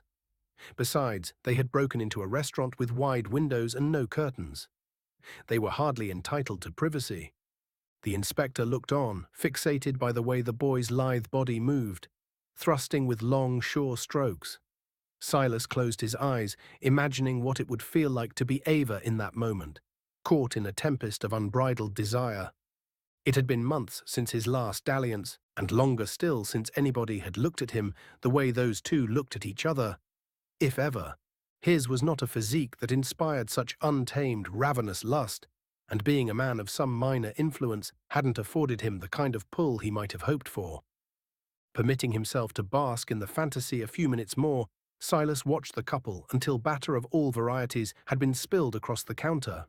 When the feeling of longing in his abdomen was overcome entirely by a debilitating sense of sadness, Silas slunk back to his car and waited for night to fall in earnest. Almost an hour later, a city cab pulled up outside the diner and honked. Ava and Ronan emerged from the restaurant and piled into the back seat. Silas gave the couple a head start of a block or so, then pulled away from the curb and followed them east. When it became apparent that they were headed for the menagerie, Silas passed the cab and followed from the front, keeping watch through his rearview mirror. He'd picked the trick up from his detective programs and was excited to put it into practice. Of course, as the cab rolled to a stop in front of the zoo and his wobbly-legged quarry exited the vehicle, it was clear his espionage techniques were unnecessary. The pair were very much preoccupied. Silas spent the next 20 minutes summarizing the day's activities in his notebook, editorializing where appropriate, taking care to include only the details that could support his theory. The results of his official investigations had never fully satisfied him, even as he'd handed them over to his slow-witted superiors. Starting with the death of the groundskeeper, he'd felt he had missed something, but with nothing more concrete than intuition to go off of, he'd allowed the facts at hand to dictate the narrative. He wouldn't make that mistake again. Tucking the notebook into his briefcase, Silas made to put his car into drive and head for home when something stayed his hand. A figure in dark clothing had extricated itself from a nearby pickup truck. The roly-poly shaped mass carried a purple duffel bag in one hand and a flashlight in the other, heading toward the zoo. Reacquiring his pen, Silas made a note of the time as he squinted back up at the pudgy figure. He couldn't make out many details from across the street, but he could have sworn that the spectre was wielding a set of keys. After looking over their shoulder, the figure opened the gate just wide enough for them to slip through and disappeared into the building. I guess dinner will have to wait, Silas said, and wait it did, and wait, and wait, and you won't believe this, but wait. 1 hour passed, then 2. Silas could have convinced himself that the figure he'd seen was supposed to have been there, a maintenance worker or night watchman that just so happened to dress like an amateur ninja if it weren't for the other occupant of the pickup truck. When the dashboard clock read 2 in the morning and the figure hadn't reappeared, the driver exited their truck and began pacing in front of the building. They tried the door, which was locked, peeking through the glass before resuming their anxious ambling. It was clear to Silas that whatever the pair had cooked up was both nefarious, and if the hand-wringing of the getaway driver was any indication, going horribly, horribly wrong. Chapter 19. You can read, can you not? Silas asked, leaning over the Boobrig Menagerie customer service counter. A bespectacled teenager stood before him, adjusting his square frames. I can, the kid said. Then you know what this badge says? I do. You've seen me here before, Silas pressed. You know who I am. Correct. And you comprehend my authority over you and this facility. Right. So, Silas said, really leaning in close, you'll pick up that phone and page the head of security. The teenager shook his head. I can't do that. Silas swore, throwing his hands into the air. After badging his way into the building and making the trek to the customer service cabin, Silas's quest for answers had collided with a tyrannically chipper, wispily mustached wall named Justin. Justin was all smiles and no substance. Justin stood there with his stupid, painted-on grin, reciting customer servicisms from a cue card instead of doing literally anything useful. Justin was dangerously close to a punch on the nose. Do you not understand that this could be a matter of life or death? Silas asked. I saw someone enter the building last night carrying a purple duffel bag and never come back out. I need to know who that was and where they are now. I'm terribly sorry, sir, but I'm not allowed to disclose guest information. Well, you're in luck, because they didn't look like a guest to me. It's likely they were picked up by security, so if you could just let me speak with... I'm terribly sorry, sir, but I'm not allowed to disclose guest information. Listen here, you little shit. Before Silas could jump over the counter and throttle the teenager to death, another employee cleared her throat and held up a duffel bag that looked remarkably similar to the one he'd seen being secreted into the building. Excuse me, the new, less Justiny employee said. Is this the bag you're referring to? Our cleaning crew found it in one of the break rooms early this morning, along with a set of keys. A woman in line behind him spoke up before the inspector could answer in the affirmative. That's hers, she said. That's Nicole's bag. Silas, rounding on the woman, recognized her as having roughly the same size and shape of the getaway driver he'd seen pacing in front of the park. You're the accomplice, aren't you? He said, more brusquely than he'd intended, taking his annoyance with the peach fuzz twerp out on the wrong person. What I mean to say, he said, taking on a more cordial tone, is do you have any reason to think your friend might be in trouble? What sort of work was she doing here? The woman's eyes came about all shifty, and she fidgeted with her fingers. Look, this was only supposed to be a test run. Nicole said she'd be inside for an hour, 2 at the max, but she never came back. So it's fair to say nobody was expecting you? Silas asked. The girl nodded. There you are, Silas said aloud, gesturing toward the teenaged annoyance. Somebody is missing. Now will you please get your superiors on the phone and find out if anyone was caught sneaking around last night? I'm terribly sorry, sir, but... There's no need, the female employee said, jumping in. We haven't found anyone inside that shouldn't be. I checked with security after we found the bag. The accomplice let out an anguished groan, leaning against the wall of the cabin. You have to check again, she said. She just got cold feet and is hiding out somewhere. I'm sure of it. Get Ava down here, Silas said, speaking directly to the rational employee. Time is of the essence. She isn't here. The admins don't get in until... Yes, she is. She's been here all night. Page her. And you, Silas said, turning back to the getaway driver, you're going to tell me exactly what it is you two were doing here. The second time Ava heard her name come over the intercom, she shot out of bed. She couldn't tell who'd been speaking by the sound of their voice, maybe Josh or Justin, but the tone was urgent. She briefly considered calling down first, but decided against it. She didn't want any questions about where she was calling from. If only she had her radio. Gathering her clothes from the floor, Ava dressed as quietly as she could. She examined herself in the bedroom mirror, smoothing out the wrinkles in her skirt and checking her buttons.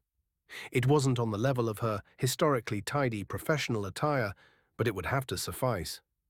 Wiping away a clump of yesterday's mascara, she headed for the elevators. Ronan was still asleep on the couch where she'd left him, his limbs draped haphazardly over the tufted cushions. After mutually deciding to consider their tryst at the diner a one-time fling, they'd immediately made it a two, then three-time fling, and Ava concluded that they ought to put some space between themselves. But she was too tired to drive and didn't fancy her chances with a late-night cab. And besides, Ronan's bed was quite comfortable. It was an amazing feeling, sinking into the soft down while 1,000 miles of stars twinkled through the glass overhead. Certainly an experience worth having, she thought. Perhaps even worth having again. But that was for another time. Leaving Ronan to his snoring, Ava stepped into the elevator and headed down to the lobby. Another familiar face greeted her as she approached the customer service cabin, though it wasn't quite as bright as usual. Jesse was sitting on the front steps, head in hands. "Are you the one who paged?" Ava asked, coming to a stop beside him. "No," Jesse said without looking up, "but I need to tell you something. Or I guess show you, really. Give me a second to find out what they called me down here for, and I'm all yours." "It's actually pretty important." "2 seconds," Ava said. "Promise." Pulling the door open, Ava stepped inside and immediately felt her buzz from the night before evaporate. The air in the cabin was tight with tension. Silas was standing at the counter, an unwelcome omen on its own, conversing with a young woman Ava didn't recognize. Both wore serious expressions, which turned on her as she entered the room. "What's wrong?" Ava asked. "Someone is missing," Silas said, "but I guess you knew that. Her friend, Nicole." Ava took another step into the room. "Missing from where? From the park? For how long?" "Since around 2 in the morning." "What the hell was she doing here in the middle of the night?" "She and Maxine here," Silas said, waving a hand at the accomplice, "cooked up some cockamamie scheme to liberate a bag full of your animals." "It was only a couple of pygmy shrews," Max said. "Nobody would have missed them." "Hold on a minute," Ava said. "You broke in here to rob us?" "Well, we couldn't just sit idly by while you poison your animals." Ava made to argue, but Silas spoke over her. "Where is the girl?" he asked. "Is she still alive?" The acting director recoiled, looking at Silas as though he'd asked for foot-flavored toothpaste. "What? Why wouldn't she be?" "Because I think you found her here last night. I think you found her and you killed her." "Oh my God," Max gasped, looking at Ava, horror-stricken. "Okay, back up," Ava said, raising her hands in front of her. "You think what now?" "I've been following you, witch," Silas said, pushing off the wall and walking toward her. "I've watched you perform your satanic rituals. I've heard your unholy prayers." "What the hell are you talking about? Do you mean the ceremony I held for Tracy?" "That was a prayer of safe passage to help guide his spirit to the Summerlands." "Quite a strange coincidence that Richard dies under your care, and as soon as you come to power, people start going missing in the park," Silas said, ignoring her. "Wouldn't you agree?" "He wasn't under my care. I wasn't even here when it happened." "You were here last night when Nicole went missing, were you not?" "Well, yes," Ava said, "I was here. But we don't even know that she's gone, and it's your fault. Where were you coming from just now? Why did it take you so long to respond to the page? Busy disposing of evidence. Turn out your pockets." "I will not," Ava said, despite having nothing more than a few dollars and a condom wrapper on her. "Now, if this girl really is missing, shouldn't we be out there looking for her instead of standing here, throwing around fatuous accusations? If she was here to steal shrews, we should start with the basement. Can anyone here account for your whereabouts last night?" Silas demanded, once again dispensing with etiquette. "Well," Ava said, picturing Ronan snoring away upstairs. She wasn't thrilled with the idea of revealing their little tryst to the entire park. "Not exactly." "I thought as much," Silas said, taking another step toward Ava. "Turn around. I'm conducting a citizen's arrest." "You must be joking. For what?" Ava said, retreating toward the door, looking around the room for some indication that anyone else had cottoned on to the absurdity of the situation. "For murder," Silas said, "and for witchcraft." Ava narrowed her eyes. "Witchcraft hasn't been a crime here since before toilet paper was invented." Silas slowed, considering this. "I was not aware of that." "No matter," he said, regaining his gusto. "There's still all the murder to account for, so hands behind your back." Silas lunged for Ava's arms but ran head first into Jesse, who was coming through the door. Take your damn dirty hands off her, he said, pushing the inspector back a step. Ava didn't kill anybody. And how would you know? Silas said. You've only been here since 7. Because, Jesse said, his jaw set, I know who did. Follow me. The foursome's conga line through the 5th-floor service tunnels was an uncomfortable one. Max was afraid of both going first and of going last, leading to her stepping on Jesse's heels every 20 feet. Meanwhile, Silas insisted on walking behind Ava so he could keep an eye on her, as if he could stop her from shaking him in the catacombs. As they followed her up the ladder to his jungle hideout, Jesse was sure she'd purposely crushed the inspector's fingers as recompense. Of all the ways Ava could have discovered this place, Jesse leading her here to absolve her of a crime wasn't one he'd prepared for. He used to imagine bringing her here after she became the zoo director and proudly showing Marvin off to her. He'd privately gloried over how silly she would feel for not realizing the big cat was living here the whole time, right under her nose. Then the two of them would work out a way to let Marvin stay there in the park forever. A child's dream, he now realized, carving a path through the forest. An imbecile's fantasy. He's already been tranquilized, Jesse said, leading his troop to a small clearing. But I don't know if I administered the correct dosage. It's probably wise to keep your distance. Holy shit, Ava said, seeing first the earth-quakingly large leopard, then the blood-soaked ground, and finally the human-shaped figure covered by a tarp. Here it was at last, she thought. The curse she had feared, corporealizing in the form of a cat, their very own demon of the menagerie. He was pretty cute. He was also, judging by the familiar brand on its right flank, a product of Boone's interspecies meddling. One look at Jesse, at the shame-streaked sadness he had bubbling below the surface, was all she needed to piece together the events that had led them here. Is that? Silas asked. Nicole, Max said. Oh my God. I came down this morning looking for a leaky pipe, and found her here instead. Max covered her mouth with both hands and took a step toward the tarp. It can't be. Jesse held an arm out to stop her. I wouldn't, he said. There's not a lot left. Giving the bloody tarp another blurry-eyed look, Max turned back and collapsed into tears, clinging to Jesse's chest. The zookeeper, on the verge of losing composure himself, patted her stiffly on the back and whispered a string of apologies, working hard to stay upright. You've had this monstrosity hidden in the park the whole time, Silas said, seemingly unfazed by either the waterworks or the bloodshed. And you knew about it, he added, pointing to Ava. Jesse, aware that the answer to this question had potentially cataclysmic consequences, chewed the air, trying to formulate a response that sounded plausible enough to pass scrutiny but avoided implicating either himself or his boss. He came up with nothing. Having the luxury of truth to fall back on, Ava spoke up without hesitation. Of course not, she said, stepping between Silas and the giant, sleeping feline. I'm as surprised by this as you are. Somehow I doubt that. How do I know it wasn't one of your damned spells that summoned this hell-beast here in the first place? Maybe you've been using him to do your killing from the very beginning. This is really getting desperate, Ava said, now more exhausted by the accusations than concerned anyone might believe them. Don't you think if I was some kind of murder witch, you'd be dead by now? If not before this whole fiasco, then definitely after, because you've been a real fucking pain in the ass. Taking a moment to dissect this argument, Silas was forced to admit it had some merit. Okay, well, even setting that aside, allowing this monster to rampage through your zoo is akin to negligent homicide. Nobody will believe that you didn't know a beast of this size was stalking around your building. Or do you have a smart aleck remark to explain that as well? He wasn't entirely wrong, and the truth of that showed plainly on her face, but she'd done what she could with the information she'd had. And besides, how can you explain it? Ava asked. Because you didn't know he was here either. Did you not, on numerous occasions, search the premises and report that no animals were out of place? Did those same reports not also conclude that the park was safe to operate? If that's your angle, you are every bit as culpable as I am. So we're agreed then, Silas said, reversing out of that line of inquiry like a bigot at a barbecue. It's neither of our faults. I guess your brain does work after all, Ava said.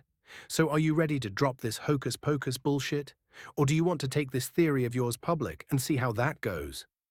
No, no, Silas said, backing away both literally and figuratively. The last thing he needed was another formal reprimand. Using agency resources off the books was one thing, using them while making an ass out of himself was quite another. I'll admit that it sounds silly now that we have the actual killer in front of us. The young lady broke into a tiger enclosure and was eaten, and that's all there is to it. This incident is just another in a series of unfortunate, yet unrelated events. Great, Ava said flatly, turning her back on the inspector. However the blame landed, at least now the danger had passed. Jesse, do you want to escort Max back downstairs? I think she's suffered enough for one morning.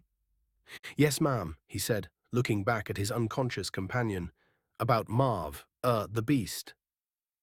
I'll have animal control out to collect him before he wakes up, Ava said. Oh, Jesse said, right. He wanted to say more, wanted to fight for his friend, but he didn't dare. How could he? Nicole, however unappealing a person she had been, was dead. She was dead, and it was all his fault. Chapter 20. I think you're right, Jesse said, pulling off his coat and stomping the snow from his boots. It isn't sea otters. I told you he wouldn't put two clues on the same floor, Ronan said. Well, I was thinking the aquatic animals might be in their own category. So that leaves four, right? That's the only other floor with otters. Jesse mopped his face with his hands. I don't know, he said. What exactly did the riddle say again? A pungent light source with no heat. Could lead you toward web defeat. No gator door to block the way. A hill where furry jugglers play. Fuck me, it's gator, not gate or, Jesse said. Christ, I'm stupid. Yeah, we need to go to 4. Do you think the light source he's talking about are swamp lanterns? Ronan asked. Jesse skipped a step, giving the notion some thought. Well, I do now, he said. They're supposed to smell like skunk. Damn, I must really be off if you put that together before I did. Hey now, I can know things, Ronan said. Of course you can. It's just that, up until this point, you haven't. Ronan socked Jesse on the arm, sending him stumbling toward the chinchilla enclosure. You'll be back to normal when we figure out what's going on with Marvin, he said. There's nothing to figure out, Jesse said, muttering an apology to the Arctic rodents he'd disturbed. Marvin was breaking out of the preserve and eating people. Obviously, my judgment can't be trusted, so I'm leaving it in the hands of animal control. Whatever they say, goes. Don't do that. One lapse in judgment doesn't mean we throw all your instincts out the window. A lapse in judgment that afflicted me too, lest we forget. I didn't think it was him either. That's different. You've been working with animals for all of 1 month. I've been here my whole life. I should have known better than to put Marvin in that position, and now he's probably going to die for it. They wouldn't do that, would they? Ronan asked. You can't kill an animal just for behaving like one. You'd think that, wouldn't you? But I don't know, it's possible they'll release him to Boone instead, which may or may not be preferable to death. Well, Ronan said, that would make stealing him back significantly easier at least. We'll just have to find someplace more secure to keep him once he's sprung. Approaching the elevators, the boys were made to pardon me and, after you, their way through a larger crowd than usual. Whether in opposition to or because of the recent influx of negative press, the park was more full than it had been in weeks. Part of this surplus, a class of elementary school kids, had convened on the pathway around Duncan, watching the zookeeper give a demonstration on the snowy owl. Jesse watched the kids watching Duncan, mourning anew the lack of camp this year. Brew would bring in people who wouldn't otherwise visit a zoo, were it not for an excuse to get drunk, and Marvin's exploits had brought the morbidly curious, whose money spent as well as anyone's, but camp was a way to captivate the next generation of activists, to ensure there were always people here to do the job for the right reasons. Screaming cheers erupted from the children as the owl took flight, snatching a thrown treat out of the air. Jesse smiled at their enraptured expressions, leaving the aspiring zoologists to their research and taking the next elevator car up to the 4th floor. Now that he'd finally had all the pieces in place, he was almost positive he knew where they needed to go. A romp of otters frequented a stream in the southeast quarter of the preserve, where the remains of a beaver dam created a whirlpool effect in the water. And, considering that was the only otter-related landmark Jesse could think of, He figured that must be the place. We're getting close, Ronan said, as they were getting close. It smells like twice-baked ass over here. Jesse, already breathing through his mouth, had moved past the odor and onto other matters. Are you ever going to tell me how your date with Ava went? He asked. It wasn't a date, Ronan said. It was a post-work get-together, and also a dinner, plus a little extra. Okay, Captain Semantics, how did that go then? He didn't turn to look, but Jesse could hear Ronan grinning when he responded. About as well as it could have, he said. She's been noticeably more chipper recently, but I didn't know if that was your doing or if she was just relieved about the zoo not getting shut down again. I think it's fair to give me some of the credit, Ronan said. But as for where it's going, I wouldn't pick out any wedding presents quite yet. Ugh, Jesse said, flinching away from the thought as though it were after his lunch money. Don't get me started on weddings. No? Ronan asked. Was our Jessie left at the altar, and at such a tender age? It's not my marriage I'm worried about, dummy. It's my mother's. She's gearing up for her 5th already, and let's just say I don't have high hopes that this one will stick either. So what if it doesn't? Ronan asked. I've always taken umbrage with that idea, that any marriage that doesn't last forever is automatically a mistake. Love isn't pass-fail. You can't judge everything by how it ends, or else nothing matters. I hear what you're saying, but I don't think she's breaking even, as you would put it, on happiness. It's hard to see her get hurt over and over. And why can't she just date the dudes? Jesse added. It always turns into marriage, and I have to stand up there with a smile welded onto my face, tacitly supporting her dumb decision in front of our entire family.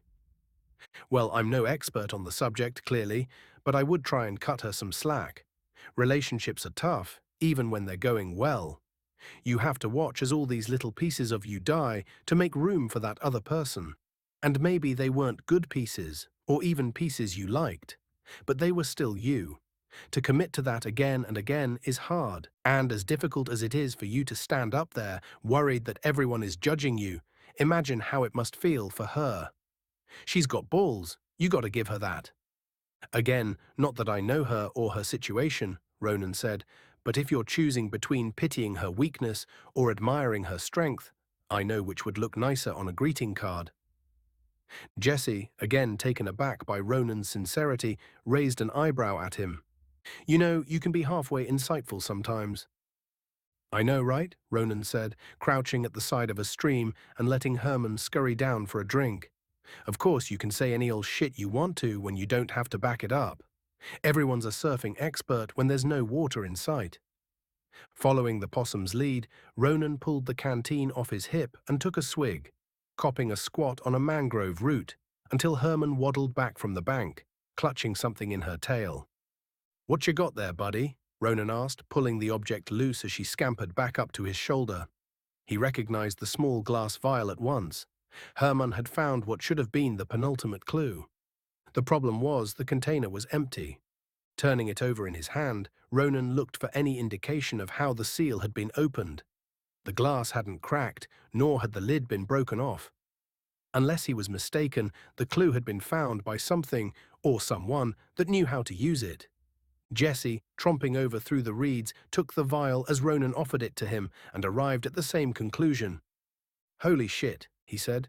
You don't suppose... It couldn't have been the otters, could it? He asked. Is that likely? Ronan asked, frowning. I don't know. If they found it, they definitely could have opened it. I've heard stories of bees unscrewing bottle caps. This wouldn't be any crazier. Well, Ronan said, if it isn't that, we might be fucked, because that means somebody else is looking, and they're ahead of us. Boone's knees creaked in protest as he ducked behind a sign depicting the life cycle of the saddle-billed stork. He'd heard footsteps approaching and only just disappeared from view when a janitor who was built like a chest of drawers came trundling down the walkway. Luckily for Boone, these late-night cleaning types didn't seem too observant. Whistling to herself, the janitor and her overflowing trash can rounded the corner of the Marsh Rabbit exhibit and out of sight, leaving Boone to extricate himself from the informational sign and continue on his way. This was his 4th after-hours foray into the park, and he was beginning to realize that it was not a place of strict routine. Whether this was by design or a result of poor management, he didn't know, but it made staying unseen an interesting proposition. Adding to the unpredictability, Boone had twice seen Ronan skulking around the building, long after most others had vacated the premises. It didn't appear as though he'd had a destination in mind, or was walking with any real purpose. The boy just strolled the grounds with a faraway look in his eyes, seemingly unaware of his surroundings. Boone suspected he may be sleepwalking. Unlocking the preserve with the key he'd gotten from Bryce, Boone stepped through and patted his pockets. He checked the gun on his hip, ensuring it was loaded, and flipped on his flashlight. This was one of the more hazardous floors for an old man to traverse at night. Not because of the wildlife, although that was a concern, but because the terrain was marshy and uneven, with roots and rocks jutting out from the earth. One false step and he could break his neck or fall, face first, into crocodile-infested water. Of course, the threat of being eaten was lower now that the beast had been captured. Marvin had disappeared from Boone's Park at barely a year old, and the zoo owner hadn't expected to see him again. So to hear he'd been at the menagerie ever since was a real revelation. He'd assumed an employee had made off with the kitten when it became clear that he was special, hoping to make some money on the black market. Boone had even fired somebody over it, an immigrant with a hairy back and no imagination. Looking back on it now, though, he realized that he should have known it was Jesse. The kid was a chronic pearl clutcher. He disapproved of the photo sessions, was morally opposed to selective breeding, and cried whenever the big cats were sent out to farms. There wasn't a single thing he hadn't taken issue with. And it wasn't just work. Jesse wanted nothing to do with him at home either, which made his engagement to the boy's mother a tense affair. Having no kids of his own, Boone had briefly flirted with the idea of grooming Jesse to take over the zoo when he retired. But the kid didn't have the spark. He was a wet paper towel in a bag of pistachio pudding. Even so, the pair had eventually fallen into an uneasy truce, choosing to act on their shared love of Lynn rather than their mutual dislike for each other. That is, until the reappearance of the black cat jeopardized their tenuous treaty. Now that animal control was involved, it was too late for Boone to consider trying to get Marvin back. Better to let them put the cat down than to answer too many sensitive questions, he thought. But Jesse owed him a debt, and he would have to collect. Coming to the place he'd left off the night before, Boone set out in search of the fourth clue once more.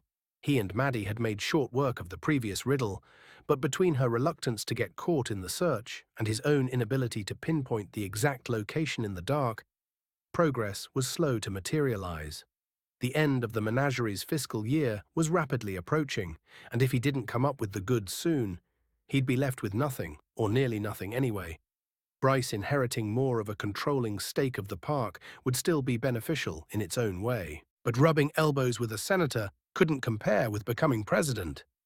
As he stepped carefully through the wetlands, a sound like a squeak toy caught in a fan caught Boone's attention.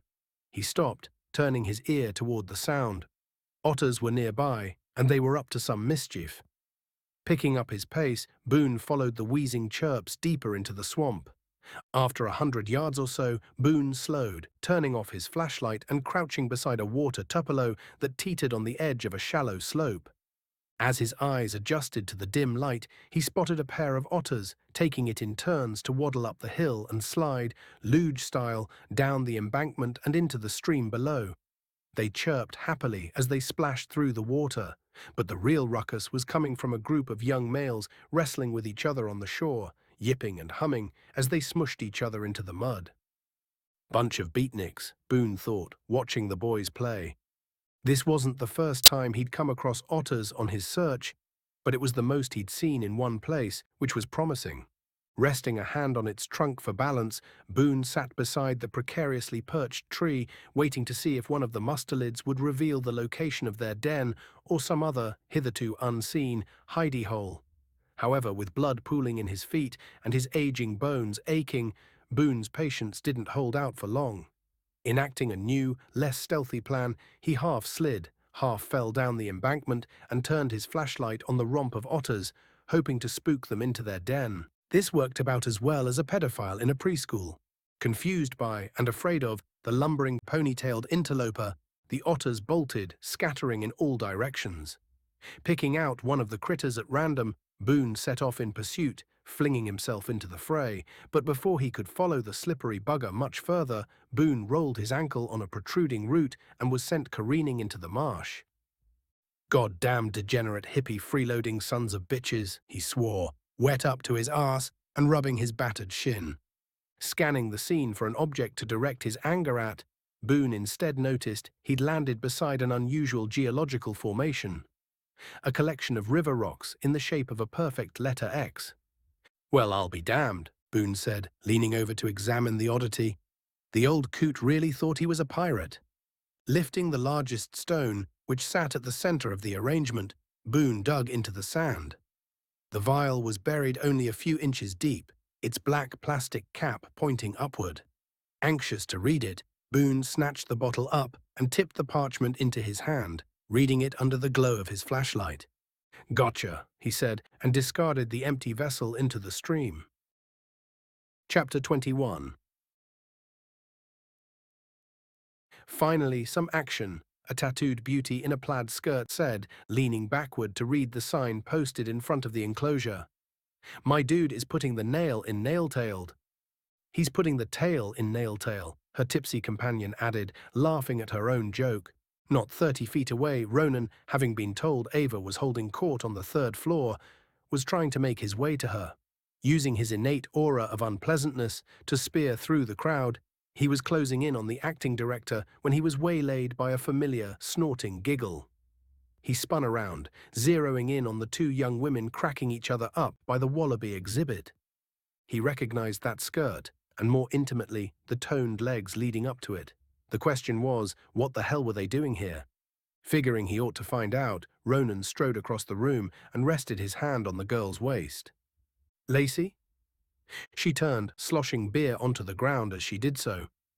It seemed to take her a second to steady her gaze, but once she'd focused on her subject, her eyes went wide and a smile exploded onto her face.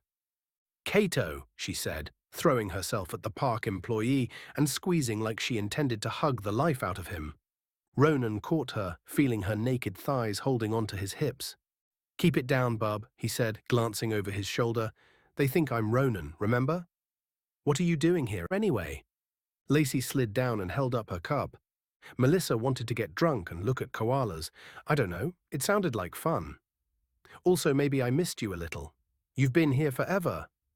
"Yeah, well, this isn't the quick in and out I thought it would be." "It never is with you," Lacey said absently, looking past Ronan. "Who is that fine specimen?" Ronan didn't have to look to know who she was referring to, but he did so anyway. "Ava," he said. "She is kind of in charge here until this contest gets sorted out." "Is she?" "No," Ronan said. "Well, maybe, but leave it alone, please. I have enough on my plate without you seducing my co-workers." Lacey stuck out her bottom lip. "Fine," she said, crossing her arms under her breasts. Ronan hooked a finger under her chin and looked her in the eye. "Look, I don't mind if you guys hang out. Just try not to draw too much attention to yourselves, okay? Be less beautiful, maybe. Put on a bucket hat or something." Eyes twinkling, Lacey flashed Ronan another toothy grin. "Yes, Daddy," she said. "All right," he said, squeezing her hand. "Get out of here. Have fun with the koalas. See you soon?" "Soon," Ronan assured her. Nodding hello and goodbye to Melissa, Ronan left the girls to their gaiety and set off after Ava. By the time he'd made his way over, the acting director was already engaged in conversation with a platitudinous-looking character wearing a musky cologne. Well, perhaps engaged in conversation was too strong a term. She was being spoken to at any rate. Not wanting to intrude, Ronan lingered nearby, planning to partake in some people-watching while he waited his turn, but Ava waved him over. "You remember Arthur Moe," she said, talking over the man as she introduced him, "from the board. He's also the division chief over at Animal Control." "Of course," Ronan said, extending a hand. "How's the rash?" "All cleared up, thanks. The healing power of modern medical ointments is astounding." "I'll have to take your word for it," Ronan said with a wink. "Division chief, though. That's quite the accomplishment. I take it you're the man in charge of what happens to Marvin, then?" "The cat," Ronan prompted. "The big one we found hiding in the park." "Oh, yes. Quite the tangled web, that one, but we'll get there. I've a couple more interviews to conduct. and I'll want to have a behavioral specialist come by and— That sounds great, champ, Ronan said, resting a hand on the man's back and taking on a conspiratorial tone. Listen, would you mind if I borrow Ava for a few minutes? Her and I have some time-sensitive matters to discuss, and I would hate to bore you with them. Oh, absolutely, Mr. Moe said, doffing his hat. I had better get back to it anyway. That you should. Those trains aren't going to model themselves now, are they? Ronan said, with a playful elbow to the ribs. Well, the musk-scented man said, unsure of whether or not he was being insulted. Ava spared him the trouble of deciding, taking Ronan by the arm and dragging him away. Always a pleasure, Arthur, she said, before rounding on Ronan once the chief was out of earshot. Well, you might have been more kind about it, she said, but thank you for saving me. He was in the middle of a soliloquy on the role of women in government when I flagged you down. I bet he had a unique and nuanced point of view on that, Ronan said, pulling Ava down onto a wooden bench. But did you look into the thing I asked about? I did, she said, but remember, I told you it was a long shot. Oh, come on, Ava. There must be something. I looked everywhere, I really did. But I can't find anything that outlines the location of the clues or describes where they lead. There's no map, no blueprints, no journal, no nothing. Ronan groaned, slumping down against the slats of the bench. How is there nothing in writing? There's no way the old man banged this whole thing out by himself. Are you sure the vial you found was the one Richard hid the clue in? Human beings are capable of perceiving only a tiny fraction of the energy and matter which make up the world around them, which in itself is but one minuscule part of an ever-expanding infinite universe that could, for all we know, be merely a thread in the unfathomably vast, densely knit fabric of space-time. To claim to know anything for certain requires hubris of the highest order. That said, I would bet a box of donuts this vial had the clue in it. A simple, yes, I'm sure, would have sufficed, Ava said. What about the other thing? Did you look into that at all? I did, Ava said again, and you were right. Duncan changed Maddie's schedule a couple of times, at Bryce's request. I fucking knew it, Ronan said, slapping his knee. Don't go getting ahead of yourself now. I'll admit that it's unusual, but there are any number of reasons a board member might be directly dictating a volunteer's schedule. I can't think of any off the top of my head, but I'm sure there are plenty. She's got to be involved, Ronan said, sitting up straight again. Kick her out of the park. I don't want her in here looking until I have a chance to catch up. Ronan, I'm not going to do that. You have no proof she's done anything wrong. I have probable cause, Ronan said. That has to count for something. Can you at least keep her occupied while I try and get to the bottom of this? Give her something to do outside of the preserve. I'll tell you what, the guy with the dunk tank needs an extra set of hands. His assistant apparently contracted mono or something. I'll send Maddie his way. How much time does that give me? Ava checked the leather-banded watch on her wrist. For today. A couple more hours. I can't say if he'll still need her tomorrow. Damn it, woman, Ronan said, jumping to his feet. That is the least amount of help you could possibly be. What can I say? Ava said. I live to serve. Wait, she added. Before you go, who was that woman you were talking to before? The one with the ass. Ronan threw his head back. Not you, too. What? Ava said. I just want to know her name. I'm not doing this with you right now. Don't hold out on me now, Mr. Boobrig. We're lovers in the night time. I'm walking away. You'll think about it, Ava called after him. His response came in the form of a finger. It was safe to assume, she gathered, that he would not. When Ronan next ran into Lacey, she was one floor up, holding onto two purses while she waited outside the bathroom. He caught her eye as he approached and gestured for her to follow. She did so, turning the corner and leaning back against an exhibit that was closed for repairs. What's this? Lacey asked, unfolding the piece of paper Ronan had slipped her. An address? That's Arthur Moe. If you could pay him a visit for me, I would be much obliged. Lacey looked down at the paper again. What do you need?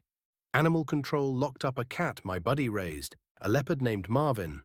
This guy, Arthur, is the president or chief or something of the department, and I think he's going to have him killed. Oh, poor kitty, Lacey said, clutching the paper to her chest. Poor Kitty is right, Ronan said. That's why I need you to convince him not to do it. Lacey said, biting her lip. The hard way or the easy way? That's completely up to you, but I expect the easy way would be especially so with this one. Ugh, he wears slacks and sandals to the grocery store, doesn't he? If I had to guess, I'd say yes, Ronan said, but before you get all bent out of shape about it, here, I brought you a gift. Digging into his pocket, Ronan produced a second slip of paper and passed it to Lacey. She read it over, looking up at Ronan with a devilish grin. Is this her number? She's interested, Ronan said. Well, she's interested in your arse at least. Oh, this old thing, Lacey said, leaning over the exhibit railing and grabbing the hem of her skirt. Ronan gave her a sharp smack on the bum. Will you cut that out? There are kids here. Whoops, Lacey said, spinning back around. Now, Ronan said, as much as I love your butt, can we focus, please? I need this Arthur Moe situation dealt with. Is that something you can handle or not? Lacey straightened, looking at Ronan as though he'd kicked her. You know it is, she said. I'll get it done. Ronan leaned forward and kissed her on the forehead. That's my girl, he said. Now get out of here. Melissa is going to think you abandoned her. Oh fuck, Melly, I have her breath mints. Well then, you'd really better hurry, Ronan said, as if he had any idea why this mattered. Call me if you run into any trouble with... He started, but Lacey was already around the corner, skipping toward the bathroom. Double-checking the other address he'd pulled from the zoo's personnel files, Ronan headed off as well, taking an elevator down to the main floor and leaving through the front gate. A warm breeze accompanied him westward, making for pleasant conditions on the brief walk to Maddie's apartment. Lacking a doorman or indeed security of any kind, Ronan let himself into the building and ascended the stairs to the second floor, walking down the hall until he found the door marked 2F. He tried the handle, but as expected, the door was locked. Pulling a small black case from his pocket, Ronan chose a tensioner and a wave rake from his toolset and inserted both into the keyway. A few seconds and a little jiggling later, the lock clicked open and he stole inside, closing the door behind him. The apartment was a horror show. Even after he flipped on the overhead light, dinginess dominated the space. A pair of windows clung to the wall opposite him, their shades drawn like the wings of a roosting bat, and the stench of unwashed flesh hung so heavy in the air that it was almost a smog. Momentarily mortified that someone blessed enough to have a place to live would leave it in such a state, Ronan picked his way through the stacks of crust-filled pizza boxes and set about his search. He knew there was almost no chance Maddie had left the clue here, conniving as she was. If Ronan hadn't left the clues he'd found laying around, why would she? Even after he'd had them memorized, he'd kept the slips of paper with him. Well, except for the one he left with the mother duck, which he now realized had been a mistake. Still, almost no chance was better than no chance. Following his nose, Ronan made his way to Maddie's bedroom, where the trend of general untidiness continued. A urine-stained area rug occupied most of the floor space, topped with an unmade bed and well-thumbed magazines. An aquarium nearly the length of the far wall was the lone standout amongst the mess. Sparklingly clean, the tank contained dozens of brightly colored saltwater fish that seemed happy to see him. Taking a break from sleuthing, Ronan moseyed over and peered through the glass. A fish with electric yellow-blue scales peered back at him, mirroring his movements in the water. As he watched, a second specimen appeared, equally striking, swirling around near the surface. On impulse, Ronan picked up a container of fish food from the dresser and shook a pile of flakes into the tank. There you go, buddies, he said. Eat up. He observed the aquarium inhabitants for a while longer, looking on with misplaced pride as the angelfish snapped up the shards of squid meal, gorging themselves sick on their unnecessary bounty. Certain that they'd been satiated, Ronan returned to his work. Maddie's nightstand was covered in cups with various degrees of liquid left inside them, which Ronan avoided touching while conducting his search. Loose pens and pencils rolled around inside the drawer as he pulled it open, but he didn't see anything they'd be used to write on. Tossing the bedclothes, Ronan turned over the mattress, thinking she may have a diary stashed away somewhere. The inner machinations of Maddie's mind weren't of interest to him, but he thought maybe she'd copied the clue down, or revealed something of her strategy or plan. Coming up empty, Ronan was stretching the fitted sheet back over the bed when he spotted something on the footboard. A lanyard hung over the corner post, holding an ID badge in a plastic sleeve. Maddie's name and unflattering photo were featured beneath a blue logo that read McAllister's Animal Park. Huh, Ronan said, picking the badge up and turning it over. The picture appeared recent, and there were no scuffs to suggest regular use. Maybe this is what Maddie had meant by getting her ducks in a row, working for a competitor. By itself, this wasn't a smoking gun, Ronan knew. Ava would assert that Maddie was free to volunteer wherever she chose, but the fact that she'd been lying about it did her credibility no favors. Tossing the badge back onto the bed, Ronan tried the closet next. He slid open the bifold doors, uncovering the source of the unholy smell emanating throughout the apartment. Something had either died or been killed in the pile of damp, crunchy laundry heaped onto the floor. The rot was almost enough to drive him away, but before he closed the door, he noticed a banker's box up on the shelf. It was marked important. Being careful not to step into the reeking mass, Ronan confirmed that the box wasn't full of school projects or old shoes or something, before retreating to the relative safety of the living room. Setting the carton down on the coffee table, Ronan removed the lid and began perusing the contents. He soon became aware that he and Maddie had differing ideas on what constituted importance. Dental records, old birthday cards, a birth certificate, and a copy of her high school diploma were among the documents on offer. One of the file folders was even home to nothing but recipes for ye old baked goods. But amidst the meat pies and happy 18ths, Ronan arrived at a file labeled District Court. Assuming this had to do with her animal activism, he almost skipped over this, but curiosity was a nosy bitch, so Ronan pulled out the stack of neatly typed paperwork and began to pore over it. There were records of her court cases, all right, and they did indeed involve animals, but what he found wasn't exactly activism. In fact, the more he read, the more another word stuck out in his mind: bestiality.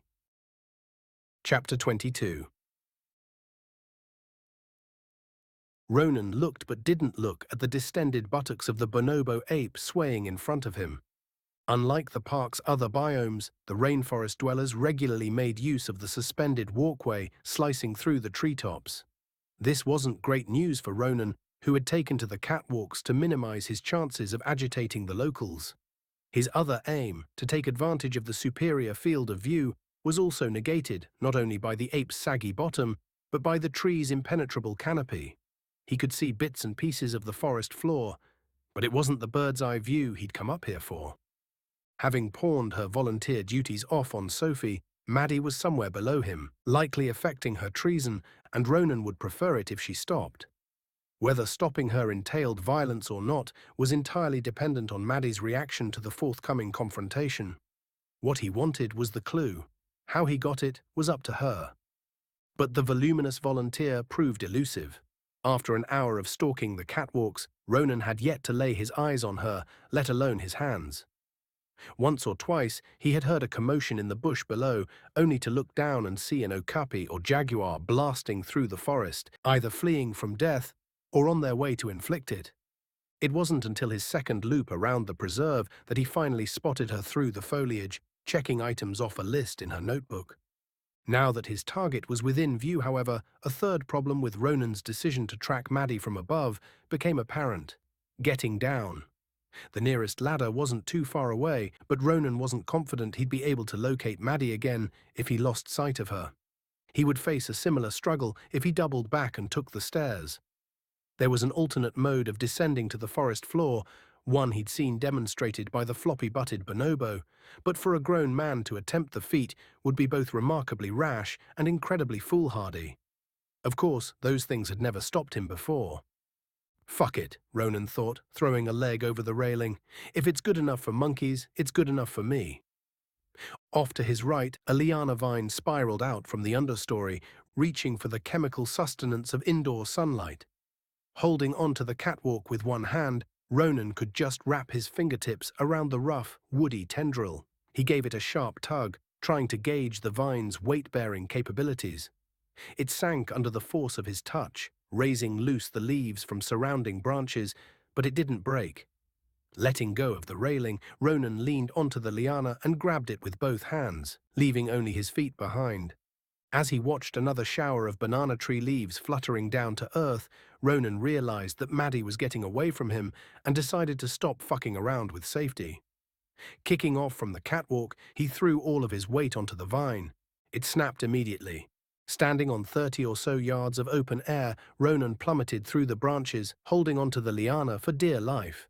Snatches of giant cockaloba leaves and nets of creepers helped to decelerate his descent for the shortest of seconds.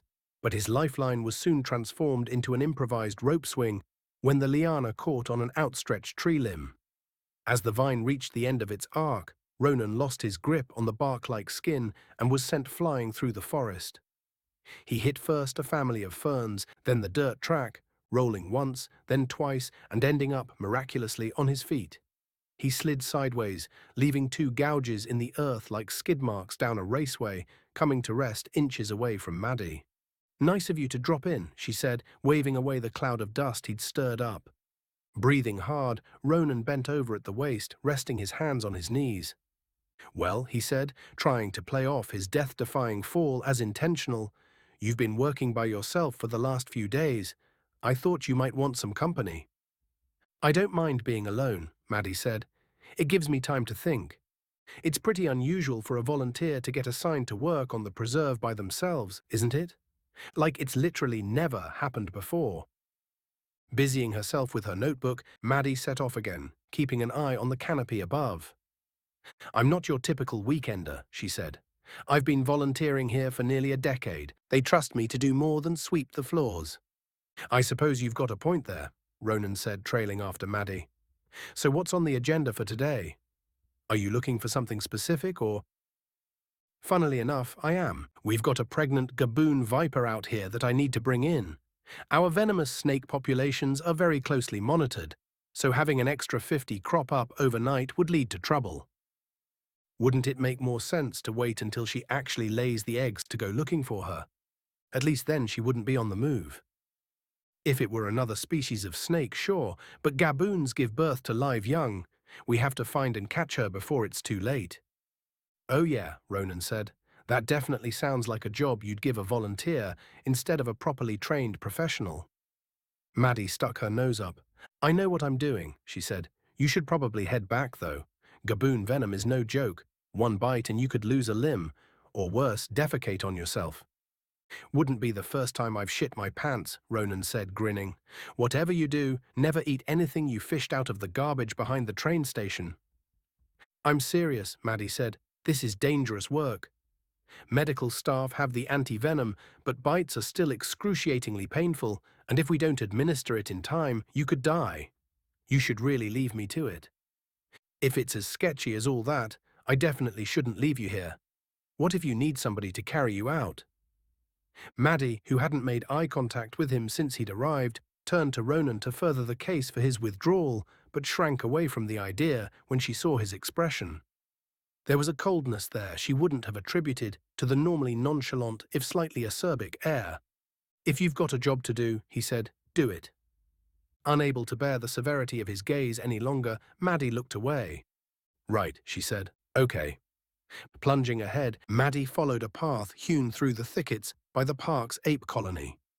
Though she was ostensibly on the hunt for a snake, Ronan noticed that she kept her eyes pointed toward the sky as she walked.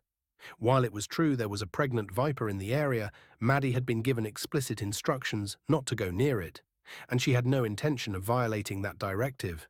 She'd walk a few laps around the preserve, keeping an eye out for sloths until her babysitter grew bored. "This snake we're looking for," Ronan said, after another 15 minutes of marching, "is it patterned like a sweater from the early 90s? I guess you could say that, yeah. It's brown, with geometric markings across its body.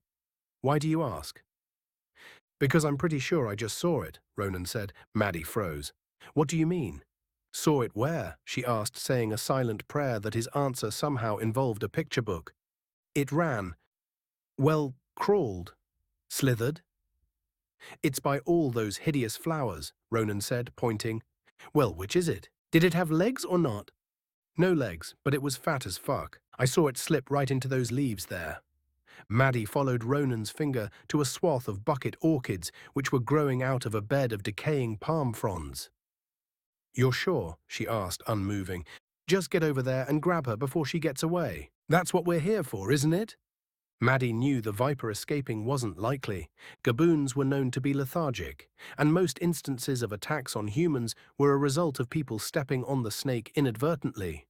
Reaching blindly into piles of leaves likely made up the rest of the occurrences, Maddie thought, but she was drawing a blank on an acceptable excuse to stall for any longer than she already had. "I wish I'd have thought to bring snake tongs with me," she said, inching forward. "That does seem like a curious omission," Ronan agreed, "seeing as how that's the whole reason you came out here." Maddie crouched down and took one timid step forward, but stopped before she was halfway through another. There was movement among the orchids. "Just reach in there and grab it," Ronan said. "I'm right behind you." He really was right behind her. He was uncomfortably close, in fact, almost pushing her forward. Maddie paused again, taking a breath before willing her hand to extend toward the tremulant flowers. Images of 2-inch fangs sinking into her skin crept, unbidden, into her brain, followed by those of her wetting herself while Ronan struggled to carry her venom-ridden body through the jungle. "This is crazy," she breathed, leaning forward but not making any actual progress. Ronan placed a hand on her back and shoved her toward the brush. "What are you waiting for?" he said, a cold front sweeping into his voice. "You're not afraid, are you?" "Well," Maddie said, now trying to back up, but Ronan wouldn't let her. "This is why you're out here, is it not? To catch this snake? Unless you weren't out here looking for something else, were you?" "No," Maddie said, though it came out more like a question. "What else could I be looking for?" Ronan shoved Maddie again. She fell forward, catching herself inches away from the orchids. A distinct hiss emanated from within the leaves, and she tried to scramble backwards, but Ronan grabbed her by the back of the shirt and held her down. He'd only planned on getting her to talk, maybe leaning on her a bit if he had to, but he felt himself approaching the precipice. He felt his pulse quickening. "Do it," he said. "You're not getting up until you do." Maddie gave up any pretense of capturing the snake and tried to wriggle free. "Please," she said with real fear now in her voice, "let me go. This isn't funny." Ronan tightened his grip on Maddie's neck and kept her pinned to the ground. "What are you really doing out here?" Maddie shook her head, swallowing the lump in her throat, but otherwise didn't respond. Ronan growled, wrapping both hands around her neck and squeezing, just enough to make her worry. "Tell me." Tears began to run down the bridge of Maddie's nose, falling to the forest floor with a soft plop. She tried to pry his hands away, digging her nails into his fingers, but Ronan's wrath was unwavering. "Please," she said again, her voice a quiet rasp. "This is the last time I'm going to ask," Ronan said, feeling her panic rise as he continued to constrict the flow of oxygen to her lungs. Choking back a sob, Maddie gave another half-hearted attempt to escape, backing into Ronan's legs, but her strength had ebbed away. "You're trying to steal the park out from under me, aren't you?"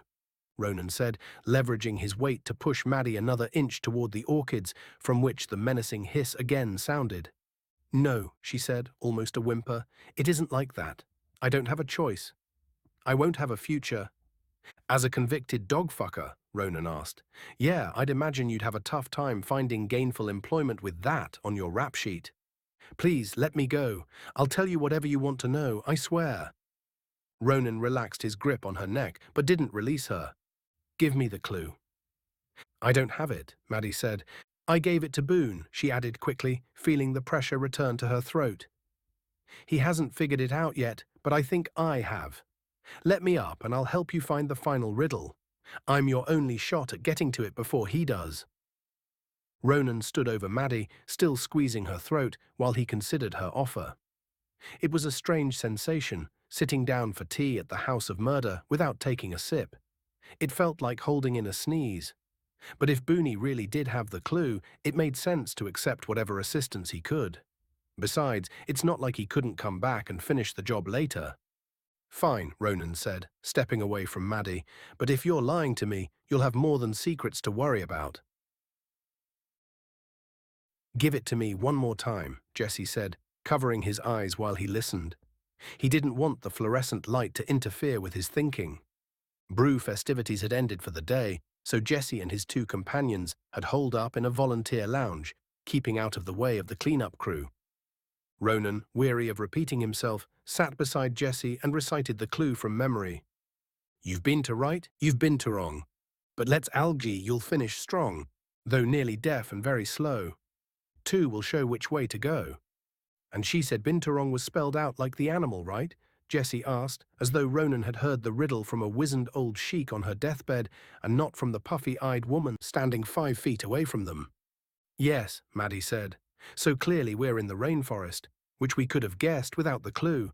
It's one of 2 floors we haven't been to. I think she's right about the sloths, Ronan said. It all fits. I'm not saying she's wrong, but we've got to be missing something. Sloths doesn't narrow it down much. We have a few different species here, and they're all in different areas of the preserve. Well, the clue says 2 will show which way to go, Ronan said. Are there any that hang out together? A couple, maybe? Maddie shook her head. Sloths are solitary creatures. That's why they're so spread out. They're aggressive toward others of the same sex. Maybe 2 isn't referring to the number of sloths, Jessie said, but the number of toes. Ronan had scarcely enough time to unpack this latest postulation before Jessie and Maddie turned and shouted at one another in unison, Bunyan! Now thoroughly confused, Ronan looked at the pair of animal experts and asked a question he already knew was stupid. Bunyan? As in the foot ailment? Bunyan as in the 2-toed sloth, Maddie said. We only have one in the park, and he has lived in the same cecropia tree since the day we rescued him. That's got to be it, Jessie said, turning to Maddie for confirmation, before remembering he currently despised the very thought of her. It wasn't the dishonesty that upset him. People lied all the time. Hell, hadn't he spent the better part of the last year lying to Ava about Marvin, and it wasn't even so much that she'd been trying to solve the clues for herself. While that was undoubtedly a shitbag thing to do, looking back, he and Ronan could have been more sensitive when it came to excluding her. No, the real betrayal was that she'd been helping Boone. Granted, he hadn't told her the scuzzbucket was his future stepfather, but it still turned his stomach to think of the 2 of them working together to screw him over. To screw over Ronan. For his part, any animosity Boobrig's heir felt over the situation was well masked. If not for Maddie's reluctance to meet his gaze, it could have been any other workday. It said a lot about Ronan's temperament, Jessie thought. Are Cecropia the ones with the weird umbrella-looking leaves? Ronan asked. Yeah, Jessie said. There are a few down by where the river drains back into the plumbing for recirculation. Bunyan watches me anytime I have to go in and clean dead branches or whatever out of the intake. So what are we waiting for? Ronan asked. Let's go. Are you forgetting something? Jessie said, using both arms to frame Maddie as though she were a disappointing game show prize. We can't take her with us. If she gets a hold of the last clue, we're screwed. Who knows who she'd tell? I don't want to go with you, Maddie said. I agreed to help figure out the clue, and I have. I just want to go home and forget any of this ever happened. Neither Jessie nor Ronan acknowledged that she'd spoken. So just leave her here. If we take her radio, there's no way she could get word to Boone in time for him to beat us to the clue. That's only true if we're right about it being Bunyan's tree, Jessie said. If we're wrong and she knows where it's really at, we're fucked. Well, if we can't leave her and we can't take her with us, I don't know what you want to do. Is Ava still here? She left half an hour ago. I called her house but got the machine. Okay, Ronan said, watching Herman wrap her tail around his thumb. How about this? You stay here with Maddie while I go and search the area. If I find it, great. We'll send Maddie on her way, and it'll just be the 2 of us again. If not, well, we'll have to figure it out from there. I don't know, Jessie said. I don't like you being out there alone. Me either, Maddie agreed. I'm not going to sit here and be held hostage while I wait for you to come back and blame me when you can't find it. Give me an hour, Ronan said, speaking directly to Maddie. If the clue is there, then all this business with Boone and Bryce doesn't matter, right? No harm, no foul. Just don't cause any trouble until I get back, and nobody but Jessie and I will have to know that you were involved in any of it. Wait, Jessie said. Bryce is tied up in this too. He's the one that had Duncan manipulate Maddie's schedule and got Boone a key to the building, Ronan said. Have the traitor fill you in while I'm gone. Pushing back his chair, Ronan stood and picked up Herman. "Are we good here?" Jesse looked at Maddie with more than some disdain, but he appeared resigned. "I guess so," he said. "And you, DF?" Ronan asked. "You good?" Maddie turned her palms up, giving her shoulders a shrug, as if she really had a choice. She was annoyed with herself for getting involved, for falling for the trap of worldly desires yet again. All she had wanted was a lavender uniform, but what she'd received instead was blackmail and death threats.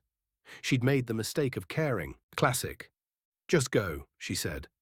So he went. Chapter 23. The sound of thunder resonated out of the park's sound system as heavy rain poured out from the sprinklers. Boone pulled the hood of his jacket up over his head and cowered between the roots of a kapok tree, pondering his next move. The simulated weather, while reducing his odds of encountering any predators, also made searching much more difficult. Not having much of an idea where to begin also made it more difficult. Maddie normally would have radioed him with an update by now, letting him know if she'd made any progress before she left for the day, but he hadn't heard from her. The younger generation were an incurably unreliable bunch. Boone checked his watch. Assuming the storms must run on a timer, he decided to wait and see if the weather would relent on the hour. That would also give Maddie more time to respond, possibly saving him from spending a night searching in the wrong location. Lighting up a cigarette, Boone leaned into the wall of roots and settled in for a damp evening. 20 minutes into his vigil, however, a stirring in the jungle roused him from his watch. Footsteps, approaching from the south. Whoever they belonged to was already close, the rainfall dampening the portentous sound of their arrival until they were right up on him. Unmoving in the gathering dark, Boone was startled to see Ronan stomping through the decomposing undergrowth, using a flashlight to guide his steps. The boy wasn't carrying himself in the desultory manner Boone had become accustomed to. On the contrary, his progression was as steady and pointed as a preacher's sermon. Intrigued, Boone watched as Ronan walked by. When the beam from his flashlight was only barely visible, oscillating in the distance, Boone heaved himself up off the tree and set off in pursuit. Soon after, the trudging twosome came upon the Mooney River, named after a founding member of the board, whose son, Samuel, now sat in his stead. With its source on the far side of the preserve, the current flowed throughout the rainforest, its depth and intensity changing at various junctures along its course. Here, the waterway was no more than 10 feet across and half as deep, with moss-covered boulders at its banks. Using a plank footbridge to make his crossing, Ronan delved deeper into the forest, with the river serving as his guide. It wasn't until he neared the curved glass of the park's exterior wall that Ronan finally slowed. Sidestepping a tarantula that had popped out of his burrow for a visit, Ronan looked up, directing the fury of his flashlight into the rain-flecked verdure of the jungle canopy. The tree that had caught Ronan's attention was a peculiar one. Thin, with rings of bark up the length of its branchless trunk, Boone didn't feel it presented itself as a practical place to hide much of anything. Ronan appeared to share this opinion, sparing the tree only a passing glance before resorting to kicking at the bracken and turning over rocks. When those ironclad ideas failed him, the boy genius took a step back and reassessed the situation. After what felt like an eternity, Ronan noticed the tree directly to his left. It was the same size and species as the one he'd been examining, only this one was wrapped in a long rope of rattan vine. Focusing on this new specimen instead, Ronan's search returned almost immediate results. As he turned his back to the tree, holding his prize up to the light, Boone could see at once that he'd found the final clue. Before he could stop himself, Boone stood and stepped out from his hiding place, one hand on his pistol, the other raised in greeting. "Well, hello there," he said, slipping into his zoo owner voice. "Terrible night for a walk, don't you think?" If the boy was surprised to see him there, he didn't show it. Rain pelted onto his shoulders as he stepped forward himself, assuming a guileless smile and tucking his hands into his pockets. "I'd have to agree with you there." "That's quite an impressive discovery you've made," Boone said, indicating the vine-choked tree in front of him. "I'd be interested to hear how you happened across it without the benefit of the fourth riddle." "Ah, well," Ronan said, "I've developed a bit of a habit for being in the right place at the right time." Boone gave a polite nod. "So it would seem." Unfortunately, I will have to ask that you hand it over. As much fun as I'm sure this has been for you, the park is a serious business, and a potentially lucrative one. I can't just allow it to fall into the hands of a zit-faced, drug-addled nobody, you understand? I'm afraid you'll have to, Ronan said, a gleaming smile still resting easy on his lips. This is my birthright, after all. Boone took another small step forward. It's interesting you should bring that up, actually, because I'm not so sure. You see, I met a young Ronan Boobrig when he visited the menagerie nearly 20 years ago, and he was simply a quiver with excitement over he and his grandfather's matching eyes, blue eyes, as I recall. But your eyes, on the other hand, Ronan's convivial facade faltered. The light in his green eyes dimmed as the smile fell away from his face. You're pretty perceptive for a man with his shirt tucked into his underpants, he said. I'll grant you that. Perhaps then you've noticed that troublesome people, such as yourself, tend to drop dead after crossing paths with me. Boone pulled his antique revolver from its holster and raised it. A word of advice, he said, pointing the barrel at Ronan's heart. Don't threaten to harm people who can harm you first. That's just common sense. Now hand it over. Ronan tightened his grip on the vial, scrolling through his options. Obviously, to acquiesce was out of the question, but his impulse to simply kill the problem was also a no-go. There were still 10 yards between himself and Boone, and the proprietor was armed. Destroying the vial seemed like the way to go. Without it, Ronan would hold all the power. If the riddle disappeared, he would be the only person alive who knew how to solve it. Yes, he decided, flicking his gaze toward the river. Remove the clue, remove the threat. No sooner had the choice been made, however, than it was forestalled. Ronan had hardly moved his arm before a violent rapport put an end to his insolence. He looked down at his chest, searching for the source of the pain. A red bloom of blood trickled out from a hole in his raincoat. Oh, he said, staggering backwards, dropping the vial onto the muddy shore. Without another thought, Ronan fell into the river, clutching his chest, and drifted away. His gun still raised, Boone stood motionless in the moonlight. He'd never fired at a man before, let alone killed one, and he wasn't sure how to feel. The emotion that coalesced first was curiosity.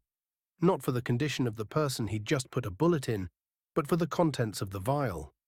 He was present enough to realize that this didn't say much for the caliber of human he was, but people had done a lot more for a lot less. If guilt was coming, it would have to wait.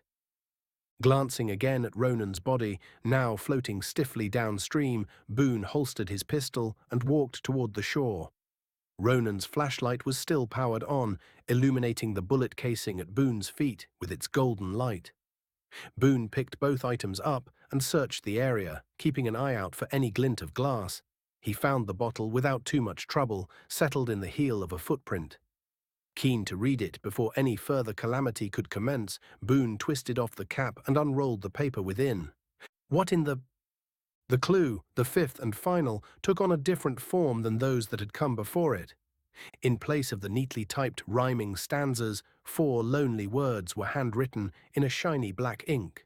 Boone read them a second, then a third time, comprehending as little from subsequent readings as he had from the first. With the adrenaline from the standoff dissipating and the thrill of discovery being blue-balled by the condom of confusion, Boone stashed the paper in his jacket and set off down the riverbank. He must have switched it, Boone concluded, shining his light on the water. Ronan had the real clue on his person and had prepared a decoy. All he had to do was search the boy's pockets and find it. The only obstacle with this impromptu plan was that Ronan's pockets were missing, as was the rest of him. Arriving at the end of the river, Boone had expected to find the swindler's lifeless body bobbing against a grate or circling the water above a small drain. What he found instead was stormwater flowing freely through a wide-open inlet, an inlet roomy enough for a large child or smallish man to float through. "Fuck," Boone said, splashing into the water. "Shit." As he drew near, Boone's concerns were seemingly confirmed.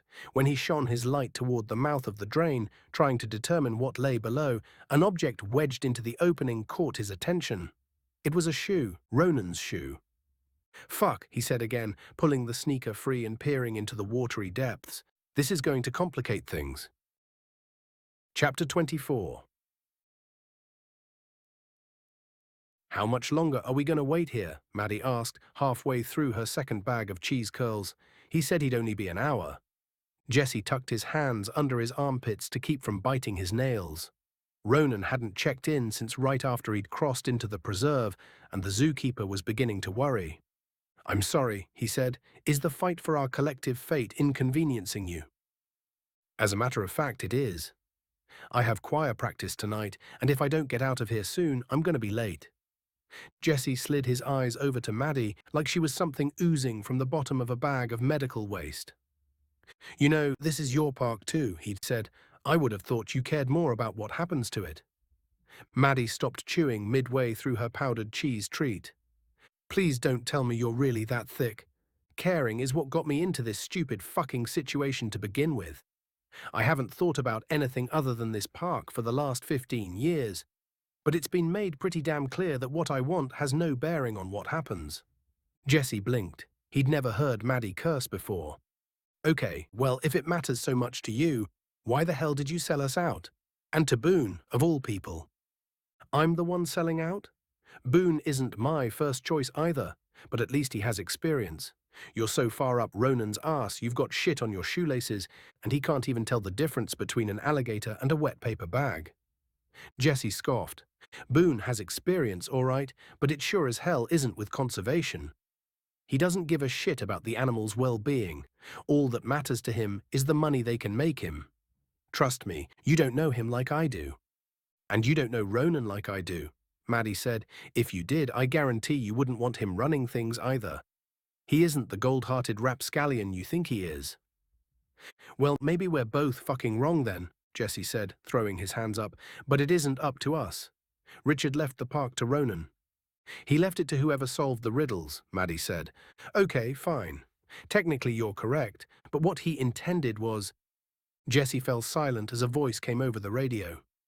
Madeline, are you there? Come in. Maddie and Jesse looked at each other. The voice belonged to Boone. If you're using this channel, please respond. The pair looked at each other again, and Jesse's face soured. Hearing Boone speaking directly to Maddie like that turned his stomach. Just a couple of work chums with a job to do. Duplicitous pieces of shit, the both of them. Go on, Jesse said, answer it. I thought you didn't want me to talk.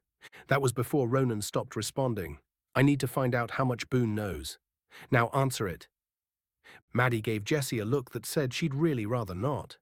The last thing she needed now was to say the wrong thing to the wrong person and have one side or the other take their frustrations out on her. But Jessie picked the radio up and pushed the call button, holding the receiver up to her face. Maddie said after a moment of dead air, I read you. Madeline, finally, where have you been? Why aren't you using our usual frequency? I switched over to respond to a page earlier and forgot to switch back.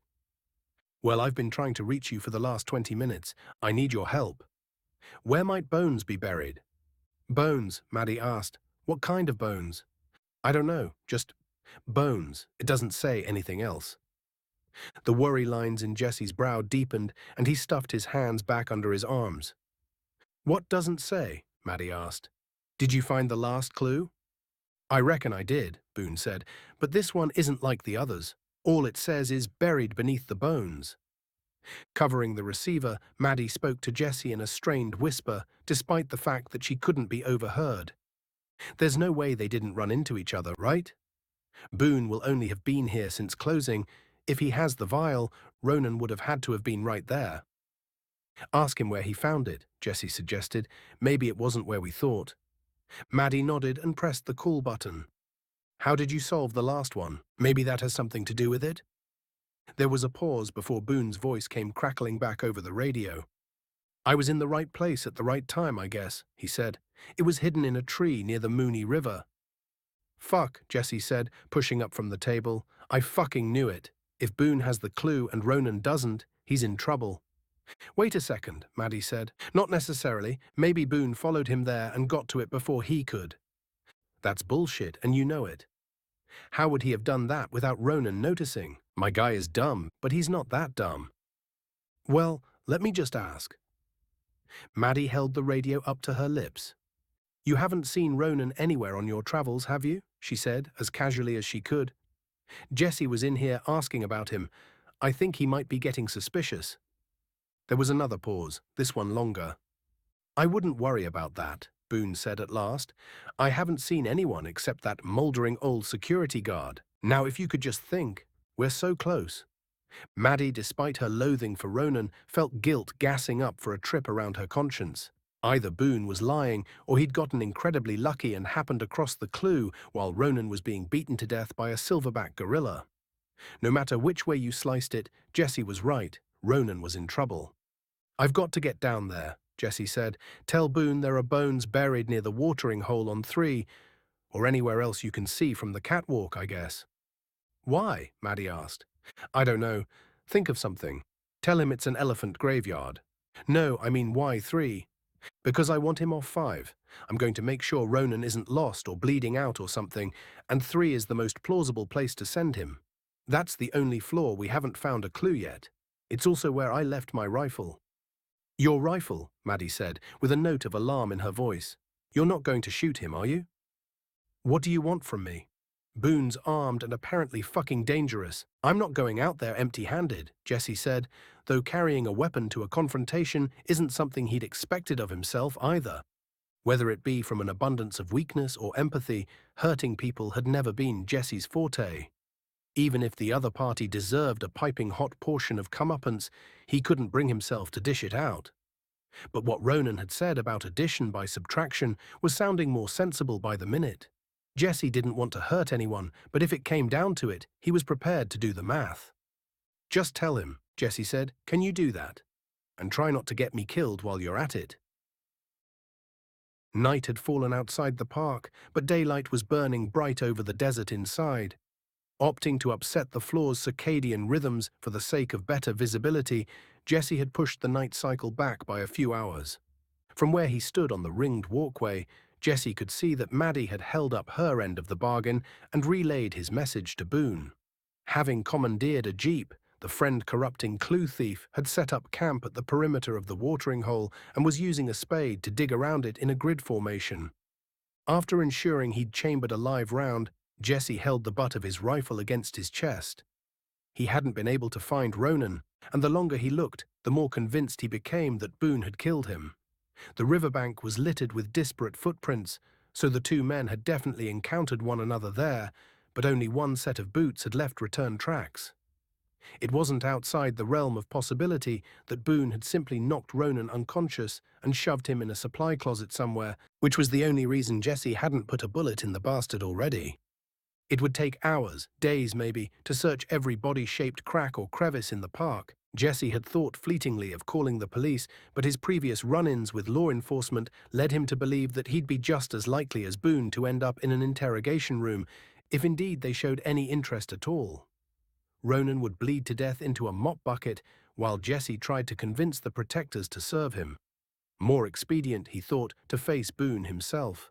What better way to get answers than to ask questions? Using the catwalk's handrail to steady his rifle, Jesse peered down his sight and located Boone. The grey-haired sack of shit was maybe 50 yards away, digging in an area with virtually nothing to use as cover. A shot from this vantage point would have no trouble finding its target. Jesse envisioned himself pulling the trigger, waiting the split second for it to tear through his enemy and watching as the life spilled out of him. The thought didn't excite him, didn't stir up any particular joy, but it didn't disgust him either, as once it would have, as it should have, perhaps. He and Boone were nearly family, after a fashion.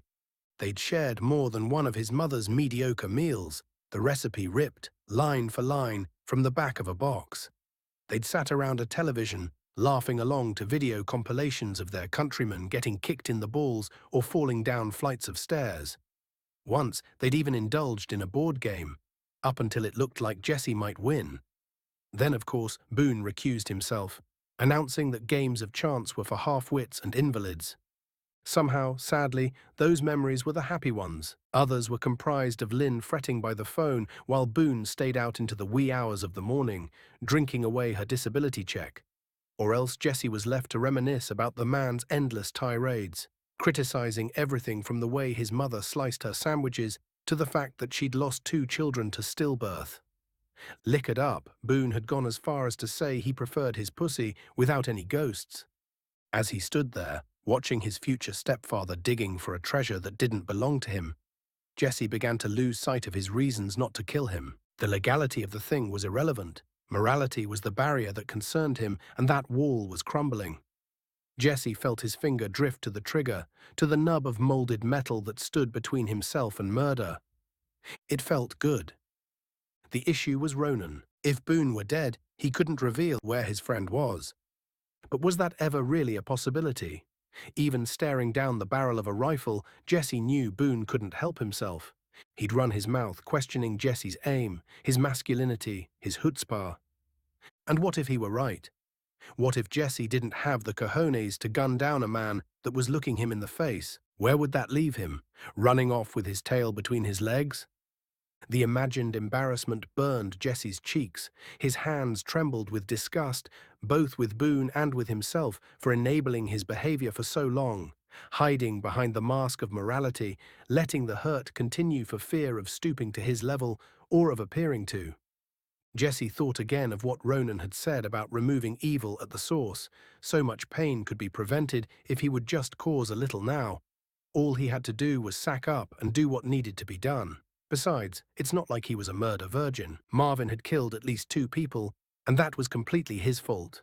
What difference would one more make? Breathing deep, Jesse took one last look at the human filth in front of him and made up his mind.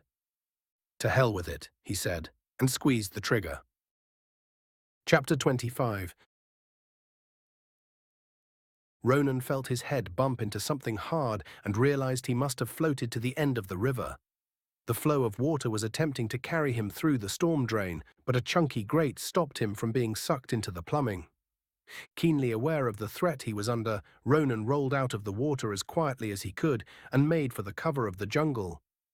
Before he'd made it too far, however, he stopped and looked back toward the river. He'd had an idea. Creeping to the water's edge, Ronan pulled up on the metal pin holding the grate in place and let it fall forward on its hinges, allowing the rush of water to course, unhindered, into the drain. Almost as an afterthought, Ronan yanked off his left shoe and wedged it lengthwise into the opening and stood back to take in the tableau. It had the desired effect, he decided. Tossing his other shoe into the water, Ronan hurried into the woods in bare feet, trying to put some distance between himself and his would-be killer. This was his first experience as the murder-ee rather than the murderer, and as he pelted through the trees, getting his toes stubbed, his skin bitten, and his face grabbed at by branches and bramble, Ronan decided he didn't care for it. Murdering was far more rewarding a hobby than being murdered. His killing career began earlier than most, having only been a grade school kid when he drew first blood. A snaggle-toothed woman with stringy red hair had tried to lure him into her car as he was playing in a culvert outside the city limits. He couldn't remember what she'd said to get him to approach the vehicle, but it hadn't been enough to get him inside. When diplomacy failed her, she'd tried force, which went even worse. In attempting to deter his attacker with a waterlogged pocket knife he'd traded for in school, Ronan had plunged the blade into the woman's axillary artery. Minutes later, she was dead, and he was rinsing the blood from his clothes in highway runoff. All in all, the experience had been a formative one, if a little traumatic. Ronan had learned that people could be perfidious, and that if one of these people was trying to hurt you, killing them made the problem go away. It made sense to him. It was logical. It was the correct thing to do. Bake a pie, hammer a nail, murder a shitbag. Where he'd gotten into a pickle was that over the years, his barometer for shitbaggery had begun to rise and fall like a drunk on a boat. Not every malfeasance was on the level of kidnap or rape, but Ronan had an innate ability to summon justification from the slightest of slights. To date, a dozen or so C-tier evildoers had fallen victim to this particular brand of community cleansing. The groundskeeper, for instance, hadn't committed any especially heinous acts that Ronan was aware of. He'd seen Tracy chewing out one of his young crew members during the initial tour of the park, and that had been that. Of course, Tracy's death, like Ezra's after him, had been a crime of opportunity. Ronan had simply seen him alone and made the most of it. The fact that the wounds from the handrake he'd used to kill him strongly resembled claw marks was a happy accident. Jesse being within earshot of the groundskeeper's death throes, on the other hand, had not been. For all his slayerous savvy, Ronan's desire to not get caught had never quite been able to overpower his impulsivity. If a circumstance presented itself, he capitalized on it. Figuring out how to sanitize the crime scene came later. That's how Ezra had ended up only mostly buried in a pile of snow, and Nicole had ended up only mostly eaten by Marvin. Poor time management. The sicko's murder was the only one that could qualify as premeditated. Ronan had seen her steal Jesse's keys when she'd pushed him to the ground outside the park, and he'd anticipated there'd be some after-hours shenanigans. Despite being knackered from multiple rounds with Ava, he'd snuck out of his apartment and went hunting for vengeance. He'd found her with her arm trapped elbow-deep in a vending machine. She'd presumably grown famished on her way to bag the pygmies. Relieved to see a familiar face, even if it wasn't a friendly one, Nicole had begged for help when Ronan showed up beside her. He'd accommodated her request, leaving the room and returning minutes later with a hammer, with which he then bludgeoned her to death. Getting rid of her lifeless body proved much more difficult than the killing itself had. Nicole was far too heavy to carry, and there was the very real risk of being seen. Finding the tarp solved both problems rather handily. After loading the corpse onto the sheet of canvas, he was able to drag her over the zoo's tile floor without too much trouble. Once he'd gotten her over the threshold to the preserve, Marvin handled the rest, or nearly the rest. Outing Marvin, and by extension Jesse, had not been part of the game plan. After seeing the way the Arctic foxes had feasted on Mr. Lee's lifeless body, Ronan assumed an animal of Marvin's size would make short work of Nicole, perhaps if she had been a woman of a slimmer physique. In any event, the old boy had done what he could, and Lacey was, with any luck, currently doing what she could to have him released, if not exonerated. Having travelled what he deemed a safe distance away, Ronan took shelter beneath the boughs of an ipe tree and took stock of his predicament. Herman was dead. He knew that without even having to look. He'd felt her grip slacken the second Boone had fired, and it hadn't returned. Judging by the lack of response he got when pressing the call button, his radio hadn't taken too kindly to its trip down the river either. It appeared that Ronan was the only one who had lived through the encounter. Shrugging off his raincoat and peeling away his work shirt, Ronan soon saw why. The shot had pierced straight through not only his possum buddy, but through the small flask she still kept in her pouch. The carnage concluded with the bullet lodging itself in Ronan's rib with enough force to break the bone, but not penetrate it. Taking short, hitching breaths, Ronan turned the flask over in his hand, inspecting the damage. He almost couldn't believe what he was looking at. An alcoholic possum had unwittingly saved his life. He wished she hadn't. Returning the flask to its pouch, Ronan stroked Herman's little head, hearing the familiar cadence of survivor's guilt knocking at his door. Here, too, passed a carriage he should not have missed.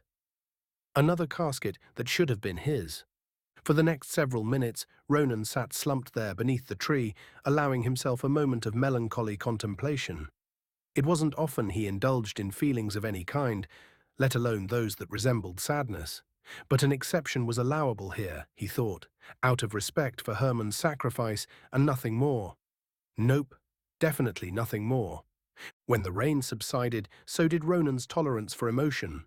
Holding Herman to his chest with one hand, he used his other to cast around for a rock to use as a shovel. After he'd found one of appropriate shape and sturdiness, he dug what he thought was a suitably deep hole. It was easier than he'd anticipated, the earth being soaked with rain. In no time at all, a possum-shaped grave had taken shape.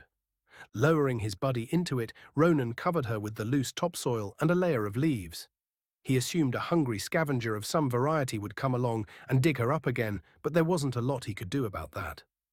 Besides, Herman was a giver, and he supposed it was likely she wouldn't mind. Seconds later, having scarcely begun his minute of silence, a warbly voice came through Ronan's radio. Apparently, it had survived after all. Ronan recognized the voice as belonging to the man who'd shot him. Boone, his name was, if he recalled correctly. Listening as Maddie came back with her response, he wondered if Jessie was still with her, or if she was flying solo. Her responses sounded more measured than candid, so he guessed the latter. When, after a lengthy silence, Maddie came back and told Boone to go digging around the watering hole, He knew Jesse must still be there. Whether his friend had ever seen the skeleton in the apartment library or opened the thin drawer built into its base, Ronan couldn't be sure, but he recognized a diversion when he heard one. Ronan stood, pressing a hand to his ribs. The model Stegosaurus in his apartment was noteworthy not only because it was an 8-foot-tall dinosaur, but because the scaled-down fossils were the only example of animal parts or prints used as decoration in the entire park. There were no faux fur rugs, feathered tiki masks, or even any of the ubiquitous cheetah print tchotchkes. The old man had found the practice distasteful, but this single skeleton had seemingly served as the exception. Ronan had noticed the small drawer in its base straight away. He'd even opened it up, more interested in whether the handle was functional or cosmetic than in anything the coffer might contain. After finding nothing but paperwork inside, Ronan had closed the drawer again and forgotten about it until he read the clue. That paperwork was the prize he was after. The treasure he had nearly died for, he was sure of it. But just to be extra sure of it, he was going to use the time Jesse had bought them to go check. Once his work was complete, however, once his victory was assured, Ronan was going to make some time for his hobbies. Jesse, what the fuck are you doing? Before his round had left the chamber, before he had even had a chance to fully pull the trigger, the zookeeper's foray into felony murder came to an abrupt and anticlimactic end. Looking around for the author of the oration, Jesse saw Ronan half running, half tiptoeing toward him. The rush of relief he felt at seeing his friend alive was tempered somewhat by the look of bewildered anger on the boy's face. "Ronan," Jesse said, relaxing his grip on the rifle and throwing his arms wide, "you're alive." "Of course I'm alive," Ronan said, in sort of a hissing whisper. "The universe hates me. And unless you want your life to suck too, I'd suggest you stop waving that fucking gun around." "I wasn't waving it. I was aiming it. In case you hadn't noticed, I was—" "Making a mistake," Ronan finished, snatching the firearm out of Jesse's hands. Jesse reddened, shamefaced at being confronted by an opinion he would have agreed with not 10 minutes ago, but now acted in opposition of.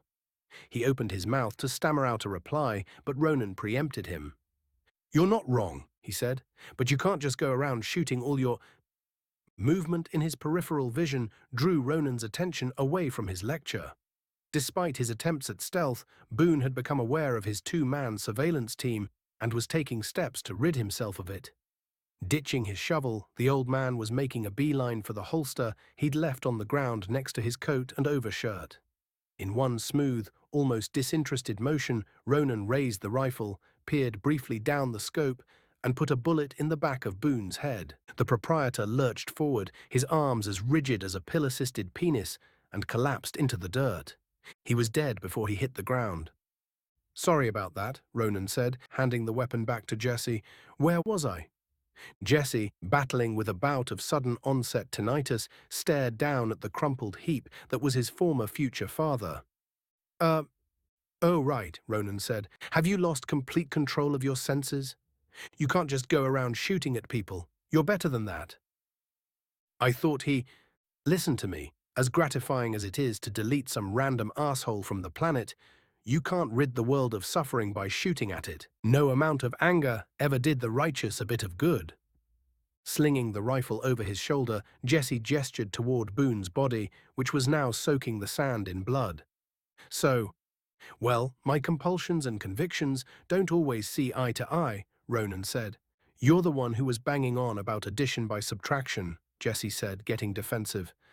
"And I still wholeheartedly believe that," Ronan said. "Society would be far better off without certain people in it. But that only works up to a point. If life is a pitcher of tea, scooping the bugs out doesn't make it any sweeter.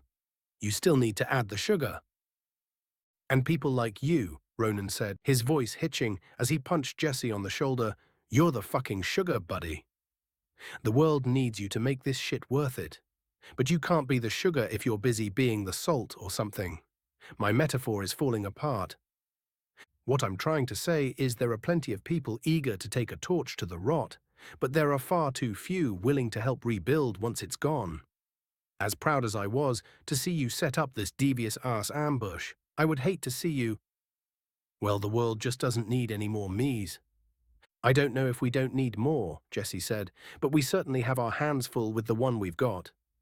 Ronan allowed the zookeeper to hug him, squashing him with his lanky arms for the first and only time. The pain this engendered in Ronan's chest was paralyzing, but he winced through it, patting Jessie on the back until a voice from above broke them up. Is everything all right? Oliver asked, poking his immaculate bald head down through a service door in the ceiling. I thought I heard a gunshot. Oh, Ronan said. No, the jeep just backfired. Scared the shit out of us, though. Damn, okay, well that's a relief. Sorry to disturb you. Thanks, Ollie, Jessie said. We're fine. Jessie waited for the janitor to disappear into the ceiling and closed the hatch before turning back to Ronan, wearing a serious expression. Shouldn't we just come clean? He said. It was self-defense. Boone was trying to kill you. It was, and you did nothing wrong. But do you know what's better than trusting your life to 12 idiots, a crotchety old man, and a blood-sucking charlatan that only cares as much as you pay him to? Literally anything else. Besides, Ronan said, staring down at the grid-like formation of holes in the sand, he already dug himself a grave. We may as well make use of it. Jessie gnawed at his thumbnail, following Ronan's gaze. And not say anything. People will ask questions. My mother, for instance. There are ways to give Lynn closure that don't involve implicating you in a Class A felony, Ronan said. Don't you worry your oblong little head about it. I'll take care of everything. Now then, he said, heading for the exit. Let's get down there and stage my second funeral of the day before anyone walks in on us. Your second? Jessie asked. Yeah, buddy, shit has been wild. But don't worry, Ronan said, thinking of the gold mine of documents he'd found in the statue. It isn't all bad. Chapter 26. Pass me the risotto, would you? Jessie said, reaching across the table. Ronan, choosing the correct dish on his second attempt, held it out after taking a serving for himself. The Friday following all the excitement at the menagerie, the gang had gathered into a booth at Alfredio's Scaredy Cafe, a feline-themed Italian joint Ava was partial to. The acting director claimed they'd come to commemorate the boy's triumph over Richard's trials, but she was treating the occasion more like a group date, groping Ronan under the paw-print patterned tablecloth while Lacey fed her grapes from the vine. Opposite them, Jessie was speaking animatedly with his mother, gesticulating with his fork between mouthfuls of pasta. Sitting at the head of the table with a pinned-on smile, Ronan felt as though he were hovering over the room, watching the merriment unfold below him, but taking no part in it himself. Ava's hand roamed his thigh, and while the sensation pricked his skin, it carried with it no context, no meaning. The inverse of a phantom limb, Ronan's soul could not be touched. He had, on previous celebratory occasions, lowered the drawbridge and let emotions cross over the moat, but today the monsters were close at hand, and he decided to remain intangible. He was a ghost, and no external stimuli could reach him, and that was just as well. This little gala, while intended for him, was being thrown for somebody else, some version of him that might have been, a version they thought he could be, not the version of him that was. As such, the joy was not his to share. Tell her, Ronan, Jessie said, pointing to Lynn with his fork. Tell her where the last clue led you. To my apartment at the menagerie. His apartment, Jessie repeated, as though this were news to him. Can you believe it? It was right down the hallway all the time. And the timing works out perfectly, he added, because Ava just heard back about the open position at Hillendale. Heyo, Ava said, raising her glass, thick in more ways than one. With her out of the way, the employee lounge will finally serve breakfast all day, right, Ronan? Hell yeah, it will, he said, returning Jessie's high five. In truth, Ronan hadn't made any decisions about the park. It wasn't even his to make decisions about, officially. 3 days had passed since he'd found them, yet the documents still sat, unsigned, in his apartment. Jessie was so jazzed up by the idea of Ronan taking over that he hadn't had the heart to tell him he was considering passing on it. Ava knew, though. She had given him until the deadline was up to mull it over, although she didn't understand his reluctance, after all the trouble they'd been through to find them. She looked at him now from across the table, offering him a sad smile between grapes. The quest to win the park was, as all good things were for Ronan, a pleasant enough distraction. like small-town attractions on a rural road trip or a middle child's school play. It was something to look at, a way to pass the time, but it wasn't a reason to live. Once it was over, Ronan found that attaining his goal was, as always, underwhelming, or perhaps whelming was more accurate here. It wasn't as though he were disappointed. He'd been alive long enough to not have expectations. It was just something that had happened, something that was over. He had scaled yet another mountain only to arrive at a peak beset with clouds. Although, as tough as it was to admit, this time the clouds were of his own creation. Rather than being let down by life, it was simply the culmination of every decision he had ever made and everything he had chosen to be that stood in his way. Well, that and the dying ember of conscience he had rolling around in the old soul furnace. He hadn't even made it through his first weekend at the menagerie without killing someone, and he'd gone on to murder 3 more people in as many weeks. While plenty of companies surely had some amount of blood on their hands, it wasn't usually literally. Serial killer CEO wasn't a title seen on the cards of many successful businessmen. Even if he were to somehow rein in the more unprofessional aspects of his character, he couldn't stay. His being here in the first place was predicated on a lie. The invitation that had kicked off this spurious adventure was addressed to Ronan Bubrig, the real Ronan Bubrig. That was who was to embark on this grand undertaking. Unfortunately, the letter had arrived as the boy in question lay dead in his hotel bed, having choked to death on his own vomit. If the missive hadn't been sealed in such an ornate envelope, Cato never would have even opened it, and certainly wouldn't have decided to impersonate his recently deceased friend in an attempt to claim his inheritance. Of course, he hadn't known at the time what the inheritance would entail. His plan had been to walk in with the letter, maybe forge a signature or two, and walk out with a sack of cash or a golden egg or some shit. Nothing like what it had become. If he hadn't been such a fuckwad himself, none of this would have happened, and control of the park would have passed to the board. That's what Richard had intended. Perhaps, morally, that's what he should do. "Dessert?" Jesse asked, tossing his greasy napkin onto the table. Setting his thoughts aside, Ronan resolved to try and absorb what happiness he could out of the exultant air around him. "Let's do it," he said, picking up a menu and flipping it open. "You know how much I love a cheesecake." An hour later, filled to the brim with graham cracker crust and cream filling, Ava picked up the check and goodbyes were exchanged. Jesse had ushered his mother, who was a few chards deep, into a cab driven by a man whose skin color she did not approve of. After tipsily kissing both Ronan and Lacey on the mouth, Ava departed on foot, leaving them alone outside Alfredio's. Sharing a slice of sidewalk, the pair stood in companionable silence while Lacey waited for Ronan to come out with whatever had been deflating his balloon all evening. He'd made a passable job of hiding it from the others, but it would take more than a cheery demeanor and overloud laughter to hoodwink her. He had something on his mind. It used to be that she'd pester him in situations like these, impatient to fix the problem rather than letting him stew. But she'd learned he would open up more quickly if she waited for him to come to her. Such was the case today. "I think I'm done," Ronan said a short while later, sitting down beside her. Lacey turned to him, trying to gauge how serious he was. His features were soft in the fading light, but he appeared resolute. They'd had this conversation many times before, but always under duress, after an afternoon of fleeing from feral dogs or sleeping in a drainage ditch. She'd never heard him say it so evenly, so surely, and she hadn't expected to hear it now, after what had been a very pleasant dinner indeed. It affected her more than she thought it would. "Are you sure?" she asked, following his eyes to the sunset. "After all of this?" Ronan nodded. "It's time," he said. Things might have been different if he hadn't come to the menagerie. Who knows how much longer he could have scraped by on the street. But he couldn't go back now, not after having a taste of not normalcy. Life at the park was exceedingly irregular, but something like it. Domesticity, maybe. He was an alley cat that had been let inside, too uncivilized to stay but too pampered to go back. Before, he'd been on the outside looking in at the fragility of the human condition, their need to belong somewhere, their desire to be part of something bigger than themselves, and he'd thought those qualities were beneath him, but he now questioned whether those were reason or fear-based analyses. Maybe he'd only shunned the world, so it couldn't shun him first. Maybe he really wasn't cut out for this place. Whichever the case, Ronan was ready to move on.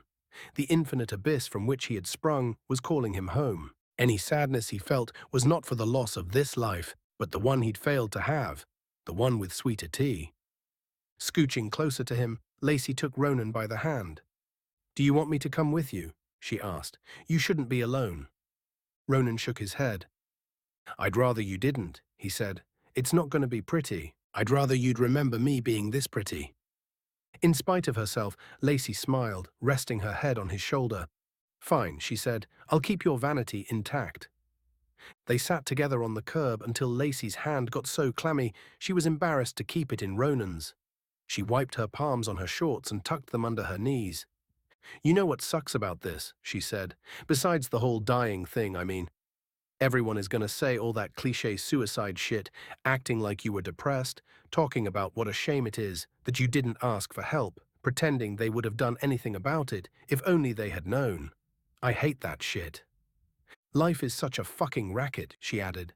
"We're forced here against our will and dragged through the mud by our ankles while we try desperately to make some sense out of our surroundings in the 3 seconds we have on the planet. And if things are going poorly or whatever, and we decide to opt out of this thing we never opted into, people act like you are this selfish, pathetic asshole." "If it makes you feel any better," Ronan said, "I'll be penning a confession before I go. So if they spare me any thought at all, I'm pretty sure it'll be to condemn me for escaping justice by killing myself before I can be arrested, in addition to being a selfish, pathetic asshole." Lacey pouted. "Stop. I really don't know what I'll do if that's how you're remembered." "Well, speak kindly of me, and maybe I'll be remembered as a complicated man instead," Ronan said. "That's not the worst. Ted Bundy got that much." "Ooh," Lacey said, perking up. "And he was sexy too." "I'll take that." Ronan gave her a wry smile. "Speaking of sociopaths," he said, "if you ever hear from my sister—" "I'll tell her," Lacey said. "Thanks. She's probably dead herself by now, but I don't know. Just in case." Silence returned, and the pair leaned into it for a long while. When the sun finally disappeared, Lacey stood again and pulled Ronan toward her, planting a kiss squarely on his lips. "I'll miss you, you know." Ronan nuzzled her neck and returned the gesture. It was comforting to know that somebody would. "See you on the other side?" "Depends. Will you keep the endless, uncaring void warm for me?" He smiled again, a genuine one this time that wrinkled his nose. "You got it, bub." And then he was gone. Turning his back on the sky, Ronan headed toward the menagerie for the final time. The second hand of the grandfather clock in Ronan's glass apartment ticked over to midnight, releasing a dull chime that drowned out the boy's off-key rendition of a timeless emo ballad. The song's ending aligned perfectly with Ronan finishing the third of his 3 letters, this one addressed to whomever it may concern. Containing both his general farewells and an accounting of all the murders he could remember, the message was a wordy one. The other 2, addressed to Ava and Jesse respectively, were far more succinct and apologetic. Jesse's letter also included a clue of Ronan's devising, a compromise between Richard's plan for the zoo and his own. If Jesse could find the cash in time, then fair play to him, he earned it. Of course, Ronan wasn't much of a writer, and he hadn't made it too terribly difficult. "Inside the place you change your clothes is the space where the treasure goes. Not at home, you motherfucker. Go and see what's in your locker." With the ink drying on his goodbyes, Ronan got up and switched off the radio, not caring to add a soundtrack to his suicide. Having been briefly oxygen-deprived during birth, he hadn't cried throughout the delivery, and he figured he may as well leave the world as quietly as he entered it.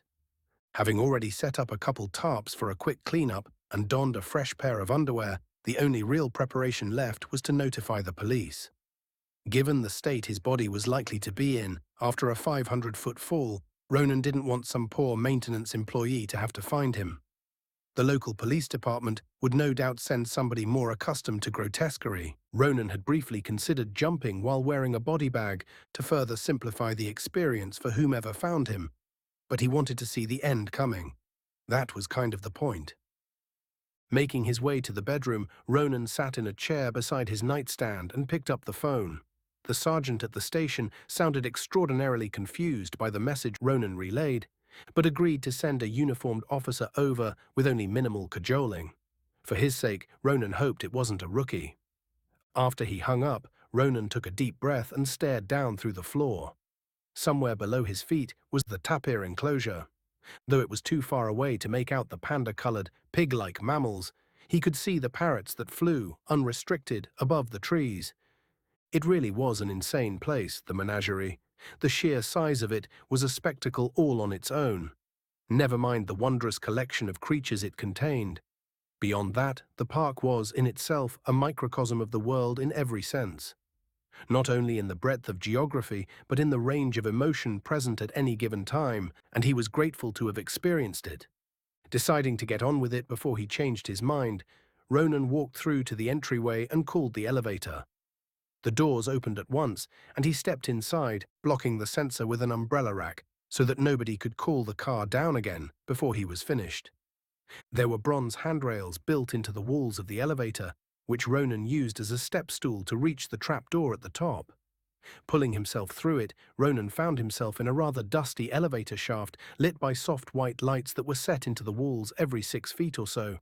The park had 8 different cabs arranged in a circle, each facing outward, leaving a column of open space in the center of the building. It was this empty space that Ronan planned on hurling himself into. None of the other elevators came as far up as the penthouse apartment, but Ronan spotted them stopped at various floors below.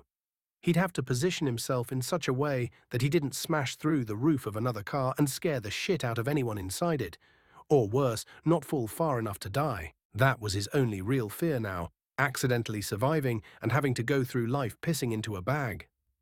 Sitting up in the narrow space between the top of the car and the roof of the building, Ronan pushed the thought away. Not even he could fuck something like this up. All he had to do was fall forward. Gravity would take care of the rest. So that's exactly what he did. Leaning forward until he slipped off the edge, Ronan grinned and fell headlong into oblivion.